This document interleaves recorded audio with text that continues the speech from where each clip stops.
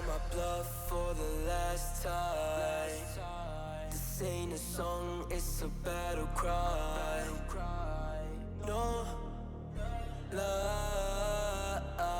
I see the clue between the strobe lights. I'm haunted, black face, hey, follow me around, okay, black face, hey, follow me around, okay, used to want it bad, used to want it bad, but I can't taste it, I can't help you now, okay, follow me around, okay, black face, hey, follow me around, okay, get push, follow me around, okay, black face, hey, follow me around, okay, get push,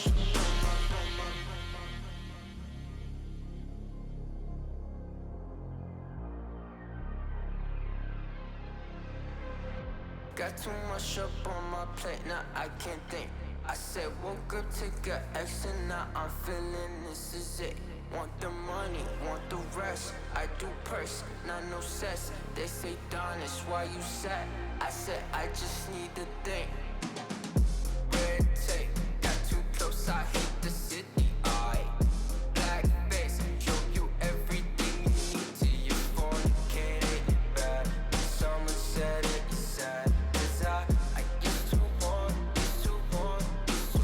it bad. I know it's in my head, keep seeing you too many times, yeah. I know it's in my head, keep seeing you. I know it's in my head. Follow me around, okay, black face, hey, follow me around, okay, got too much up on my, follow me around, okay, black face, hey, follow me around, okay, got too much up on my, follow me around, okay, black face, hey, follow me around, okay, got too much up on my, follow me around, okay, black face, hey, follow me around, okay, got too much up on my, follow me around, okay, black face, hey, follow me around, okay, got too much up on my, follow me around, okay, black face, hey, follow me around, okay, got too much up on my.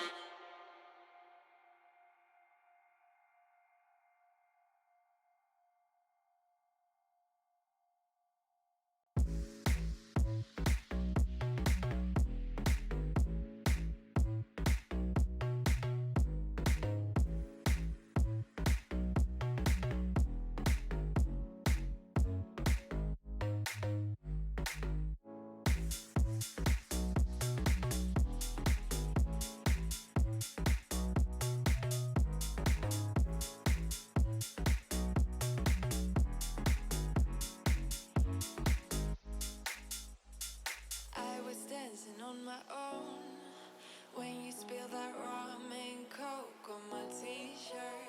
Yeah, your eyes made it difficult to get my baby. And the next thing I knew, we were so ready to give in, skin to skin on that baseline. Ooh, you give me that high pitch feel, baby. We shared a cigarette by East Riverside. The way you looked at me, couldn't say goodbye. And whatever you did to make it stop, 'cause baby, you make me feel something.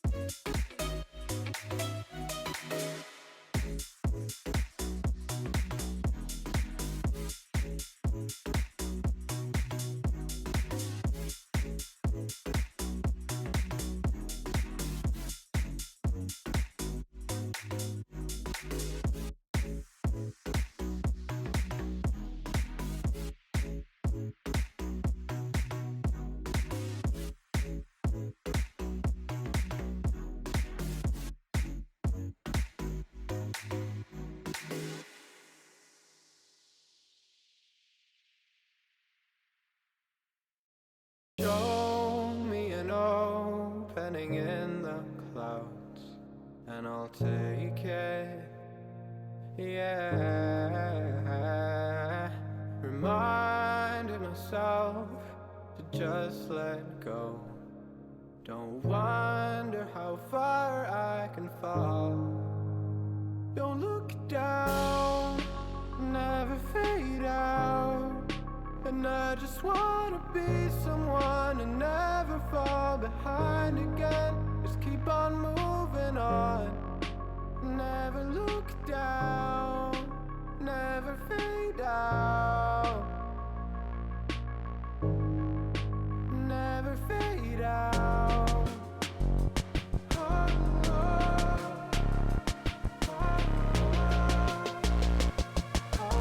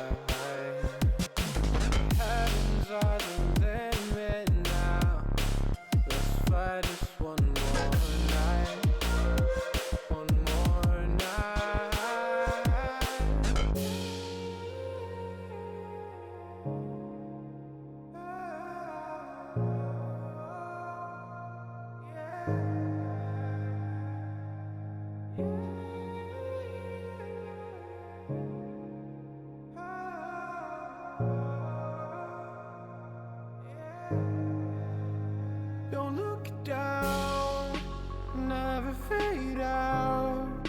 And I just wanna be someone and never fall behind again. Just keep on moving on. Never look down, never fade out. Never fade out.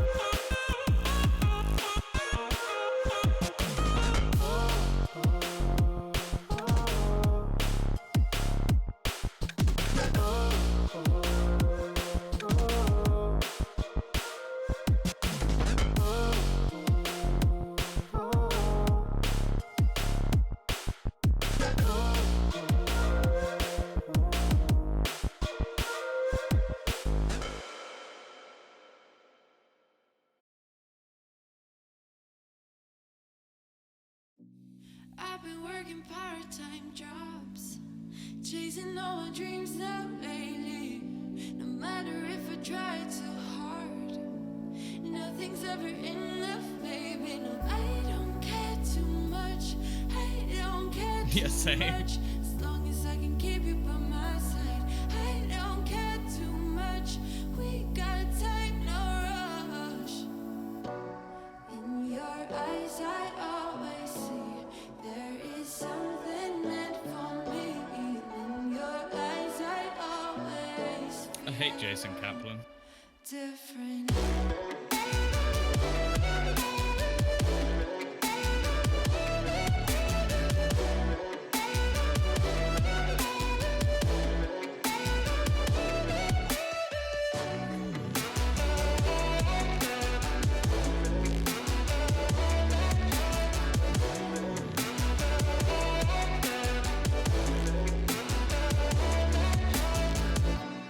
Tell me everything's alright.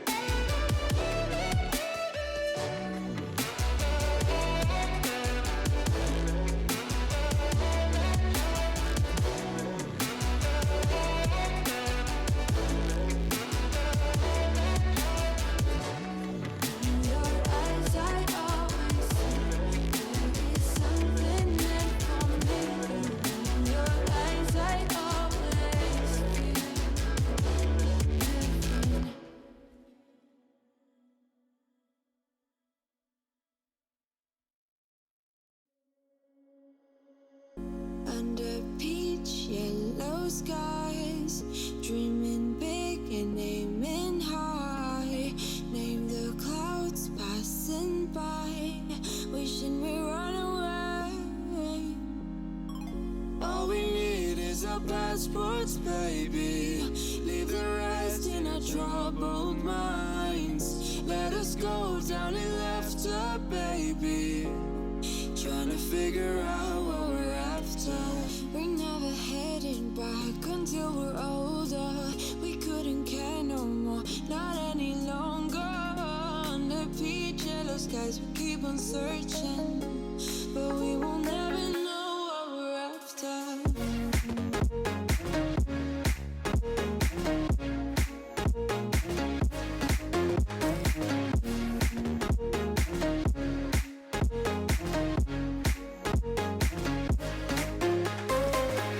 Book a plane, fly away.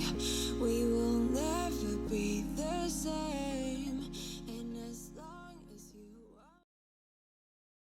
are. These are those moments I don't think anybody else is going to forget.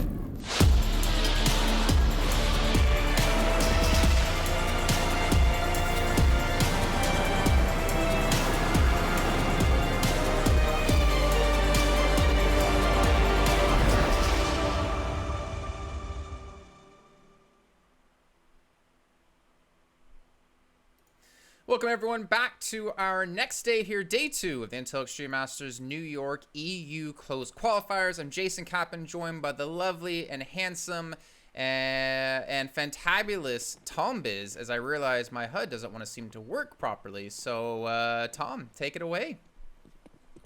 Fun stuff.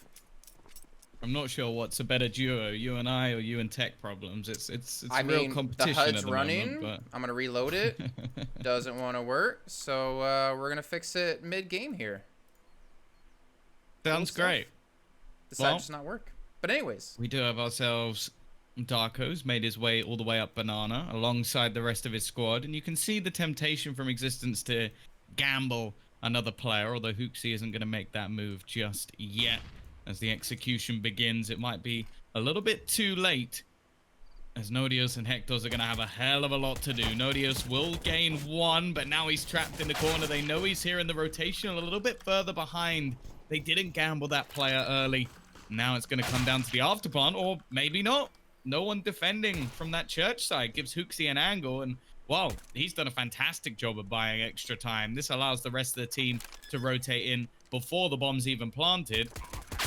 And with a kit in play, they do have a chance here. The problem is Lunatic has picked off 1, Darko gets a 2nd, and now it's left all onto Queenix. Now there is a kit already down. I believe it was dropped to the floor, and well, it doesn't even matter because he's only going to get 1, and Darko with the trade.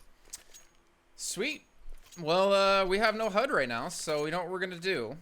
We're just gonna have to do it this way because I don't have a HUD, and I'm pretty sure there's no one that can help me fix it right now. So we're gonna hop back into this, and we're gonna use the old HUD. Okay. All right, we're gonna go straight into this while I try to fix it. Hopefully, someone can help me here at some point, because it just seemed to not work since yesterday. Anyways, we have Pact up into Existence. Both of them did lose their matches yesterday. Pact, we saw lose 2-1 against OG. We had Existence lose 0-2 up against Heroic. And right now, those two teams are fighting to get into... Well, one of the teams is fighting to get into the finals of DreamHack Summer at the moment, while Heroic is already there waiting. And so far, with Pact taking the first round, they do have themselves the 3 MAC-10s up against the Deagles, a 5-7, and of course, the MP9 out of Queenix over on the other side. Now, Tom, if you were to look at this, who would you actually favor as being the stronger team in this matchup? It's a bit of a weird one. I would say that there's definitely opportunities for both, but I guess just because we actually saw Pact manage to take a map yesterday, I think they have potentially just the better individual players, and I'm waiting to see from Existence what level they're actually going to come in as. As I said, any of the teams they've beaten so far have been fairly underwhelming, and yesterday they definitely had some moments, but ultimately versus Heroic, they didn't really match up at all.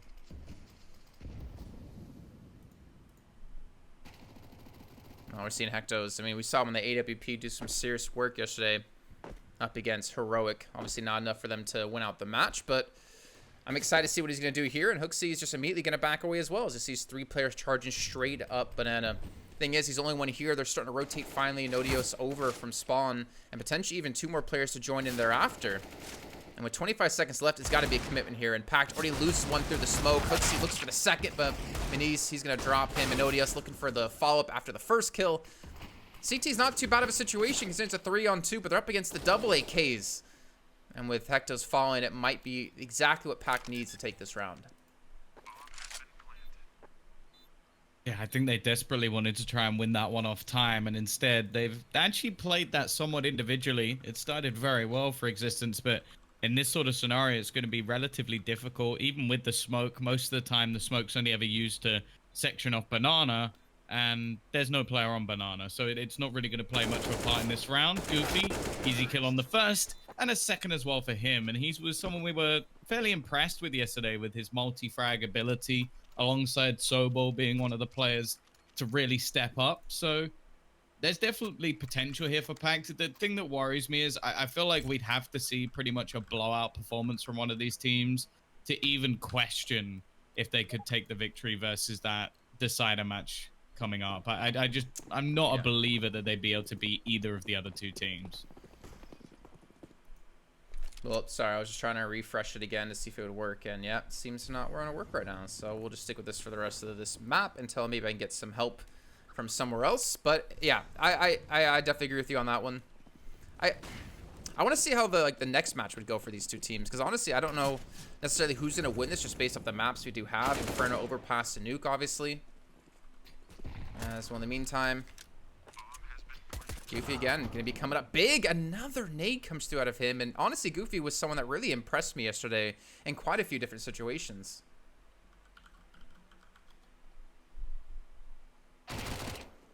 Well, this round looking like a relatively easy cleanup. Yeah, I'd definitely be inclined to agree. I think also we didn't see the best out of Manise at all. Like, on the first map of Train, he looked good, but other than that, I think that there was a lot more in his locker to perform, and in fact, Lunatic had a pretty poor day, other than some supportive flashbangs, which were fairly impressive. Like, on an individual level, we never really saw much, so I would almost sell that as a bit of a positive, that I definitely don't think they played their best Counter-Strike, and they managed to take a map off Heroic, so I think there's much more of an opportunity, and I wasn't really impressed with Existence. I think the Hectos was all right. I had, again, a few moments with the AWP, but other than that, there really wasn't much to sort of talk about. It was just all Heroic, which, fair enough, Heroic are a very good team, but as you sort of said yesterday, there's only a couple of teams making it through this qualifier. So if you're the 3rd best team in this qualifier, it means nothing. Okay. All right, well, Pact again, off to a strong start here. Again, the MAC-10 coming through for some decent damage and money built up. They're up against the op out of Hectos, as you mentioned before, was kind of the saving grace of the team. But what can he really do now in a 2-on-5? Is he's alone at the bomb site. Refresh is nowhere to be seen either. It looks like he's just going to look to save this weapon here for the next round. And that's probably the smartest play they can make. A perfect round coming in for Pact at the moment, though Sobo might be looking to maybe change that. Or maybe he's going to take Refresh down and deny another weapon. You can see him holding the angle here, Tom. And Refresh is going to come around the corner. And Sobel gets the kill. So now down to the 1 player. Obviously, it would be a massive weapon to save. And Pact has the money to technically chase. But they're not going to go for it. But this is still going to be a fantastic start now here for the Poles. Yeah, this is one of those, I think, almost mismatches in play styles. Like, I think we've seen in the past, like, Existence are very methodical and sort of almost clever with a lot of the plays that they tried to make, especially on the T side. Whereas Pact can be very loose, and well, their name is somewhat fitting. Oh, that's brutal. As they run like a pack. Like, you can just see them very aggressively push together. All they really do is like trade effectively, and I think they have like basic fundamentals down very, very good, like their synergy off of each other. Whereas Existence, I don't think they have necessarily that same freedom to make these sort of individual plays. And I wonder if they're going to be more used to playing like some of the better teams. Like we saw them play over in the like EURMR event. They were playing against more structured teams that are probably going to do better over a long run. But in a one-off match, I think Pact might actually be able to catch them off guard with just how loose and aggressive they can be. I think they also have the star powers you're kind of comparing before with Hectos. I mean, we see Manice have some really good plays, Goofy, Darko as well. I mean, obviously the scorelines weren't great on the maps that all these two teams lost yesterday in their matches, but there's still the glimmers, and I feel like Pact in general had those better glimmers than their counterparts here. So it looks like it's going to be towards an A hit. Again, they only have an for a refresh as anything in semblance of a gun here. 157, a P250, and 2 Deagles, and Hectos doesn't even have a chance here. Manice just takes him down immediately from short. Quinix wasn't watching the angle. He might just wrap around directly into him, and he's going to lose that battle as well. Refresh is completely blind, doesn't even know where to shoot. And again, a clean execution coming through on towards the site. And that's going to be, it looks like another round for Pact. Yeah, this one, of course, is a little bit more forgivable. Not really a whole lot invested here. And they have managed to come out of it with an AK. Similarly, seeing what we saw yesterday versus Heroic. Like, there's some fairly slow starts. And it's, again, something that we didn't really get to see from Pact. Like, they were slow as well. Like, we didn't get to see them get off to a good start in a lot of the maps. And they managed a huge comeback in the last one. And I think that's the terrifying thing about this Polish roster is when they get the wind in their sails, when they have momentum behind them, they're a pretty scary team. And you're just seeing them remove every single weapon every single round. Like, they are hunting down these remaining players. And I like this call from Existence. That, yeah, they're 5-0 down, but they're on a CT-sided map, a map where you really want to be stringing rounds together, making sure you have lots of grenades and all the rifles available so that you can actually properly play the map. The fact is you haven't had that so far. So going into what I would say is their first proper buy round, let's make sure that this is not going to go the same way, because if Pact just continue to run all over them, this is going to be a very quick map. Yeah. And by the way, just to update everyone at home who is watching right now, we do know this is on the old HUD. After this map is finished, we're probably just going to do like a full restart of the stream, and hopefully that'll fix all the problems. There's really nothing we can do about it at the moment. Don't know what happened. Literally changed nothing since yesterday, but today doesn't want to seem to work too well. So we'll get that fixed as soon as possible. But yeah, I mean, this should definitely be Existence. Like, they need to take this round. They got an op back for Hectos. Their utility isn't too bad. I mean, you got Refresh. Oh, so now he's doing fine. It's more of Hectos who's obviously lacking a little bit here due to funds. I'm curious to how this aim battle will come down to, well, I have my answer between Manice and Hectos. I was curious to see how they would use the op on the T side, and well, it works out pretty well here for Existence, finally. But the round's not done here, Tom, and Sobel's playing a little bit of a lurk. He's going to spot out the player up high, and Refresh is going to win that battle. So that's already a fantastic start, considering the last few rounds here, as they get themselves a 2-man advantage. But will that be enough? It should be, in theory. They're looking to knock directly onto this B site door, and Hectos is still waiting with the op, and Odio's so close, maybe even looking to get flashed out from a teammate. Perfect anti-flash Darko. Oh, he should not have gotten that. He gets a second, but I think they actually didn't expect the third. I quite like the 3-man setup. That is a disgusting shot from Lunatic. As said, he had a relatively quiet game, although he is normally one of the more supportive players within this roster. Even still, those are some crisp entries from the side of Pact, leaving us into a 2 versus 2. Now, this was the best opportunity we've seen from Existence so far. A 2-man advantage, a 5-on-3, 3-man setup on this site. Now they've got to try and make it work without a kit, without any utility, and it's just White Peaks coming out from the tees. They are not fearful of this Existence roster at all, and they're going to get a 6-0 start. That's a round that really should never have happened. That one stings, right? That adds insult to injury. You have the 5-on-3, as you mentioned. You have a 3-man stack towards B, and the last 3 players are heading in that spot. You flash someone out. They don't get the kill, and in fact, you actually lose 2 players because of that. They even lose their Opper. And now they're back on the pistols and an ump yet again. This is not a good start at all. Obviously, it's the choice out of Pact, so you would kind of assume or hope they'd be able to win their own map choice, but this is definitely turned out to be more one-sided than I expected. This is looking really reminiscent to the match on Train versus OG yesterday, where we had them go down 7-1, and then they only lost 2 more rounds and went on to win the game 16-9. So pretty crazy stuff. I mean, like you said, when there's wind in their sails, they don't really seem to stop. But let's see if they can maintain that kind of pace throughout the rest of this map and maybe into a second map.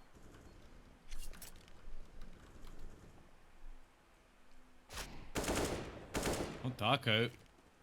You can tell he's feeling confident at the moment. 11-2, and he's just walked up Banana.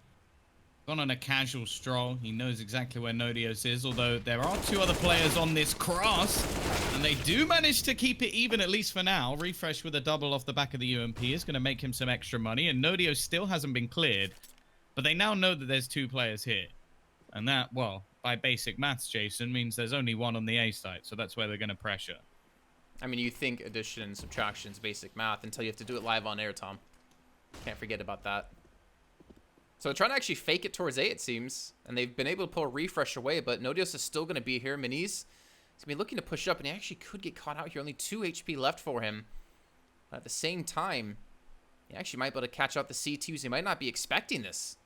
Sobel going to go for a little bit of a fake towards... Oh, okay. Well, he drops directly behind a player, gets the kill, but Minis has fallen.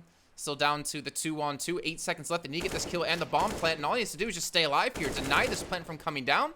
And this should be Existence getting themselves their first round. Oh my god, I got so scared.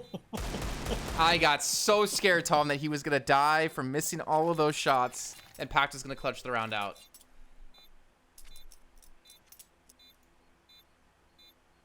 Definitely a bit too close for comfort, but they get it through. And that's actually the first round on the board for Existence. And thankfully for them, this actually gives them a huge boost to their economy. They saved 2 weapons. They were already saving extra cash for the next round anyway. So this could easily be a springboard for them going into their CT side. The worry is they still have to spend the majority of this cash, even if there will be a few players with leftover. And the loss bonus will have taken a little bit of a hit. The even bigger worry is that there's still actually a lot of money on the Polish side. Like, you got Sobel, Darko, Lunatic, and Goofy very easily going to be able to buy in the next round. And even Maniz, I think they'll be able to drop him no problems at all. By the way, sorry, guys, had to switch out real quick again just to update one of the settings. Don't need you guys reading chat, especially with some things said yesterday. But yeah, we're going into another round, and this is a round they desperately need because the money's going to be hurting for them. Again, they invested into an op here for Hectos. And so far, Mies is able to walk straight into the site. Goofy walks in as well. There's really nothing to stop them. No counter utility, nothing being thrown in, it feels like. And Pact again. It looks like they're going to win the round without losing a single player. If they do, it's all because of their aggression trying to take these weapons away. Darko's pushing up in towards CT. Maybe even Lunatic's going to join as he switches over to the op. Or back to the AK. The Pact are just running completely over them. I mean, the pace is obviously one big part of it, right? Like, they're attacking pretty damn quick in these rounds. Yeah, basically what I was saying earlier about how the pace of what Pact is taking is not necessarily going to be something that Existence are used to or going to be able to deal with. And I think that's a problem because the second Pact realize that you're struggling to deal with fast-paced rounds, they're just going to continue to do it. It's a very old-style Polish meta of just, well, if they can't cope with something, let's just keep doing it again and again. The plow is something that I'm sure many a Polish fan has been watching for years and years and years, and that was what Virtus.pro used to do. It was just, oh, you've got a weakness. Well, we're not going to try and do our other strats if we can just keep doing this. And that's what they're really doing. Fast-paced rounds, aggressive entries, trading effectively. And as of right now, Existence have had no response. And no surprise, again, we're going to see another tactical pause because, yes, they have a purchase in this round, but in the next one, they would be back to some pistols again. Well, and also they can't really afford to let too many more rounds go at this rate. 7 rounds for the T side on their map choice. It's starting to go all downhill for them here. And I do wonder, like, what are they doing to stop this? Maybe investment of more utility early on into the rounds, like some early flashes, maybe some earlier smokes to slow them down and stop them from being this fast-paced kind of steamroll. But then again, if you do that, Pac's just going to respond with, hey, well, okay, we'll just play slow. You'll have no utility left. And then we can just execute on you yet again. So, I mean, Existence, I don't know what necessarily they need to do. Maybe kind of get aggressive somewhere. We haven't really seen them challenge out on Banana too much if we think about it, Tom. We've seen them, like, give it up for the most part, it seems. There we go. There's the aggression. What we're talking about. Yeah, straight down mid. The remainder of the CTs look like they wanted to try and challenge Banana. It was mainly the refresh show that's given them something in this round, but they've got to actually convert this, because that's been one of the major problems I've seen so far from Existence as well, is that although they've managed to get themselves early openers, like we talked about the 5v3 we saw earlier, they've always given entries back. Like, there've been players that have been able to open up rounds just with individual duels, and I'm quite liking the fact that this time, other than Banana, we're seeing some relatively passive positions for them, although Hector's sees tempted, and is going to potentially fight this one. We'll have to fall back, but does at least have support from Pit. Get Molotov in. Counter with the smoke, though. Coming around the side towards Arch and Nodios. I don't know why Lunatic stopped shooting. Maybe he thought he got the kill. Maybe he was out of ammo. I'm not exactly sure right there. It does leave Sobo alone now against 4. And probably the cleanest round we see now out of Existence. As they do keep 4 left alive. They do maintain the op into the next round. But not a bad start for them. I want to see, well, with a timeout coming for Pact, if they're going to be able to bounce back yet again themselves. Maybe a quick pace is going to be coming into the cards. Obviously, that round started with refresh, right? Pushing down middle, catch them completely off guard, and Pact's going to have to be a little bit more prepared for something like that. I was actually expecting it to happen in towards apartments for that early information, because then you can maybe like quickly rotate around towards Banana. But then again, they've been hitting so quickly, it's not like it would really buy you much in terms of time.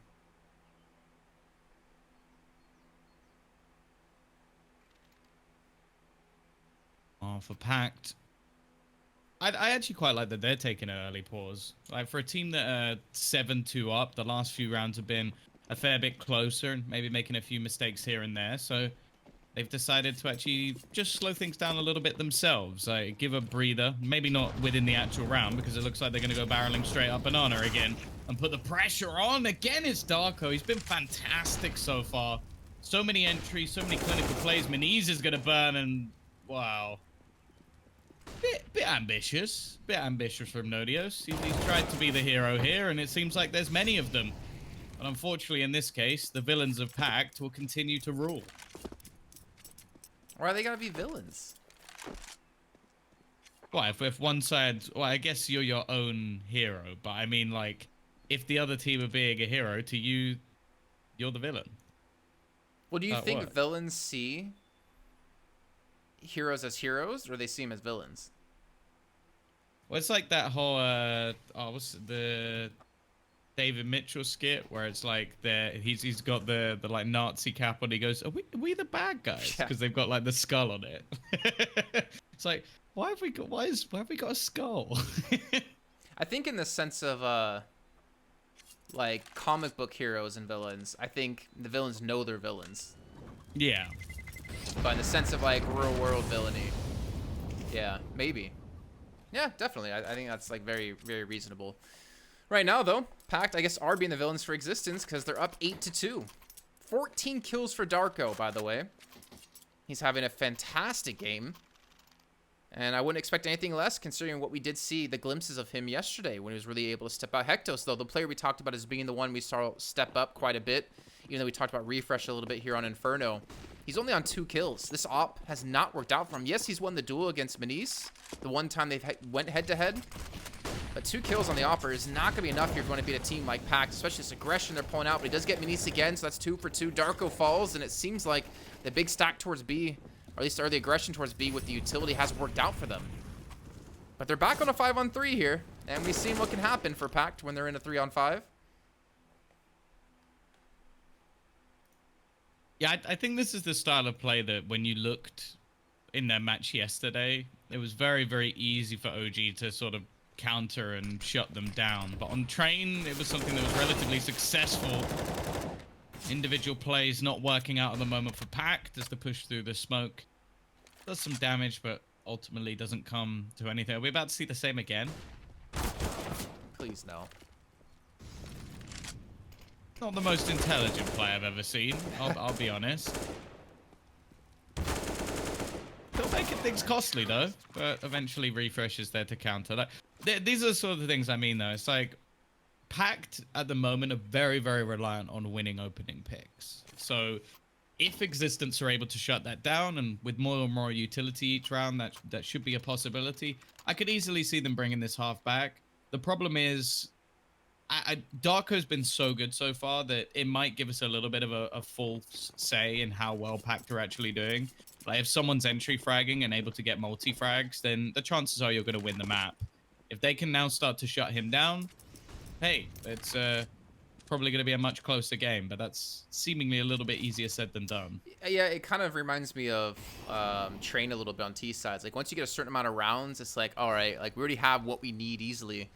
We can play a little bit. Oh my God, no way! No way! How did they know? Fantastic set of nades come through. They completely take the B site. A flash through the smoke. And I don't know what to say about that, Tom. That was disgusting. Yeah, we see a fair few teams do that now, where they just send those nades up the very top of Banana and just basically use it as like okay, if it doesn't work, we've lost like $900, $1,200 maximum. If it does, we get a free kill, and then that's the site over. And it's such a common position for teams to play, like be it with an AWP, and we've seen Hector's there a few rounds. Obviously, this time it wasn't an AWP, and I feel like that's a little bit of bad luck, but hey, that happens sometimes. Impact are going to be laughing all the way to the bank, as that is a 9th round guaranteed. Existence have no choice but to save.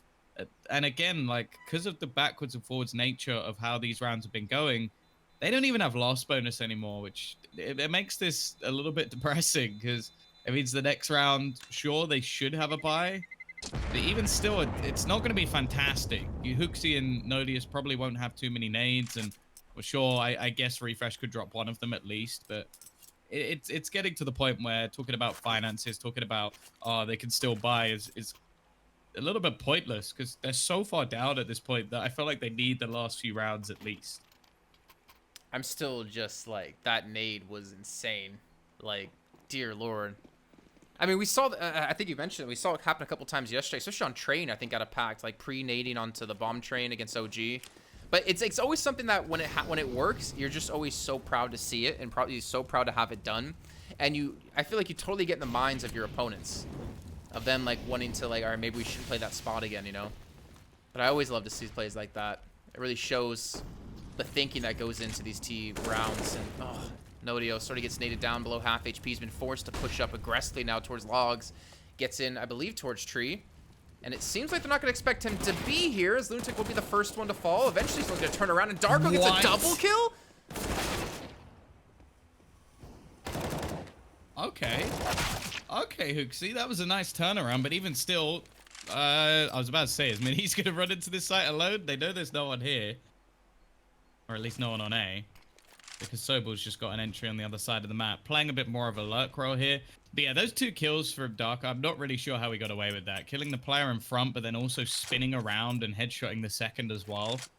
He really is having a great match. Yeah. And now, Refresh. Looking for the 1 versus 2. Man sat towards the pit. Should be able to spot him fairly easily, and I think he may have even just caught a glimpse of Refresh, the same the other way around, so he knows there's someone there. Nade even going to be dropped in from Maniz, adds insult to injury, and we have double digits, Jason, in this first half. Yeah, this is not looking good for Existence on Inferno. I mean, we still have Overpass to come up next. Actually, it's been a long time since I've been able to cast Overpass. I'm really excited to see this one, where we do have Existence with a 100% win rate in the 4 maps they have played against the likes of Lingby Vikings, Ents, Hapaleno, Kova. You have on the other side for Pact, 12 times played, only 42% win rate. And yeah, they haven't played, I guess, Gamer Legion maybe is like one of the better teams they played on it. But obviously that's still the next map to come up. And we do see, I love it. I love the Mag 7. He's got the wrong skin for it, but the jump shots are going to be sick. Darko, poor guy, gets completely destroyed. And now looks like just waiting for maybe the jump peek, maybe the side peek. Maybe trying to bait it in with a flash or something. They get the nade on top of him. Maybe expecting him to have already backed off, but we can see he wants to hold this angle. And they have really no utility to back away with, so you might as well hold this position. Uh-oh. All right. I was waiting for that. I was thinking, when's Minnie's just going to wallbang it? Well, he gets there eventually. Much faster rotation this time from Existence. Of course, this is a round where they only have pistols, so they're going to take some pretty hefty risks, and rightly so. In fact, one of the 3 rounds they have are off the back of Deagles and off the back of a B stack, so there's a chance for them here. Refresh does get 1, but Hooksy left with just a USP, 9 HP, and his teammate very far away. It's just not going to be happening. And all that Queenix can really hope for is maybe an extra weapon. Of course, they're going to have enough to buy into the next round anyway, and Maniz isn't going to give him the chance. 11 rounds. T side.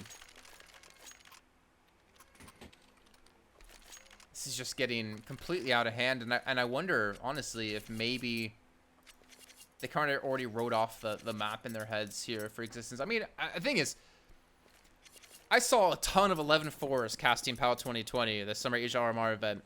A ton of 11-4s. And the amount of times we would see that go like 16-14 or like 16-13, 16-12 was ridiculous. And I know was it Zonic he actually even put out in his book he did for Coach Nostralis, but 11-4 is very misleading in Counter-Strike currently. But this has just been such a dominating 11-4 out of Pact. And their 2 kills comes in early. They have the B site potentially be taken, but Hectos is going to be here to get himself at least the 1. But he won't get onto the site quick enough. But the flashbang buys him the time he needs to pick off Maniz. Is he going to continue to push here, though, Tom? He's got 3 more players to find, 2 on site. And he doesn't have any teammates here as Queenix is looking to rotate potentially around in towards safety spawn. I don't think they fully believe that the T's are even still pressuring this. And Goofy tries to bait him in with the plant. Now Queenix. And having a pretty rough day. 4 and 10 would need to get that up to a juicy 7 if they're going to have a 4th round, and does have the smoke to fall onto Banana. But the fact is, Sobel's actually just waiting on the edge. A bit of a dirty position. I don't think it's one you're really going to check for too regularly, and he doesn't even get the chance. 12-3, one of the more dominant halves I've seen in a while coming out from Pact, and while Jason Existence are going to have to come up with a pretty incredible comeback in that second half.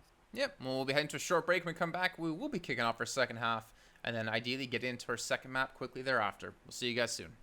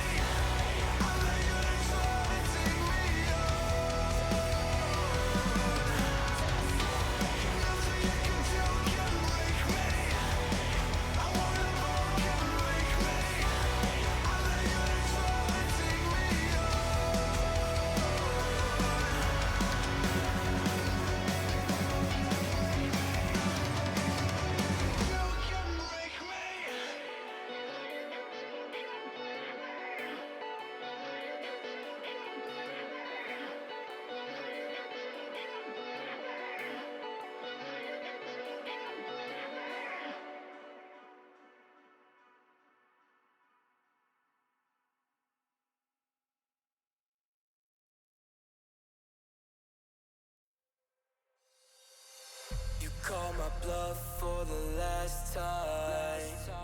This ain't a song, it's a battle cry. No life. I see the clue between the strobe lights. I'm haunted.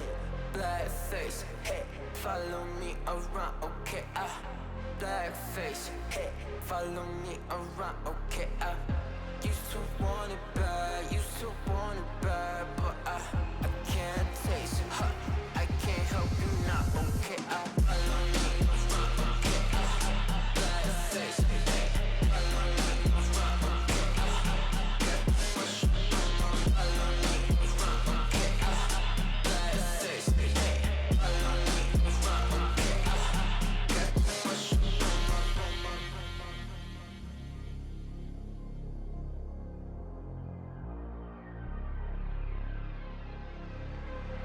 Got too much up on my plate, now I can't think. I said woke up, take a action, now I'm feeling this is it. Want the money, want the rest. I do purse, not no cess. They say Don is why you sad. I said I just need to think. Red tape, got too close, I hate the city. Black face, show you everything you need till you fornicate it bad. Someone said it is sad, 'cause I used to want.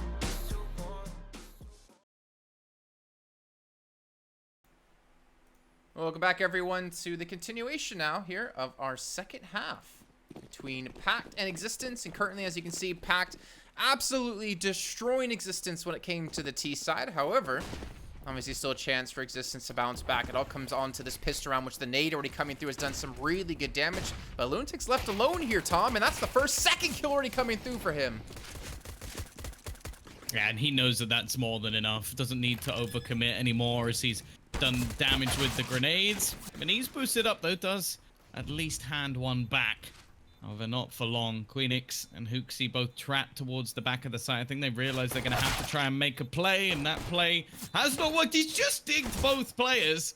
Queenix doing a lot of damage in this round, and maybe, just maybe, he can hold on as he gets the second as well. The pressure comes in, but he can't quite close the round. That is so unfortunate. He dinks both the remaining players, does about 400 damage, and still doesn't win the round. Well, I was told to try something, and there's a giant screen that came up about OBS on there. So I didn't actually get to see the end of that clutch. I'm sorry. I'm still trying to fix the problems. I'm being suggested some things by our admins, and hopefully, Tom, you can just keep going for a little bit while hopefully it gets fixed. Hey, it's fixed. Nice. Okay. All right, I need to go to... We're good. We're good, Tom. Okay. Let me just fix one thing real quick. Well, we are going to see the T's actually invest into this one. 4 rifles after losing the round. You know, that seems like a reasonable thing. Obviously, it does mean that they have limitations when it comes to their utility. In fact, the only man with really any grenades at all is going to be Nodios, and that's because he was dropped a rifle by the kind man that is Hector's. Even still, though, they've already expended their first smoke, and all that's really done is section off arch control, which I don't really know if that's the right smoke to use, because like realistically it hasn't benefited them at all. They haven't gained any map control. I guess it's forced a rotation, but Darko still has some grenades of his own to try and deny them a little bit further. And now going into the latter stages of this round, there's still a minute left on the clock, Jason, and they have a flashbang and a Molotov. I mean, with no one really there to worry about. I mean, you have Lunatic long range with the MP9. You have Darko close range with the MP9. You have no smoke. But they have the weapons at least they need here to see Refresh get the double. Even Queenix responds as well, so the head armor's working out well for them. They also had a fantastic couple of first kills come in through for Refresh. And it seems like they're going to be able to take themselves a round here in the force up. So not a bad round. If they keep all 5 players left alive as well here, Tom, like that's probably the most solid of a round you could have, especially after losing the pistol. Yeah, I do. I want to like say that I felt like they were a little bit lucky just with there being nobody on the B side. I like the idea of going for the sort of peek into CT with not having the utility to do anything else rather than just trying for a risky cross, but it could have very easily gone wrong. Say there was a player with a rifle in CT, or say there was someone on the site. Who knows what could have been, but they do take a round flawlessly, and well, I think it just adds fuel to the fire of how much I really dislike the economy in Counter-Strike at the moment. Yeah. All right. Tom, you're going to be happy to hear this. I'm fully yours now in attention. But yes, I also hate the economy in Counter-Strike, and I'm still amazed nothing's been changed in such a long time, considering I think every pro has gripes about it. But Pact, again, they saved the M4. They have forced up some pistols behind this. So not necessarily a potentially easy round coming in for Existence, and especially with the way Pact has been playing. You know, if Darko gets a kill or two, they can easily turn the round on its head. And they've gone for the 3-man stack towards B. And you can see that Darko's pushed up. We saw him have a triple kill with the Deagle here before. And, well, of course, this time he's not going to have any of it. Looks like the flash maybe came in a little bit too late. But will they expect another player to be here as well? Because you still have Goofy tucked away in the corner. I mean, obviously, the time is taken now. Then even push up. Rotations most likely would come through. But I like how Existence are being very careful about this. You know, there's no point to throw away any extra deaths. Like, don't lose any of these guns. Have a clean round and really start to build up momentum you need. Because you don't have that many rounds left to give here to the other side. Still going to be pushing into the stack, though. Everybody is here, including the rifle. Oh. Nice shot onto Lunatic, though. A bit of an unnecessary peek to take. They hadn't got that far just yet. The rifle going to be sat within the smoke. And there goes Sobel, but it is only one. And now Maniz would have to do something pretty damn impressive with this Deagle.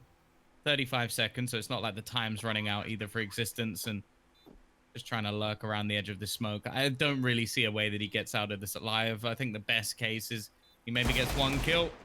And there it is. 13 HP. And probably just hoping he can steal a gun. Unfortunately, I don't think there's a gun to be picked up. I think Sobel rushed through. Yeah, I think Sobel rushed through in towards the pool area to go for the shots with the M4. Another round. So 13-5. No buyup coming in for Pact here in this round, obviously. So we should be a 6-13 scoreline. Your mic's broken again. I literally touched nothing. But go ahead, Tom. I'll let you stay this way for now. Well, this round, you can't really expect much. I'd like to see a bit of a gamble coming in for Pact. Oh, those are some horrible sounds. Okay, just going to my ears. That's good. Well, not for me, but for everyone else. All right, I'm back. Oh, I thought you were just, like, starting up your career as a beatboxer. Oh, dear Hooksy.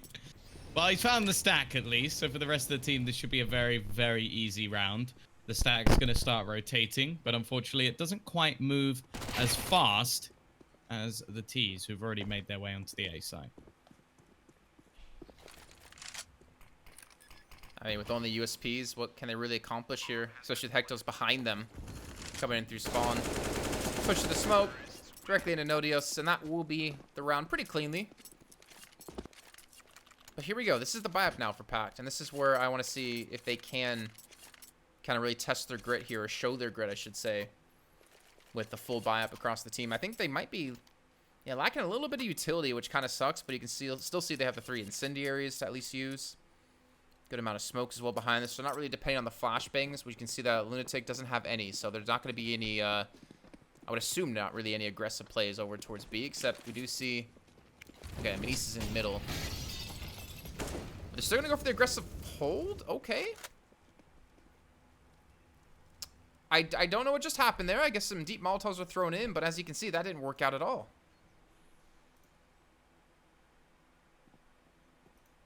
Jesus' position might not be expected, although Nodios is ready for it. They get a double spray down, though. Goofy doesn't even take a lick of damage in return. Still a full 100 HP. Sobel close in mid. I don't know if they'll check this close. It's a lot of damage. He eventually gets the kill as well. Just realized that maybe finishing off 1 was better than damaging 2. And he's given Goofy a chance. Now, Nodios has definitely been the best player so far, and he continues that run of form.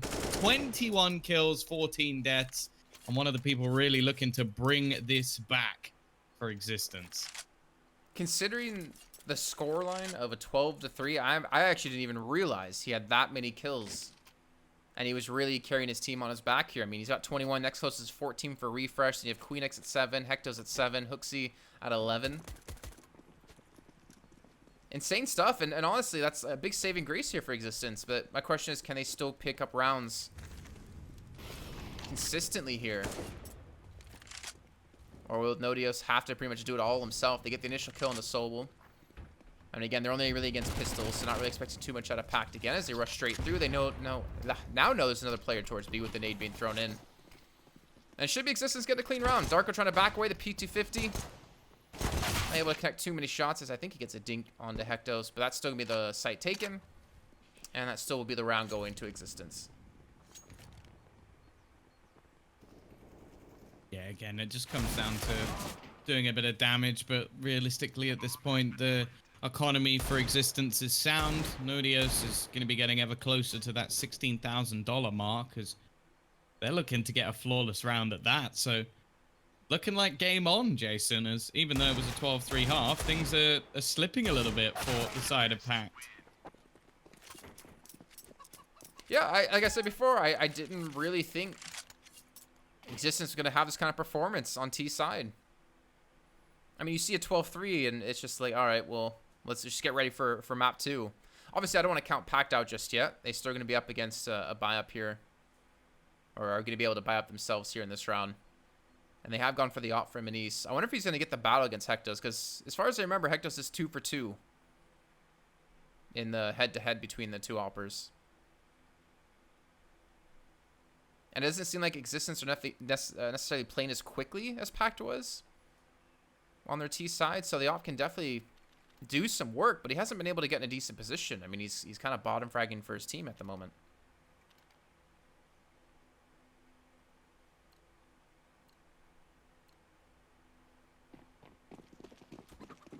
Yeah, it's definitely been a quieter game from him. I'm looking forward to seeing the knees pick it back up on the other side. But again, still haven't seen the same impact I know we can see from this man. Inferno's normally one of the maps where you're only going to really see it on the CT side. And well, that all battle comes up again.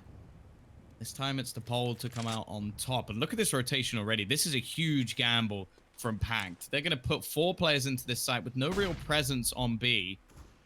Might be the right cause. Manise already found another one. Nodio's trying to be a bit sneaky through the smoke, and he will execute Lunatic No way. and Goofy through the smoke as well. This man is having one of those days where everything he shoots, well, turns to a corpse, I guess you could say. He might even get another one. It's left on him versus Darko. Finally, Manise will put him down, but it's given the space for the bomb to now go down on this B site. And Refresh has taken a bit of an aggressive stance. And with Manise already pushing so aggressively on his own, this might turn into a 1v2 very quickly. He's not going to... Oh, he does check it! He checks it the last second. A 4K for Manise. And now Hooksy watching down the bottom of Banana. They have the utility just to smoke him off and try and get into the site. Manise already going to be watching that angle, peeking around in that direction. And there goes the flash set. Interesting. And Hooksy's actually going to win that duel. It's going to be the tap of the bomb, but there's no kit for Manise. And after all he's done, it's not going to be enough for a round win. Hooksy will clutch it out. 9 now for Existence. And that round was a mess. A 4K, and they can't win the round. That's so unfortunate. And I think, you know, maybe Manise took what I said a little bit to heart there. You know, I thought I'm bottom fragging. He's like, bottom fragging, I'll show you. Almost gets himself up to #1 on the team. And, I mean, obviously the op investment was perfect for him, but Nodios, with the play towards Arch, I mean, that completely shut that round down. Able to get the spray through onto Goofy through the smoke. I feel like he got way more than he should have there. And now it's forced Pact to go back on the pistols yet again. So Existence continuing to take these rounds after losing the pistol. And now on 6 straight. And the question comes down to, Tom, will they be stopped? Because they get to go to their map choice next, which is going to be Overpass. This is a bit of a weird one, really. I feel like at this point, Pact should have had their comeback, especially after Manise getting 4 kills in the last round. I think if they just played together a little bit more, maybe the kit's the one actually going towards the bomb, that could have been a lot easier. Instead, again, it comes down to individual duels, and that's too easy for Hooksy. Good position from Manise, but with the dual peak, he should be getting maximum 1, and he's not even going to get that. Even got to see a couple of pixels before he even came around the corner fully, but it didn't seem to matter. Hooksy, though, is pushed up. He might be flanked in from behind. So we're just trying to lurk inside a pit. And Goofy, in the meantime, with the deagle on top of the box in sight, gets himself the 1. They'll lose full control of the site.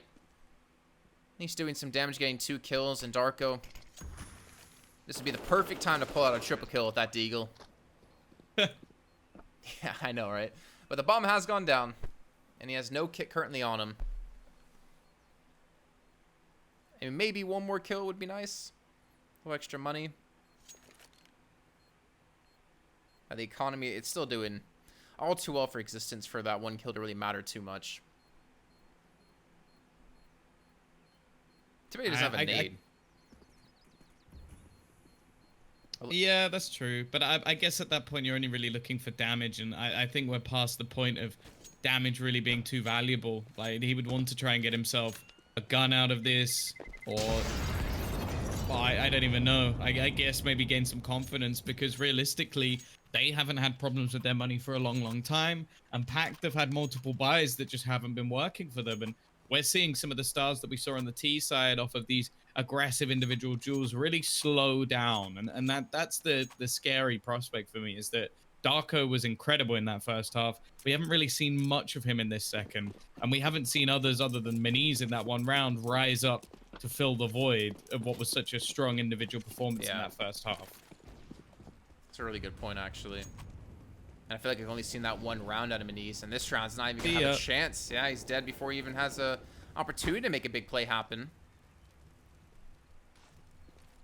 I like this nade. Yeah, pretty good damage, actually. A lot of damage done. That's one I try and use all the time when I play, and it never seems to hit as nicely as that. It's probably because he knows how to throw it properly. I can make it land, just not at the right time. Yeah. That's my issue.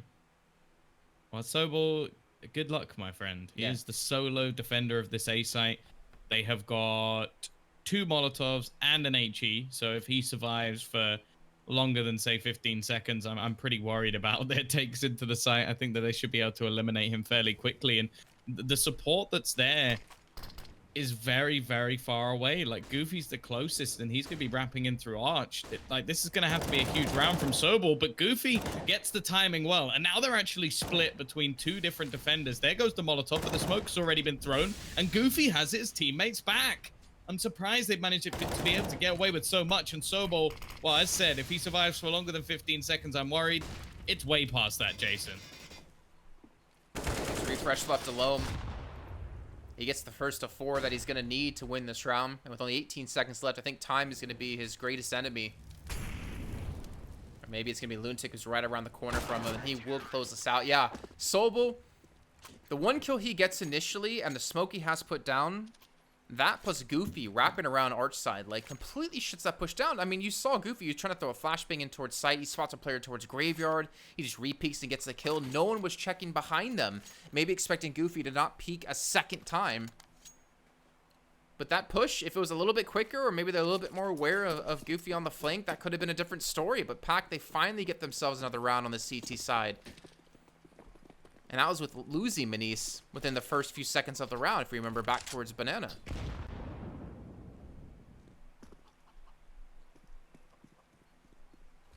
It's a tough time here now for Pact. Obviously, money is going to be hurting if they lose this round, and Existence could potentially get up to 12 from it. And we've seen Existence play that slower kind of style that you were kind of comparing between them and like Pact being a lot more aggressive, a lot quicker in their takes. Existence playing more of like a quote-unquote standard kind of style on Inferno. Well, I don't even need to say quote-unquote standard, to be honest, because it is pretty much standard. And they're going to leave Queen X back to kind of hold in towards middle. Maybe lurk towards A, catch him on a rotate, which no one's going to spot him if he did decide to push up. And we got Darko. And we got Lunatic here to defend this B site.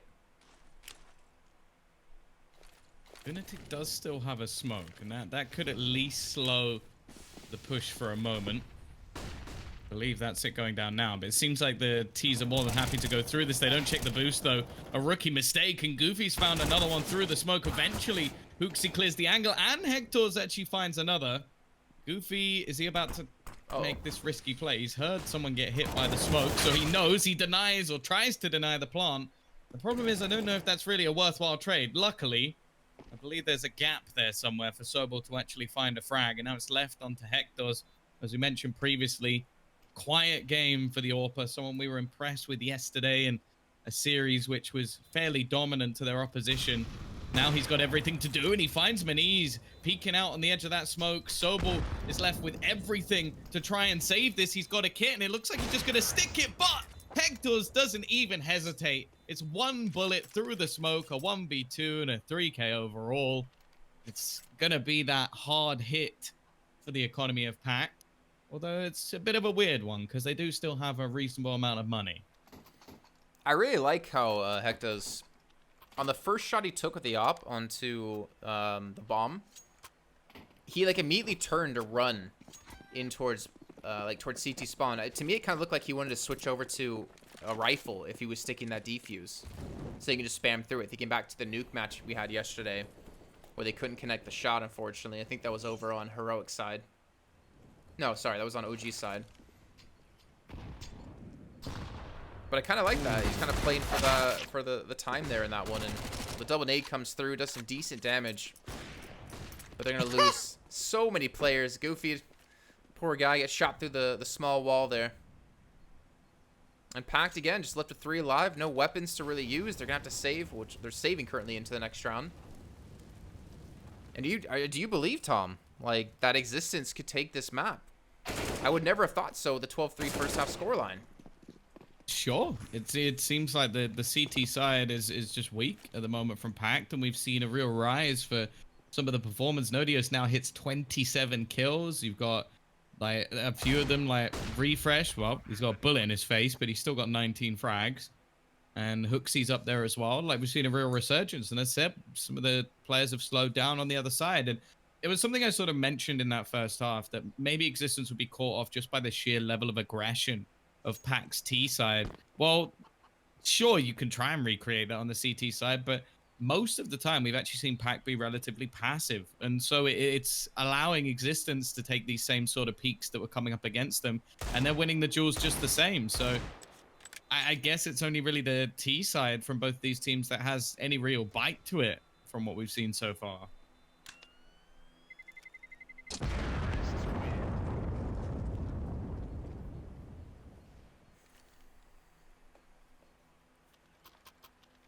Well, Nodius actually kind of slowed down a little bit.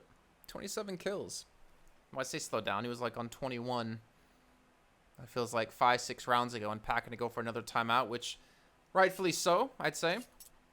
Considering how these rounds have gone now in the second half. They were so close to a victory with a 12-3 first half. But now they seem to be running into this brick wall. Well, not even running into the brick wall. It's more of like that Japanese game show where the wall comes to you and you have to like contort your body to fit in the little hole in the wall. We have that in England as well. Really? Yeah, it feels like that, because that brick wall's coming and they're not seeming to line up perfectly and they get knocked into the water, which in this case is losing another round. Good show. What's it called? I'd love in to England? go on that show. Hole in the Wall. Hole in the wall? Okay, very, very unique name there. Creativity. Is it like Tetris shapes? But it can be like body shapes as well. Oh, a lot of utility thrown in out of Pact right off the bat towards Banana. Though it doesn't really connect on too much. Again, another Molotov being thrown in, flashbang being thrown in. Hooksy's up close. They don't check him. Darko's gonna get the first, but he will be traded on right after. So really, all that utility, all that heavy stack and investment, what did it net them? Just a 1-for-1 trade? There's no way they're gonna be happy about that. Ah, definitely not. The T's again control of Banana as well, and as said, they're back to basically that same passive hold we've seen all the way through. Like, nobody's really been proactive. We haven't seen them take apartments. We haven't seen them challenge mid too often. Like, I would say even Existence were more proactive, and they had a very passive hold. So I'm getting worried for Pac, mainly because it seems like they've almost closed themselves off. They've fallen into hibernation as they just sit back in their comfy little cave, which currently seems to be the B site. And wow, there's predators around, and that's Existence. They're going to set up their smokes, get ready for this execute onto the B site. There has been an early rotation from Sobel. It might be one of the better chances we've seen from them. The Molotov could clear out this back corner, though. Does it spread to Goofy up on the boost? Because I'm not so sure it will. He should be all right. Lunatic, though. Well, name and nature, you could say. Goofy, however, there is that spot. He couldn't really fall back. but he has Sobel to support him anyway. It's a 15th for Pact. That gamble rotation works out for them. And more importantly, Goofy comes up with an impactful double.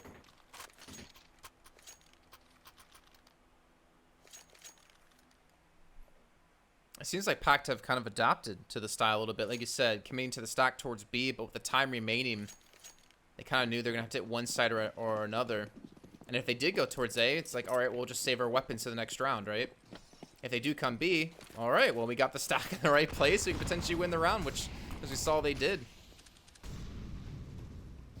Not too bad of a call there. It seems like Darko wants to get aggressive towards Banana yet again, though I do worry. How many times is he going to be punished for this before he gives up on it? And this time it actually might work out extremely well. He's sneaking his way down. Thinks a refresh, not really holding the angle. No one's really holding the angle towards Banana, which might allow him to reinforce things over towards the A side as they're going to be coming barreling in. Manise is going to miss the first one. A little bit unfortunate for him. But the flanks come in. Darko gets the first kill. Manise can't quite connect onto anything here, unfortunately. He gets completely overwhelmed, but Goofy's still going to be alive, and he drops the bomb. Should know that there's another player somewhere hidden within the site. Oh, we've switched off, but it is going to be Goofy to get that kill anyway. And now Refresh to try and keep them in the map. They've survived longer than maybe expected after such a poor first half. Refresh wants that to be a little bit longer, but it isn't going to be the case. Eventually, Pact get this one over the line. A bit of a fake comeback from the side of Existence, but it might at least put the wind in their sails going into their map choice of Overpass.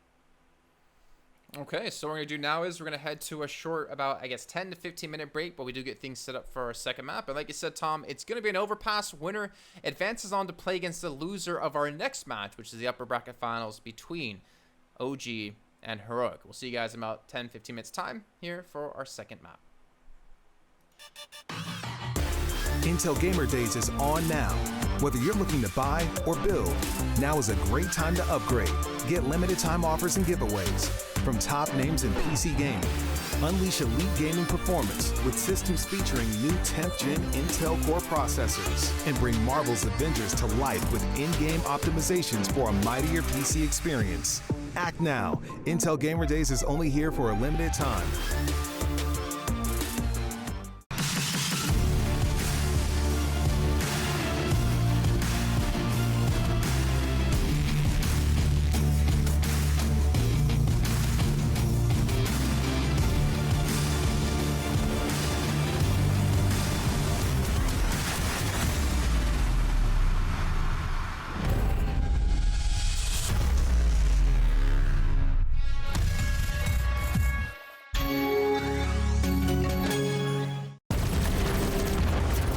Everybody loves an underdog. Who needs to be liked? Mountain Dew Amp Game Fuel. Victory in a can.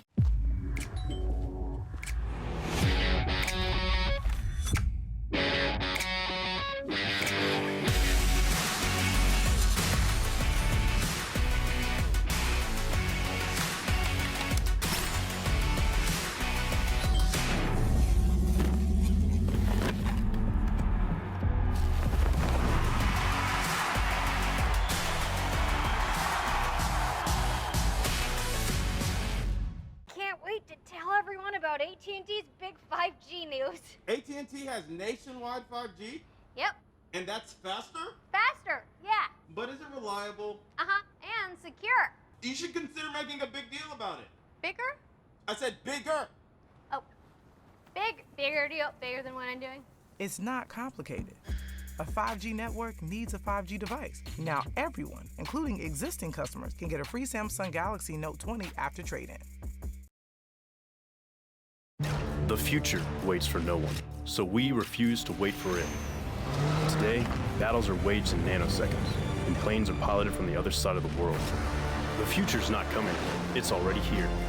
Join us and be the future. Charge up your game with excitement. Highest odds on the market.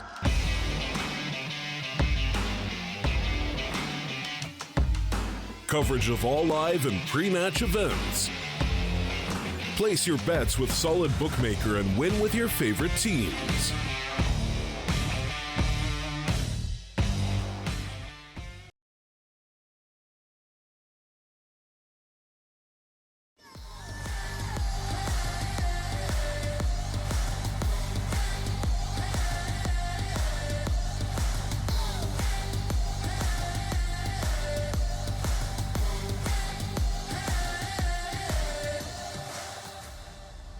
You see me coming, better run for cover. I survived the pain, I know it made me stronger.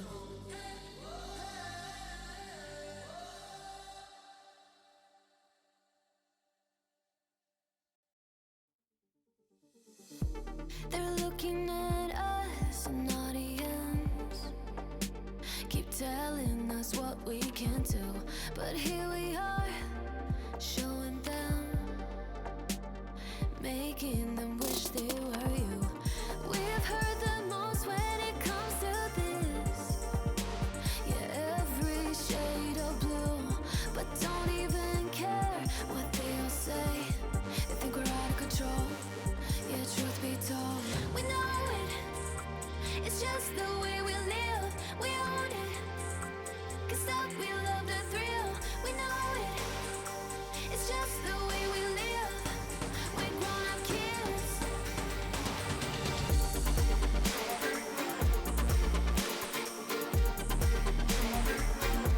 We love the thrill.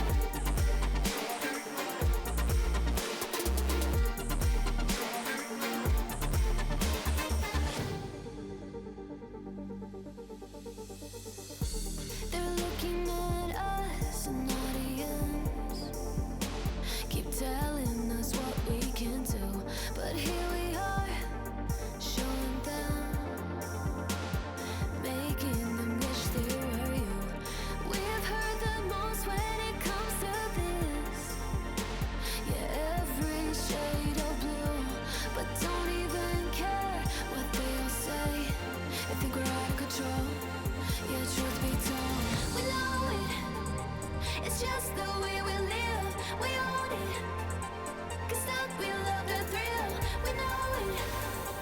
It's just the way we live. We're grown-up kids.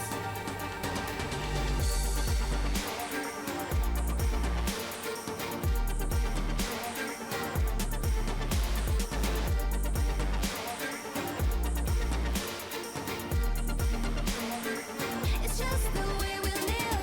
We know it. It's just the way we live. We own it.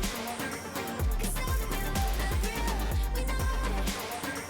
It's just the way we live. We're grown-up kids. We're grown-up kids.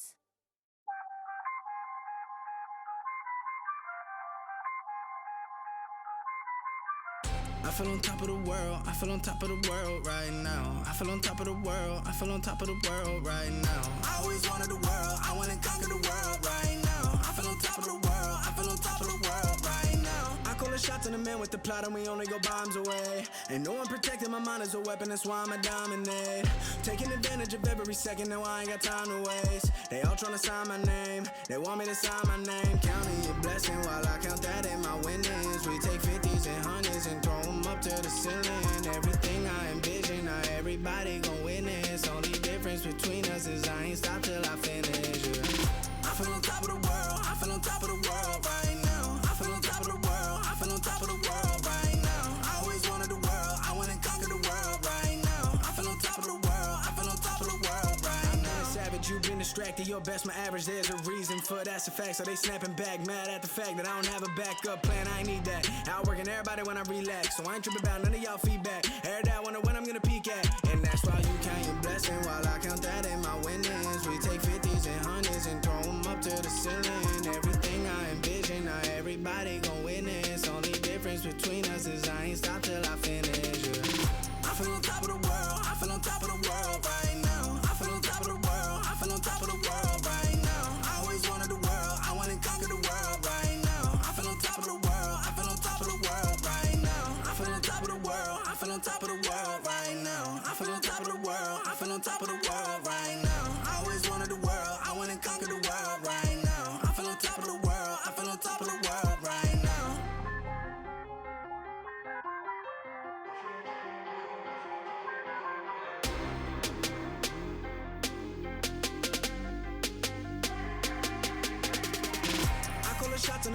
plot and we only go bombs away. Ain't no one protecting my mind as a weapon, that's why I'm a dominate. Taking advantage of every second, now I ain't got time to waste. They all tryna sign my name, they want me to sign my name. Counting the blessing while I count that in my winnings. We take 50s and 100s and throw them up to the ceiling. Everything I envision, now everybody gon' witness. Only difference between us is I ain't stop till I finish, yeah. I feel on top of the world, I feel on top of the world right now. I feel on top of the world, I feel on top of the world right now. I always wanted the world, I wanna conquer the world right now. I feel on top of the world, I feel on top of the world right now.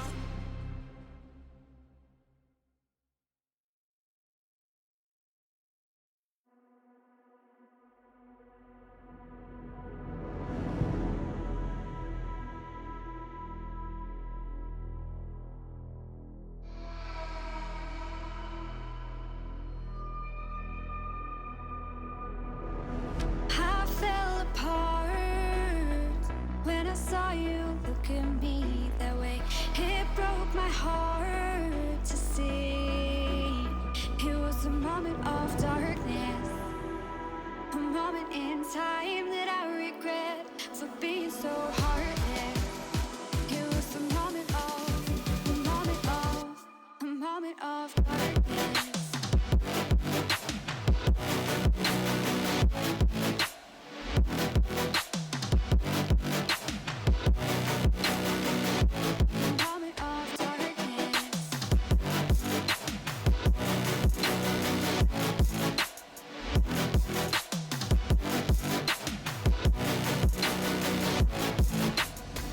I fell apart when I saw you look at me that way. It broke my heart to see. It's too hard, it don't come easy. I went dark, I lost it right away. And when it starts, God knows what I'll say. In my head, I had good reason. I went red so unexpectedly. I should have said that sometimes happens to me. It was a moment of darkness, a moment in time that I regret for being so heartless. It was a moment of, a moment of, a moment of darkness.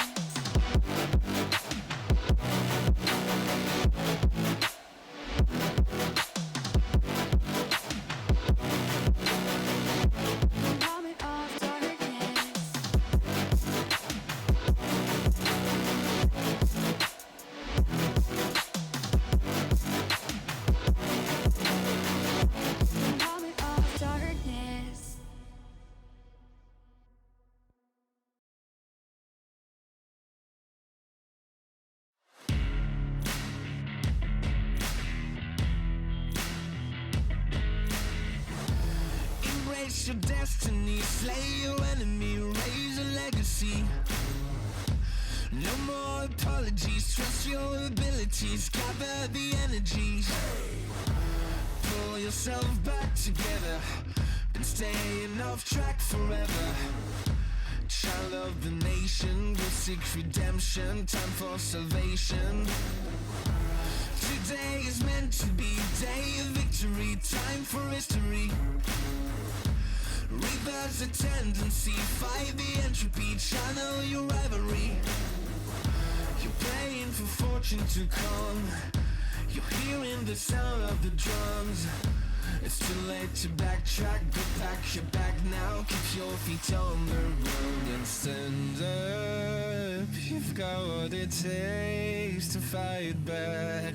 Don't stop until you black out, out, out, out. Stand up, up. You've got what it takes to fight back, back. Don't stop until you black out, out. Give all you got and show them how to make a miracle. Stand up, up. You've got what it takes to fight back, back. Don't stop until you black out, out. Give all you got and show them how to make a miracle. Go save your team, be a hero. Take home the cup, be a star. They're waiting for you, take aim, shoot your arrow. It's your time to shine, show them who you are. Stronger, Gotta go faster, gotta get better, gotta work harder. It's fight or flight now, getting it up now. Go with the move, go for the goal, lead up the stadium, you know how it's done. Stand up, go when it takes to fight back, back. Don't stop until you back out, out. Give all you got, show him how to make a miracle. Stand up, go when it takes to fight back, back. Don't stop until you back out, out. Give all you got, show him how to make a miracle.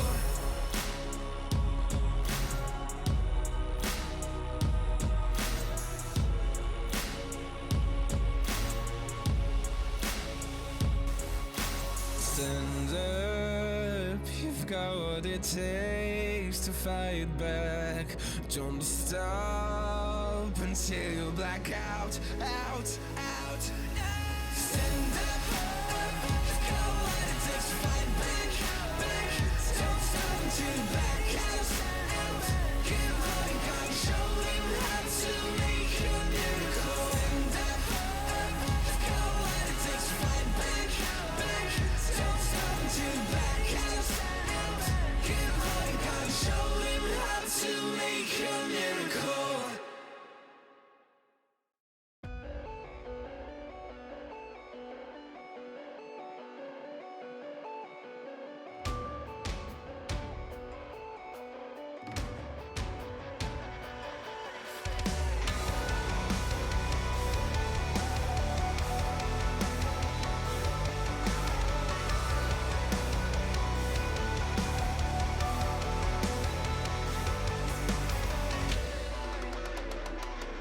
On this day, I take my place in this legacy of dust.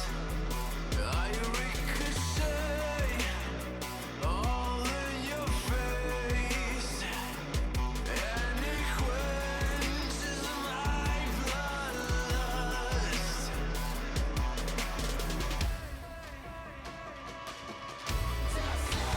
Nothing you can do can break me.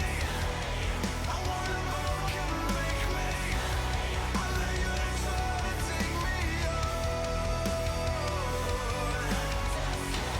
Nothing you can do can break me. I wanna more can make me. I lay you to try to take me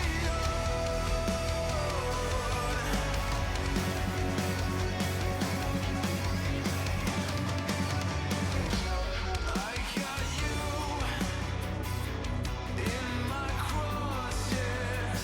I hope you like the taste of pain. The only thing between me and you is a bullet with your name.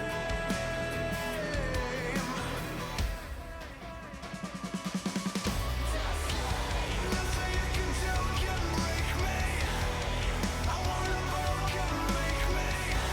I lay you to try to take me on. Nothing you can do can break me. I wanna more can make me. I lay you to try to take me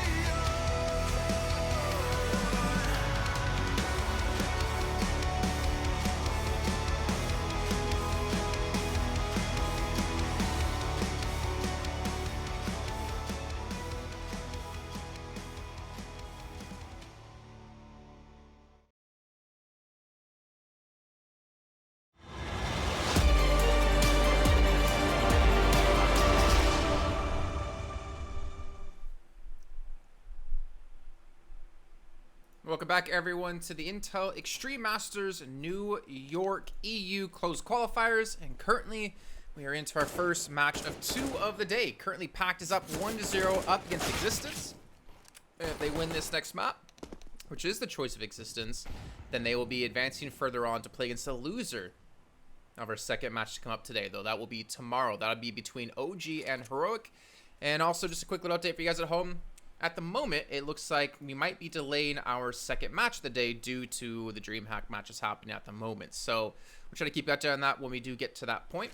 But right now, it's me, Jason Kaplan, and Tom Biz to bring you all the action that's going to be kicking off here on our second map, Tom.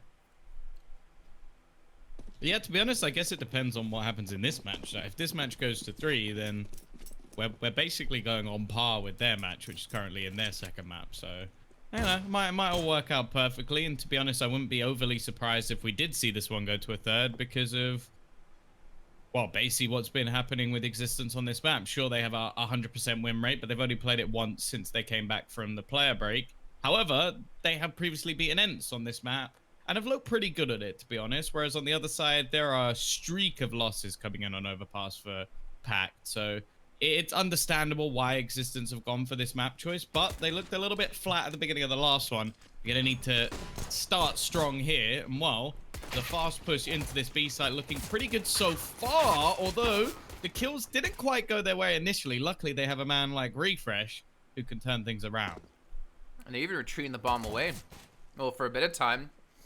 Hectus has been spotted out inside a connector. Nodios is currently sitting with the bomb, is looking to rotate in towards shore. I would imagine he's going to try to push in together, maybe try to somehow get into the connector, but he could have wrapped to their own spawn. To be honest, instead they double peek. Soba goes down on Goofy. I mean, he's been pretty much forced to push for information, right? And he gets it. He gets the kill on the Hectos, and now puts it into a one-on-one. Well, 30 seconds left. He's not sure. Is it B? Is it A? It looks like he will stick around B a little bit longer to hopefully see the bomb go this way. That angle. That's dirty. It's dicey battle, though. I know he had to hit about 8 shots to get that kill with the USP, but he gets it done. Pac will take the pistol round and get the start they desire. And for the T side, normally in these sort of scenarios, you are going to see an eco. Just maybe an extra couple of pistols bought up. Refresh could buy a deagle if he wanted to. But with the possibility of AKs into the next round, most teams would play this safe, but you never know. We've seen a few force buys of the sort coming up recently, although I can't say they've been particularly successful.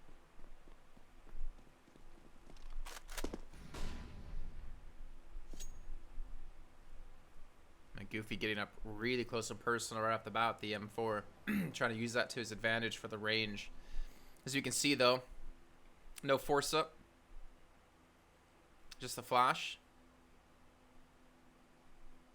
And honestly, a lot of money to be made here out of Pact in this round. And I think if your Existence, the best case scenario, you get a bomb plant. Worst case scenario, you don't get that at all, and you just could buy up the next round anyways. And Manise already gonna be tagged up, extremely low on health, down to 21.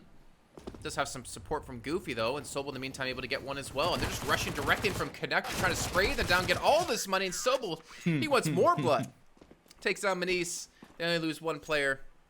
But here we go, into the BAP now for Existence. Yeah, that sucks a little bit for Manise. But I would imagine, what, drop him an MP9, buy up yourself then. Though I would have made Lunatic do it since he's the one that killed him. You know, all fair. Yeah, the problem, of course, with these sort of rounds is it's not quite as much of a bonus as it used to be. We're not talking about this round being one where Pack to make an extra cash, and then in the next round the buy comes in. Because of the earlier purchases, there's still a very real chance that going into the next round, they won't be able to buy unless either they manage to save a couple of guns or the SMGs really do a lot of work. So for Pack, this is still a round that they need to win. So we're going to see a little bit more aggression coming out from them, more map control taken. You can already see that in the form of Manise, 2 players within the connector as well, because they just don't have that range advantage anymore. And while Manise might be about to come under some pressure, a few players starting to probe in from the T side and making a fair amount of noise. Refresh already going to get the kill onto Goofy, and Sobel's reacted in turn, trying to take some pressure away from Connector with the incendiary he has. I feel like this round really hangs on Manise, and while he's going to go down to Refresh, more than aware of the potential aggression, and now things look a little bit rough. Well, very rough for Pact, unless Darko can go absolutely huge, and he's only going to get one. The bomb's still currently down, though, back towards T-spawn with 35 seconds left to go. I understand it's a 1-on-4. Looks like they will be able to pick it up in time and rotate back to the A side. You can already see refreshes there in CT spawn, even dropping down. And refresh, I mean, when he starts hitting shots, he really does. Up to 3K in that round, 5 kills overall. And Existence will get themselves their first buy up. And as you said before, this was a round that Pact really needs to win. And unfortunately, they didn't. Now you got Sobel on 5K, Lunatic at 4.6, and the other 3 players 3K or less. It's just going to be a couple of pistols dropped over and a little bit of a Hail Mary play, I would imagine, here at a Pact. Up against the full AKs and full utility of Existence.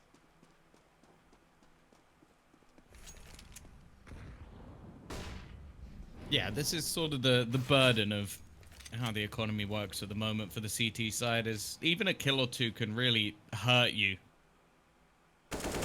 With a single loss, you see the pain put onto Pact. Of course, going into the next round, they'll have a relatively good buy. They can get the AWP into the hands of Maniz, so it's not too much of a burden. The problem is, if Existence manage to keep this one nice and clean, they're already going to have built up a buffer after just 2 rounds, so it can be quite painful playing on that CT side. Hooksy, Heat coming in, expects the close player of Darko, and although there was technically a stack on this side of the map, as of right now, it's achieved absolutely nothing. Yeah, stacks don't matter if you can't get the kills. And obviously they didn't have the best of weapons in this round anyways. It looks like Nodios is just going to stick around to see if they push out from this. I mean, there's no armor invested, and since they're going to buy next round, there's almost no reason to not just go for it. Move for a couple of kills here or there. Maybe steal away a gun to help give you a little bit of a buffer room in terms of weaponry. Or money going into the next round. And Existence, I mean, even... I guess they know where one player is. I guess they don't know where the last player, or Lunatic, is. And they're maybe trying to keep things extra safe. Again, you talk about the buffer for them, and getting a very clean round here would be ideal to make sure to really build up some steam. But we're seeing like completely different styles in play, it seems, from both teams. We're Packed a lot more aggressive on T sides, a lot more quicker paced. Yeah, I understand we're only 4 rounds in, but that's all looking back to Inferno and Existence, who really just plays a really slow, methodical kind of style. Yeah, I sort of mentioned it at the beginning of the last map. I think that's why a lot of the time you're going to see much more consistent results from a team like Existence. But then there's always that opportunity for a team like Pact, I feel, to upset someone. Like, to do something that you wouldn't necessarily expect. Whereas Existence, I feel like there's potential for them to, like, grow as a unit. The only problem is I don't know how high their ceiling actually will be. Because obviously with a lot of Danish teams, you do see that. Just a group of players together, they grind up, they get quite far, and then they get ripped apart. Yeah, that's basically how this seems to go. And then you will get those like more top tier teams just having this young talent that's been grown by other organizations. And for Pact, that used to be the case with some Polish teams, but it hasn't really happened too much recently.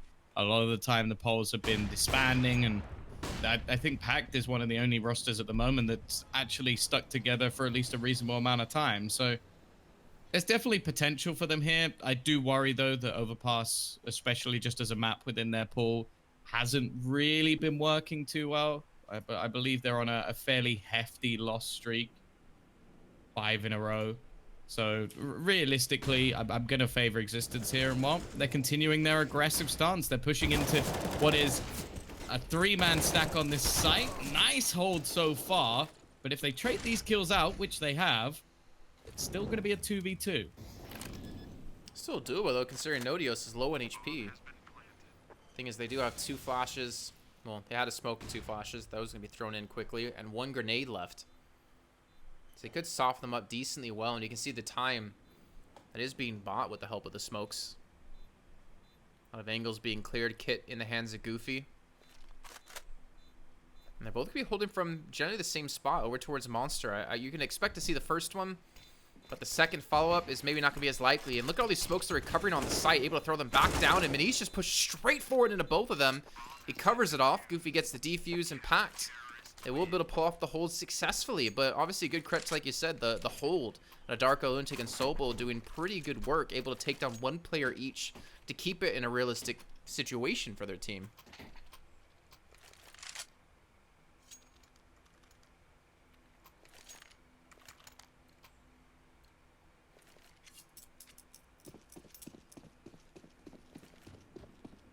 Oh. It's a decent retake, that's for sure, but could easily be a reset round. They would look like they were about to go for that 4-man stack that gives you the spot into heaven with the AWP, but I guess just the timing didn't really work out for them. And it's a shame because there is actually a man sat in heaven, so it could have worked out for them. Miniz on the other side is he's sat and stationed towards long. Pretty much just playing a fall-off angle. If he spots someone, he'll get one shot, and then anything other than that is just an overface.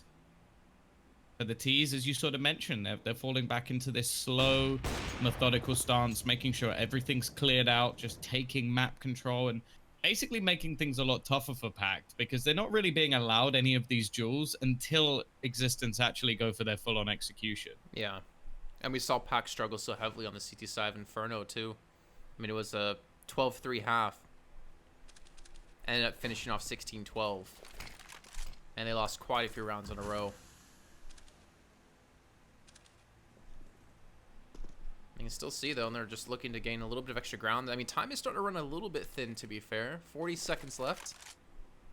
A lot of utility being expended as well, and we see the first phase come through, and that's going to be Queenix to take down Goofy. But again, the response is going to be there. The bomb has been spotted.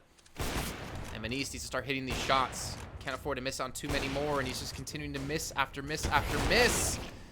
That's like 4 shots in a row. He connects nothing, and that leads it all into his teammates on the site.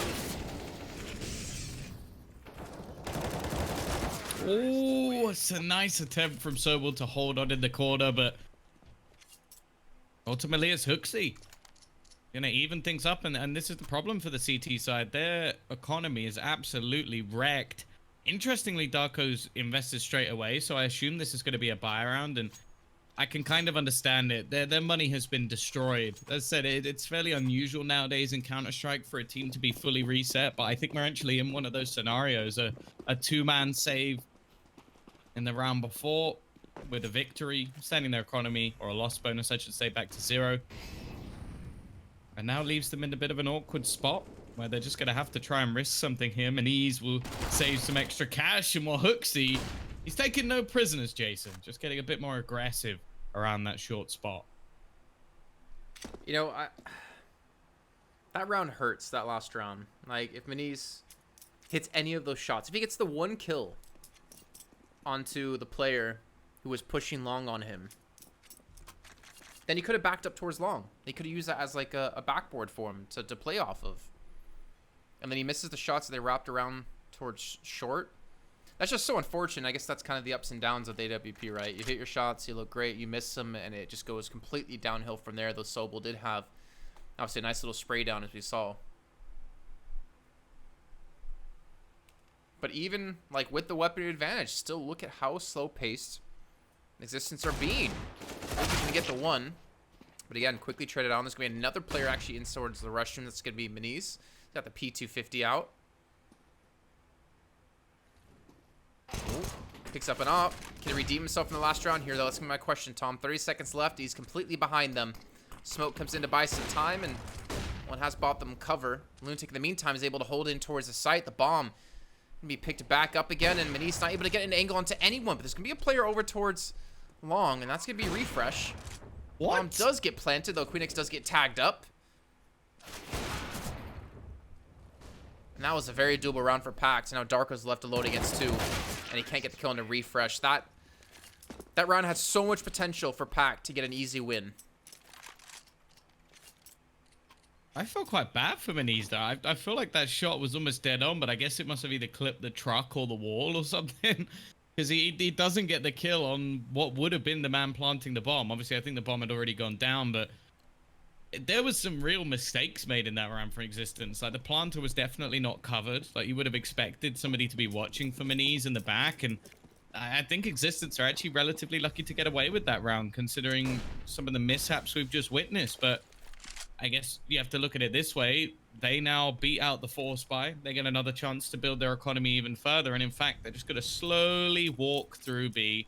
And with the spot that's already come in from a teammate, they're going to know that there's nobody there.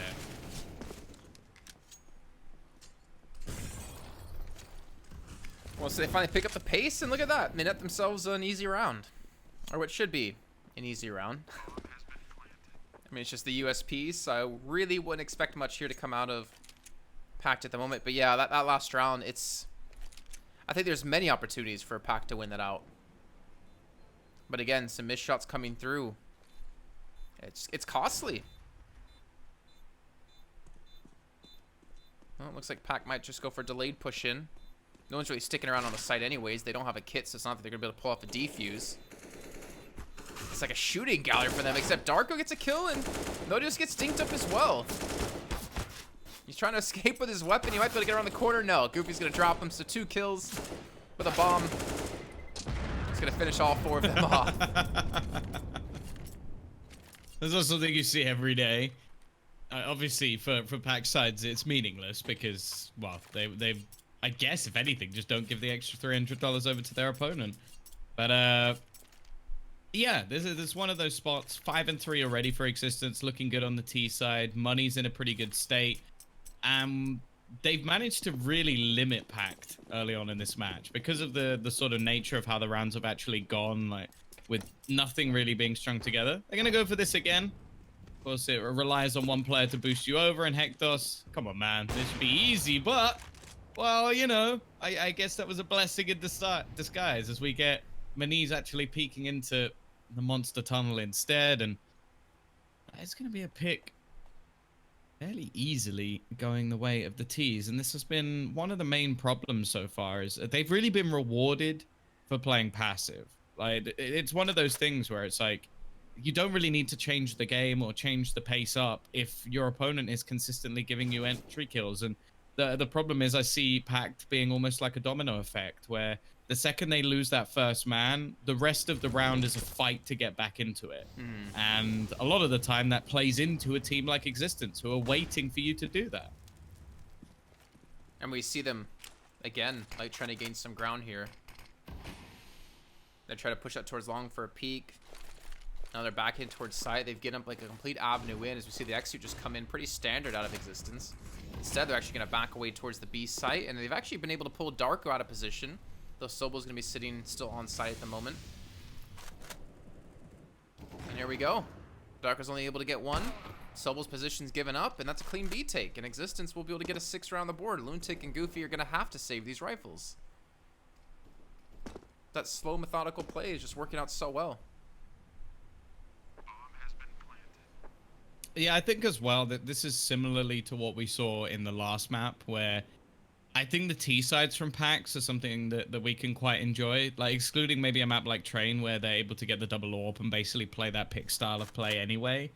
The T sides from them allow them to basically use their raw individual skill, whereas I think we're seeing some serious holes within this roster when it comes to defending. Like they're either too reliant on aggression, with like certain players having to try and make individual plays, and when it comes to their crossfires, their utility usage, and even just some of the basic holds on the site, it's not looking particularly good for them at the moment, because I don't think Existence are really doing anything too special. They're basically just holding as a group, like playing at different portions of the map, and then just grouping up and executing. And it's not like the craziest thing I've ever seen. It's not like the best entries I've ever seen. It's just that they are playing very good fundamental Counter-Strike, and Pact have done absolutely nothing to disrupt that. I mean, what could they do to disrupt it? I think potentially some more controlled, like, map taking, because so far we've seen like many individual pushes, like we saw from Maniz a couple of rounds ago with the AWP. Stuff like this is not necessarily a bad play, but the thing that worries me, and I think probably the reason they've stopped doing it, is because the setup that they have doesn't really allow them to deny presence into middle. But I would like to see them just regularly try and take water control on short, just take avenues of the map away. This time, though, Very nice flashbang coming out from Hector's. Goofy left completely blind, and again we just get this quick entry into the site. Molotovs being expended, and well, again, I've spoken about this many a time, but it's getting to the point where damage doesn't really matter too much. So more importantly for Pact, it gets some extra weaponry. Like, make sure your own economy is confirmed, and maybe try and get some more players on the exit to grant you a free AWP. So potentially we can at least see Pact buying a little bit more regularly. Thing is, they're starting to run out of rounds. It's gonna be a 7th on the board now for Existence. And that's gonna be 10 rounds done as well. I mean, I obviously am not gonna judge this game until we do see Pact on the T side, because when it came to Inferno, they were only able to get 4 rounds. I mean, obviously they finished off the game when they got their 4th round, but it was a struggle is what I mean to get those 4 rounds on the board, right? It was 12-3 and they finished off 16-12. So maybe just get a couple more rounds CT side, maybe T side. The aggression can work out for them, though I don't know if a map like Overpass is necessarily going to work as well as your Infernos for them and that style that they were showing. Obviously their track record, you know, kind of shows that it doesn't work out too well, considering they have like a 42% win rate on this map out of the 12 times they played it.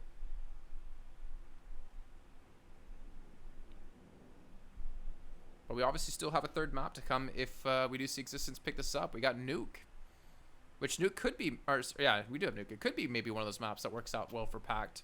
Though when we saw them against OG yesterday, it wasn't didn't go too well.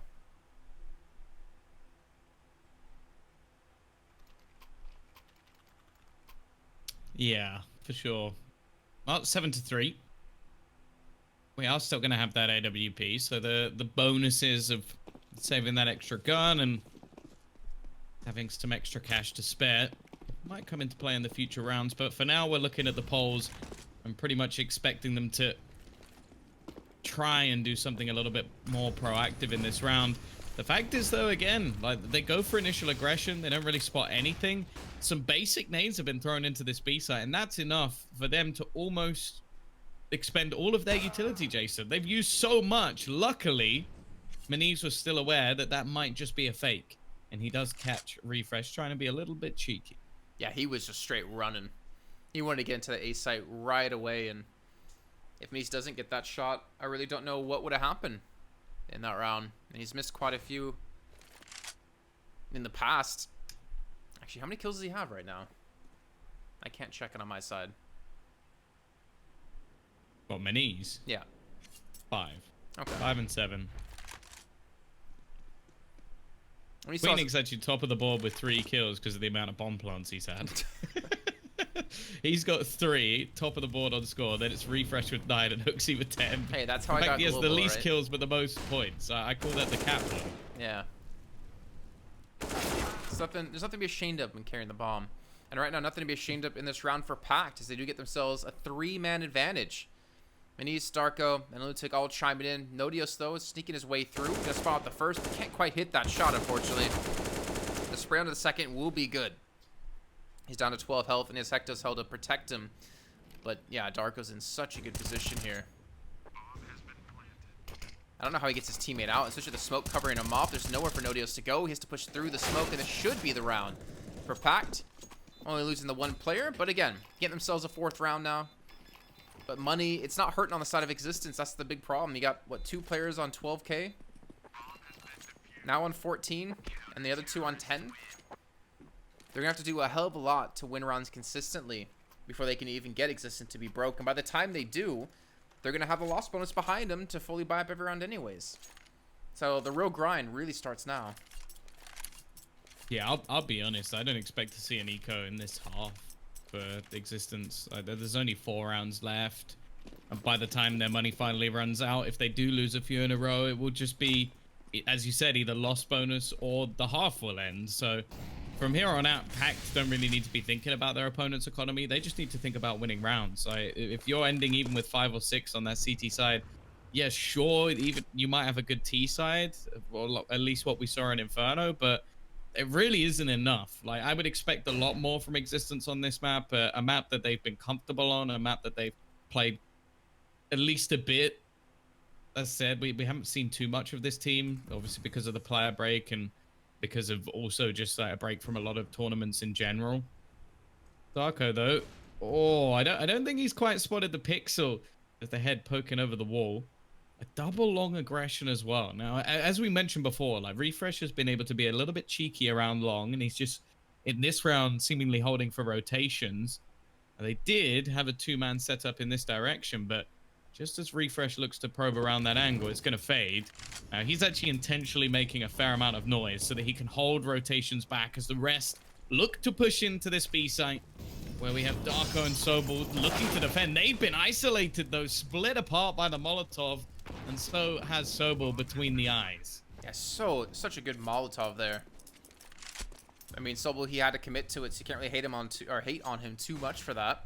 And it looks like the rest of the team's already looking to maybe potentially even save. Darko's still sticking around. You can see two other teammates maybe looking to rotate in, though you can see Goofy on the minimap not really anywhere to be seen to help out with this. And yeah, they're just going to go for the four-man save. It's only one kill out of existence, and that kill wasn't even necessarily needed either, considering they already had the site taken. And now it's all about Pack maintain their weapons, and Lunatic he'll be the first to make sure to hold on to it, as it's all back away towards T-spawn. So smart call by Pact. Again, playing for the long run. Oh, it's getting a little scared there for Goofy, I'm not gonna lie. But still 8 rounds for existence. They're looking like they've kept the same kind of form from Inferno, and maybe if they had a stronger CT side or were able to adapt a little bit quicker on the CT side, that actually could have been a map that they were able to take. Yeah, I definitely agree with that. I think that got off to a slow start, and Pac just ran with the momentum that they had, and without that here, they've looked pretty poor, to be honest. There's not really even a particularly good performer. In fact, Lunatic's someone we spoke about being underwhelming yesterday. He's currently top of the board, and no one else is even really positive in frags. It's not a good situation to be in. Darko, though, that's a big spray down. They attempt a faster B play, and well, a triple for the pole is going to leave a relatively tough round now. In fact, Lunatic's going to come through and spray one through the smoke. It leaves Refresh, the man who we've mentioned has been lurking for a lot of these rounds, is left 1 versus 4. Of course, cost, even to them, is now starting to diminish a little bit with only a couple of rounds remaining. And he might as well go for it because his team still have enough money to buy comfortably in the next couple of rounds. Nice to see Darko step up a bit. It was something we talked a lot about yesterday, him and Goofy together. And I think it's going to net them a 5th round here, or it should. The Refresh now is in a 1-on-3 with Darko on 28 health. It's running out of time, though, with 35 seconds left on the clock. So you got 2 players on the site, and you have 1 for, I guess, the potential to rotate around. And I think with 26 seconds, you can pretty much commit them onto the site. And don't be peeking 1 by 1. If Sobel doesn't win that, I think Refresh could have been able to pull it off and get the ace clutch in that one. It's still packed. 5 rounds. They got the money. And the money for existence is starting to run out a little bit. And we still have Refresh on 10K, Queenix on 6.6. But like we said before, they should be fine for the rest of this half. Obviously, with only 2 rounds left to go. Kind of a shame that Pat couldn't get this going earlier on. Again, like, not to, point fingers at anyone, but Meniz has missed a lot of op shots on that CT side, as we saw. Not saying that was the end-all be-all of how they win the rounds, but definitely some players aren't having that same kind of performance as we saw on T side of Inferno. And Nodios actually gets very far pushed up short. The flashbang comes through. Lunatic, honestly, I mean, might not see big numbers out of him until this game, but his flashes in general have been pretty damn solid. Thinking back yesterday with him and Darko working on Inferno up against OG, he's been a pretty solid support player. Yeah. I think that he's got that role down to a T, in fact, and it's definitely something you need within rosters. I think he's always going to be the one that gets harped on a lot of the time when it comes down to individual performance, but I'd bet a lot that if he wasn't there, some of those individuals wouldn't perform nearly as well. These are the sort of risky plays that we said, a fairly hit and miss for Pac, but the last few rounds, well, it's been all hits. Even Menez's AWP shots are starting to come up trumps as well. miss for Hooksy. Spray through the wall would do a little bit of damage, but a lethal refresh. He's starting to get surrounded, and getting out of this should be impossible and will be. Leaves just one man standing. Money now actually a bit of an issue, but it seems like Hooksy's going to go for this anyway, and he will be caught out. So they've finally started to string a few rounds together for the first time, really, a couple in a row since the pistol and second round. If they can finish this 8-7, well, it's not impossible for Pac to bring it back on the T side. No, not at all. Considering how strong we saw their T side on Inferno, I think it definitely could be doable for them. It obviously comes down to how they're playing in that half, as we do have a timeout come in for Existence. Maybe talking about what they want to do in this last round. And I think if they get themselves a 9-6, they'll be pretty happy about that. Again, like, these rounds have felt so dominating, like we saw Pact on T side Inferno. I think there's maybe a little bit of frustration on their side to see Pac be able to get the scoreline, you know, one step closer. Let's see what they go for, though. Again, you have Nodios, really low money. Hectos as well.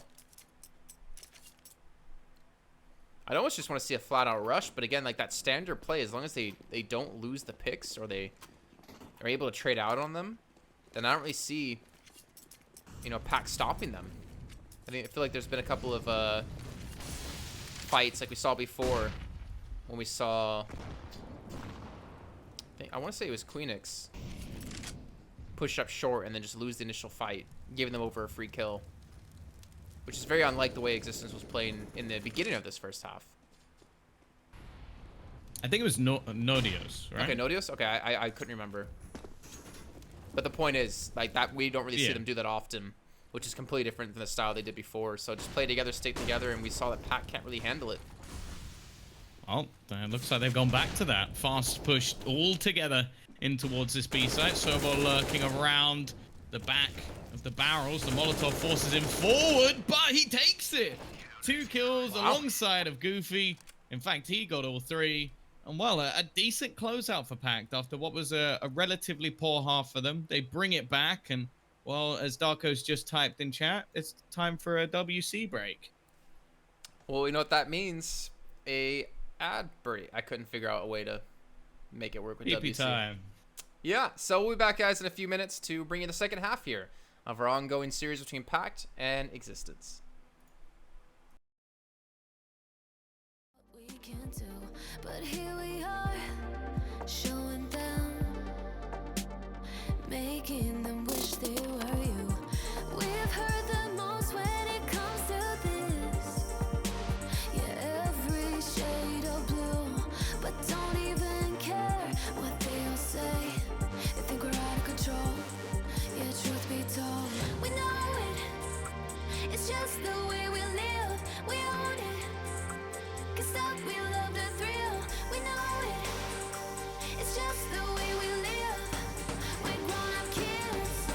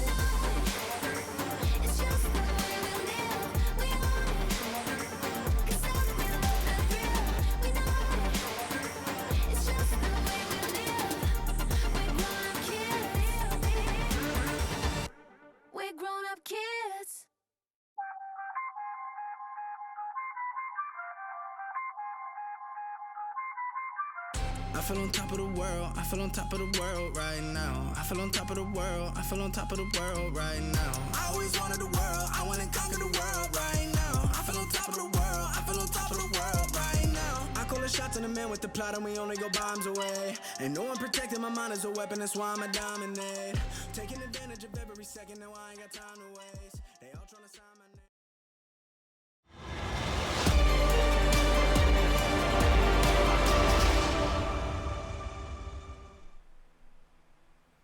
Well, here we go, making our way downtown into a second half here of our second map of the day. Existence up against Pact. As you can see by the scoreline, it was an 8-7 first half lead for Existence. Oh my gosh. On the T side. However, Pact looking to bounce back and potentially close the series out 2-0.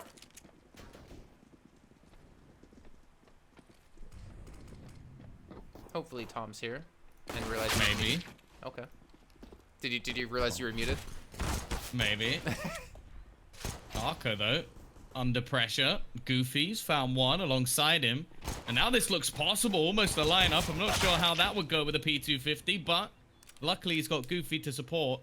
The problem is for the T's, they are somewhat surrounded. It's the four corners of the A site that are being contested for, and it's Queenix to come out on top. Sobel realizes he has to get a little bit more aggressive, find some presence onto the bomb, and he isn't quite going to be able to. However, Jason, if I've learned anything from Counter-Strike at the moment, if anything, this is a win for Pact.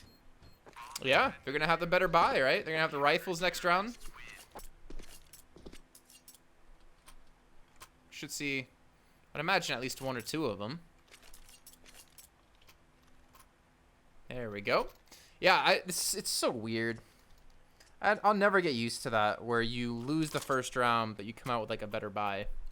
Well, maybe not so good this time. But they still have a buy nonetheless, one they can contend with and compete with. It's whether or not they hit their shots. And again, that fast kind of style we saw Pac do on T7 Inferno is living true here when it comes to overpass. I don't know how quick they can be in this round, especially one as important as it is for them. Whereas Existence just looking to build up a lot of money too with these two MP9s in the FAMAS. And Refresh might be the perfect position. Kind of a little bit of an off angle here. Catches out Darko. Goes for the second. It gets the dink onto Goofy, but the dink's not going to be enough. So that will be the 1-for-1 trade, but still not too terribly for the CT side, though the T's do benefit more from it. With Goofy only being on 6 HP, I don't think they're going to be too happy right now. Yeah, they've gone very heavy on the utility in this round. That is a nice pick, but there's a very quick response coming up from Queenix. He knows he's about to come under pressure. It's to run through the Molotov, and it does end up in a trade. Even still, though, with both rifles still standing. On either side, in fact. This is going to be everything. Nice work from Goofy, though. He may only have 6 HP. But he's still going to win himself that duel. And now this becomes very difficult for Hector's. He hasn't been having the best of games so far, although we do expect more from the AWP on the CT side. They're going to hear him drop, and even the smoke onto the bomb isn't going to buy him enough time. He does not have a kit available to him. So to get into this one's going to be none impossible, and Sobel's position confirms it. 8-9. Love to see it, right, Jason? That second round force by victory.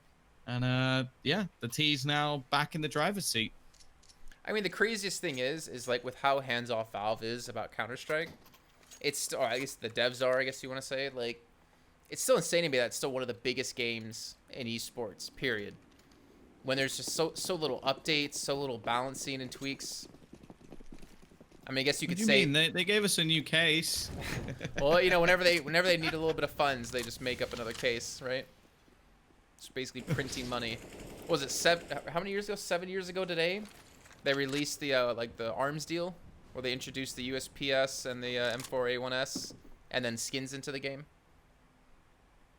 They've been making money ever since. Yeah. Off me, especially.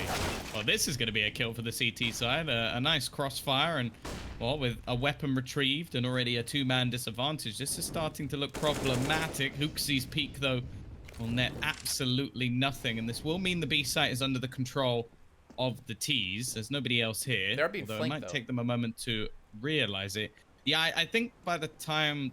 Well, I was going to say by the time they get the bomb down, they should have realized, but Sobel's taking a very long time to do it and picked quite an audacious spot to actually go for the plant. It's because Goofy's decided to get aggressive.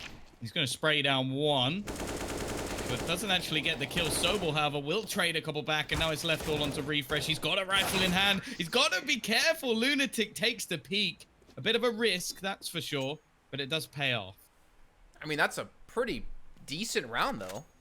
The damage they did with just like the pistols and armor they had invested, right? The early crossfiring connector gets him the first kill, gets him a weapon for Refresh, I think, to flank around behind. I think if the player who is inside of heaven, like if he doesn't peek that early and die, I guess he's trying to refrag, which it's understandable. Then maybe they would have had like the nice 2-on-1 or the 2-on-2 for the final push. It allowed maybe Refresh to get around behind them in time, but I think they were also expecting it because you saw, I mean, they already had shots routed off this direction before he really made his presence known. Now Existence back to the pistols. One flashbang for Refresh. The big stack towards B. And hopefully this is a round that Pax can be very careful about because obviously Moniz can pick up a lot of money. But you don't want to be losing a round like this. This also get him the lead here in the second half. Feels like it's been a while since I've been able to say that.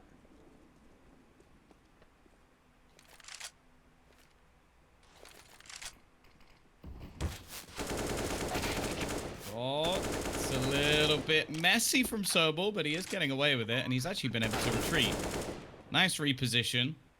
Nerdios just has to finish the job, but it seems like Sobel's going to be allowed to escape, and Darko has his back, leaving just Refresh to try and make this costly. And this is the problem. So for the CT side, they've basically been in a spot where they've been owned by the economy on so many levels.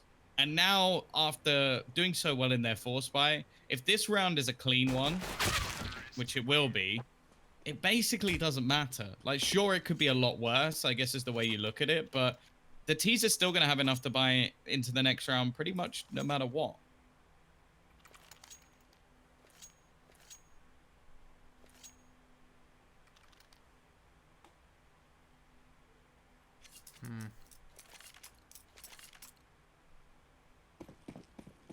I think it comes down for me, Hectos here, with the op. If he can pick up where Moniz just really wasn't able to get going on his CT side opping, I think it's going to be a massive problem for Pac to deal with, though. He's trying to take a very long angle, but very quick push coming through, and the flashbang as well works. Darko assisting Moniz as he gets the 1-for-1 trade. But they've not committed fully to this B site just yet. It looks like Existence will be putting the two players down to help out with this. Maybe leaving Hectos back towards the A site, but I respect it. That very early push straight through a Molotov, it almost worked out perfectly.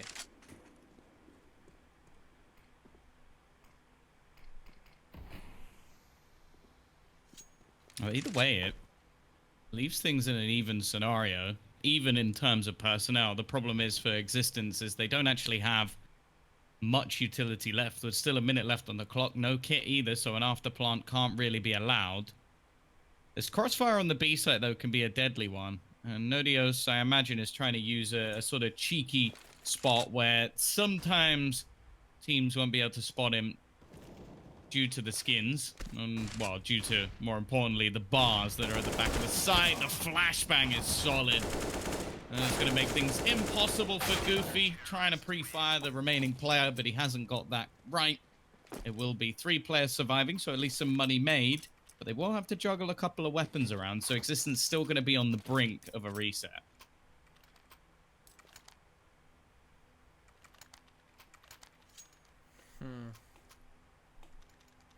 Now, I'm wondering if Pact is going to be relatively one-dimensional on the T side, Tom, like we saw in Inferno.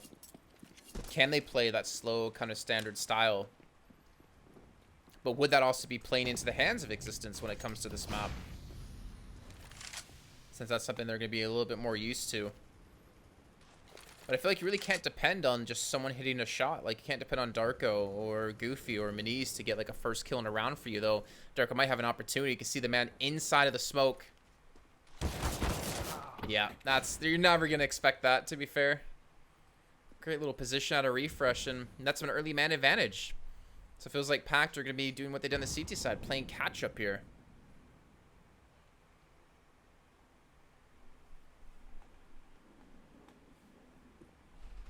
Yeah, and this is the problem. I've already mentioned it once. They're one of the teams that seems to rely quite heavily on picks. And sure, they definitely have players with the multi-frag potential, especially if you look at the likes of Goofy, who's still currently sat 17-9. Only man above him is Refresh. The problem is, as said, they're fairly explosive in the way that they play. So it seems if it goes wrong early, it can continue in that direction. They've got this nade stack, which I'm a big fan of. I saw some of the CIS squads using that against Flamey, who regularly played that position. The flashbang, though, from Nodios is spot on. It's going to leave Meniz without a chance, and he was basically being the playmaker in this round. Everybody else has been sat fairly still. Okay, sure, they were lining up the nades, but other than that, everything has fallen apart. And Sobel, well, he has a choice here. Keep the AK or keep his economy in line with everyone else's, and it looks like he decided to go down. What a team player. Me, I would have saved it every day of the week. It's unfortunate these last rounds for Pact haven't been able... I mean, I guess unfortunate or fortunate, depends on how you look at it, right? Maybe unfortunate that Pact wasn't able to get more kills in the last few rounds because Existence's money isn't really that stable. And getting those kills through, even when you don't win rounds, is so vital to the T side. However, Existence, really happy that you've been able to close these rounds out with really not many losses. Hopefully you can stabilize things for yourself, because if you do take that loss, you want to be able to bounce back and really not let Pac get any steam, any momentum, any win in their cells, as we said before. Heck does a fantastic shot of him, and he also has support out of Refresh, and they're running straight into the blender. That'll be a 12th round picked up now for Existence. Yeah, very quick one indeed, and more importantly, a very clean one, and as have the last couple. So that was the main worry if you're looking at the Existence side of things, is that their economy up until this point has been a little bit on edge on the CT side. The same thing for Pact, really, when they were playing that defensive half. But there's a reason that Pact have taken a tactical pause here, and it's that things have started to go wrong, and in a fashion that could be very dangerous for them, especially after having a fairly weak CT side. I think they know now that they've got to start putting not only the pressure on Existence within each round, but more importantly, on their economies, so that they're not repeatedly having to come up against these buys. The other scary thing as well is, like, we know that Refresh is someone who's up there with a very high skill ceiling. Like, he's someone who's played in many different teams, standing in for the likes of Cloud9. You go back to the days of Fragsters as well, where he was a pretty damn good player even on Optic. So there's definitely talent there, and he is running away with things here. 23-14. The next highest player on his team has 12. So he really has been the difference maker. And even just a breather for someone like him might be enough for things to get a little bit easier for Pac. Yeah. I mean, his lurk play he did on T's side was amazing. He was always keeping players looking towards that long A position. Well, Goofy's going to fall. We go for the quick peek towards long, and you can see Hecta's immediately backing away after the first shot. So now Pact again, a man down.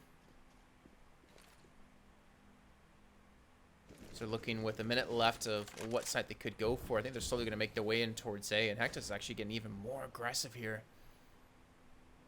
He might have an angle on Sobel within the next few seconds. But I think he's just going to back off for now, and the other three players that have Pact are going to continue to push up long. The bomb actually going to be the one closest to the forefront. Nade comes in, does some decent damage to Meniz.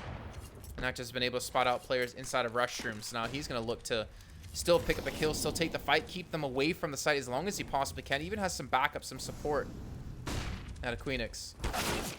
The flash comes in. He turns at the wrong time. And now we see Pact on the attack. Ooh. Wow. Well, that second shot from Nodios was really nice.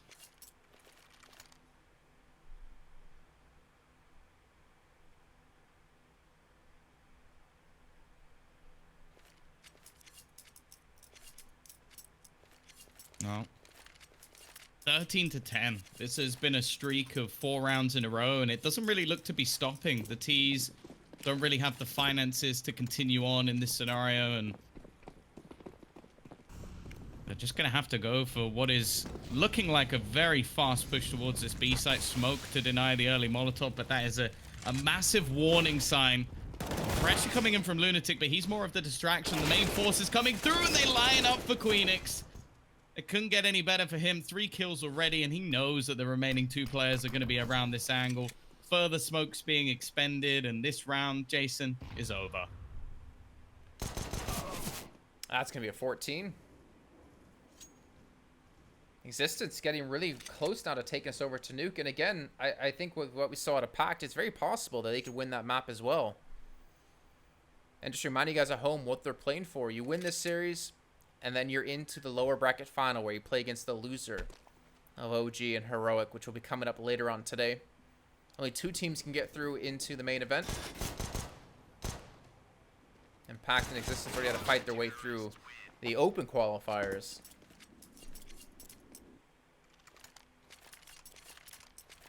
It's tough times. And the money is just, it's so there for Existence that they can afford to buy for quite a few rounds again.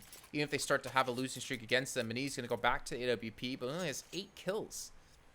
Far below everyone else on his team. Then again, we can say the same out of Hecta's, only at 7. So both offers actually relatively similar in terms of, you know, their kills at the moment. Oh, here we go again. Maniz does actually make the jump. I guess that's the only difference. Hector's kind of got cucked a few times, falling off. But, yeah, there's no one there. So maybe the falling off was a blessing each time for Hector's because he didn't waste any time just waiting. And then that seems to be what's happened now to Pact is a lot of the time we see them with a bit of flair on their T side. That's what we got on Inferno. It was aggressive. It had star power. They were able to take individual fights that they shouldn't be winning. On Overpass, that's not been happening at all. And for the majority of the time, we've seen passive plays out from Existence. But in this round, it seems like they're going to go for a little bit of late aggression, reclaim the toilets with a minute left on the clock, still having 1 player within the connector and the remainder of Banana as well being covered off. This could get a little bit dicey. It's going to come down to who wins this duel. And in fact, it's going to be Beniz. Nodio's finally making the realization, but the timing couldn't be worse. And that gives an entry to Goofy, leaving Refresh alone once again. But this man has been so good so far. Once again, he comes up huge. 3 kills from Banana and knows there's another behind him. He'll eventually be closed out, but he's at least given Queenix a chance. First kill I can understand. Second kill I can maybe understand. But that 3rd kill? I'm not really sure he pulls that off, Tom. And with 12 seconds left to go, they still need to go for the plant. They're going to be covering off this angle, though. Queenix going to peek around. He gets the 1v1. 19 HP left. But it's very doable now for him as he gets away from the nade just in the nick of time. Comes around the corner and hits the headshot. No way Existence should be winning that round, and they pull it off. Get themselves to 15. And Pact, they have to be so frustrated with themselves. Oh yeah, this is not one that I think they're going to be happy about at all. They do so well in the early stages of, well, basically that round, and everything slipped away because of 1 man, and then they get it back. They're even like, don't worry, we stabilized, we got rid of him. And then they lose a 1v2. So I guess it was meaningless in the end. They might as well have just allowed Refresh the ace for courtesy purposes. Luckily, the bomb going down does give them some money. But I think all the wind in their sails, Jason, is gone. It is 6 rounds in a row, and even when they're in hugely advantageous positions, even when the AWPer on the other side of things has had a howler of a game, really. Like we've not seen Hector's at all this match. They're still winning in quite a dominant fashion. And while Hooksy, he's picked up a 2nd. Clearly the AWP for this side is completely cursed. But luckily Nodios uses it almost as a giant decoy distraction and gets the kill anyway. Well, Pact, they're able to respawn a couple different places around the map. But you can see like how disjointed they are. If they lose any of these duels on these different parts, like that's pretty much going to be the map done. And yeah, successful this time. But then again, Hectos pushes up aggressively, spots out the bomb, keeps things at all even, 3 apiece. I mean, yeah, there's some utility left for Pact to hit towards A, but they're so like disjointed away from each other that they're having to rely on the raw aim out of Darko, who does open up the site. 2nd kill of the round. Hectos gets hit from behind. Darko gets himself a 3rd. Yeah, that even scared me for a second there. But you can see, like, there's no, like, teamwork when it comes to pushing in towards these sites. It feels like no flashing for each other, no smokes. Obviously, Lunatic was dead, so the man who typically does it wasn't alive. But how many rounds can you rely on raw aim to win you these rounds? And, I mean, yeah, Darko gets a 4K, but can you get a 4K 4 more rounds in a row? That's basically what he did on Inferno. I think that's genuinely how they got a lot of their rounds, was just his entries on Banana. And then, as said, it was something that I feel like on Inferno, Existence didn't really know how to deal with until it was too late. And then when it comes to this map, they look a lot more comfortable. Even if, as said, we're not having the best performances from some of their players, they're doing work. Now, this B site has been a bit of a rough one for Pact. Gonna try and challenge us once again. I like the fact that they're still going for these nade stacks. That's at least something. But other than that, it's been fairly simplistic pushes from them. In fact, so far, they've just walked up short. Hooksy has got to be careful. They haven't really used any utility to gain this ground, and just as they pull out a nade, well, maybe this is why they don't use too many, Jason. As it's actually going to be goofy to take the brunt of Sobol's mistake. In fact, Sobol's going to get tagged through the wood as well.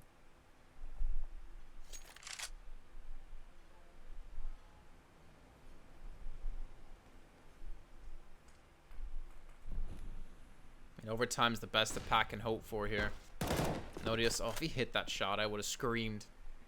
And that's something that, you know, my microphone can't really show off too well. And we see the push coming through, and the flashbangs, the counter flashes on Nodios. Able to do exceptionally well for them. He's able to respond, and Nodios tries to come around the side to pick up a kill, but he gets shut down. That leaves Manise all alone in the 1-on-3. Hooksy's low on HP. But 3 players to find with 27 seconds left to do it. I don't know if he's going to be able to pull this off, Tom. And there you go, Existence. They will close out the map 16-11.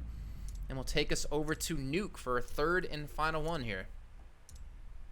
Yeah, I think somewhat expected going into this map, but Refresh had a fantastic performance. We saw a good comeback from Queenix as well, and they just looked a lot more comfortable. And I have to say, like, some of the stuff that really worried me when watching Inferno, like those individual plays that we could see Pact get away with, it never really came into fruition. And you have to consider now, we head into a map like Nuke, which sure is one that we've seen the Poles or Polish sides in general play well on in the past, but it didn't look particularly good when we witnessed them play it previously. So I'm not going to be feeling overly confident for Pact going forward that they are going to be able to take this. Like, you have to bear in mind, Jason, when we saw them play it last, they lost 16-3 to OG, and it was mainly just OG controlling the map from start to finish. Yeah, I mean, we're obviously going to find out if they can have a bit of a better story up against Existence here when we do come back from a break. We'll find out, and obviously the winner of this moves on a little bit further in the tournament, and unfortunately the loser won't be participating anymore. So about 15 minutes, we'll come back at about 32 past,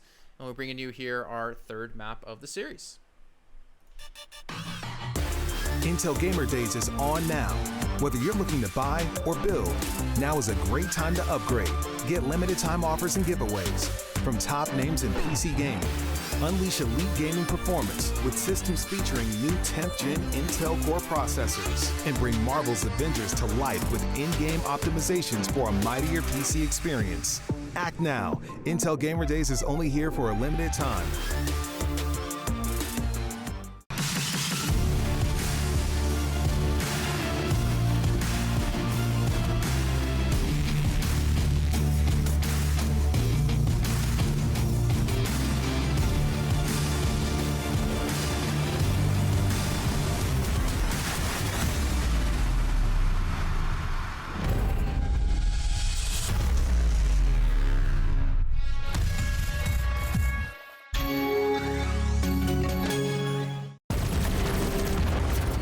Everybody loves an underdog. Who needs to be liked?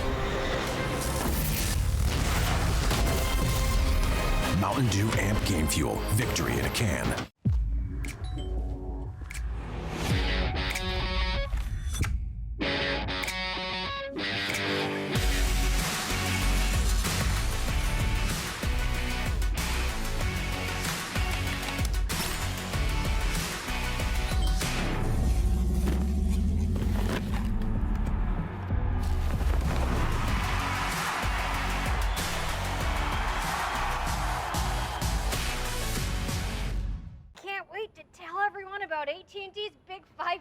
cute.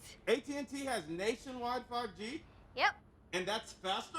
Faster, yeah. But is it reliable? Uh-huh, and secure. You should consider making a big deal about it. Bigger? I said bigger. Oh, bigger deal, bigger than what I'm doing. It's not complicated. A 5G network needs a 5G device. Now everyone, including existing customers, can get a free Samsung Galaxy Note 20 after trade-in. The future waits for no one, so we refuse to wait for it. Today, battles are waged in nanoseconds, and planes are piloted from the other side of the world. The future's not coming, it's already here. Join us and be the future. Charge up your game with excitement. Highest odds on the market.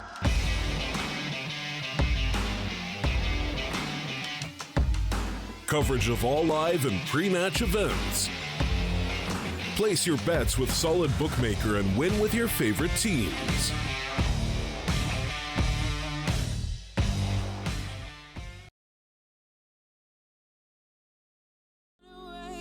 Wanna run away. We don't need any reasons, baby. Leave it all for the faded hearts. I don't mind if they call us crazy, 'cause they don't understand what we're after. We're never heading back until we're older. We couldn't care no more, not any longer. Under peach yellow skies, we keep on searching, but we will never know what we're after.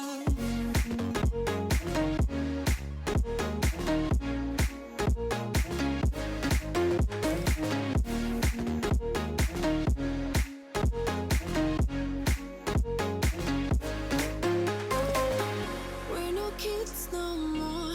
I need to feel alive in this dreadful town. I'm running out of time, and as long as you're mine, I wanna run away.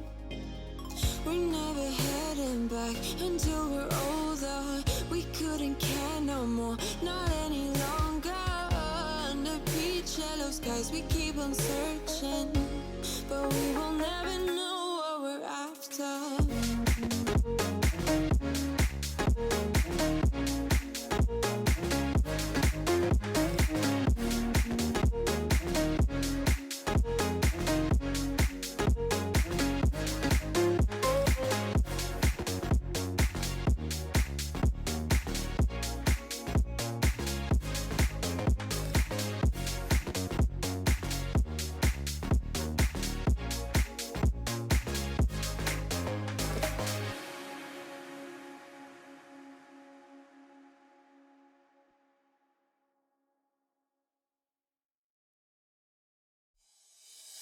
Oh, I see the signs and I see we're there,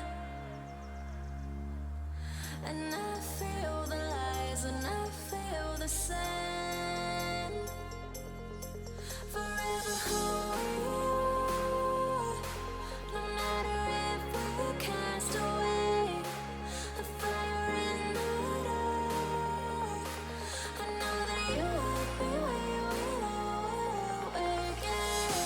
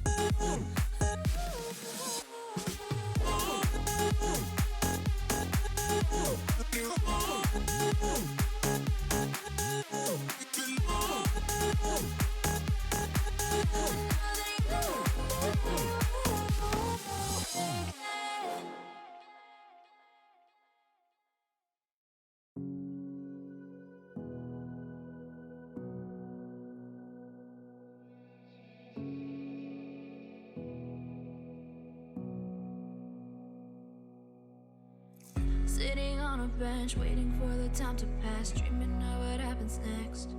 I see what I wanna be, questioning my destiny, only knowing what I see. I don't even realize I've already made a path, and I can change it anytime. I can't take it back. I know what I want, but it seems so damn far away.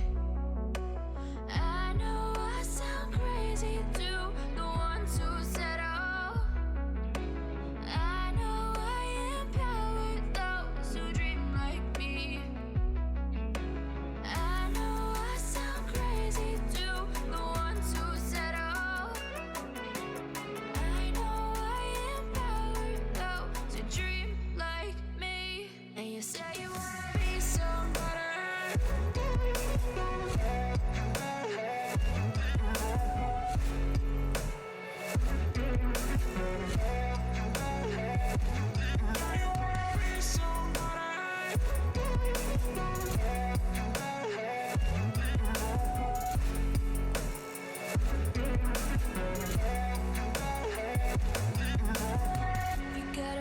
Then you better use it.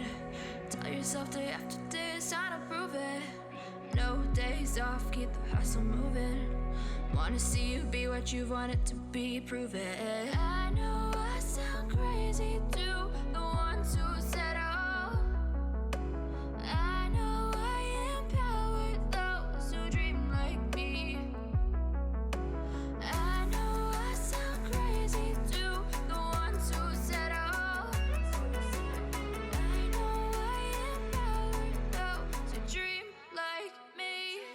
Say you wanna be somebody. You say you wanna be somebody.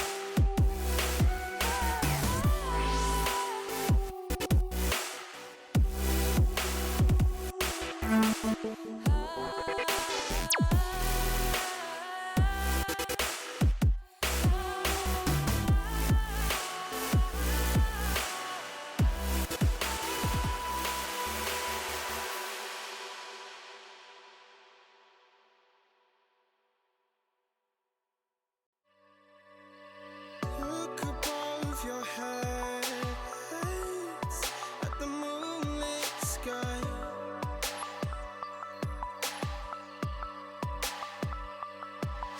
The stardust drips and shines brightly in your eye.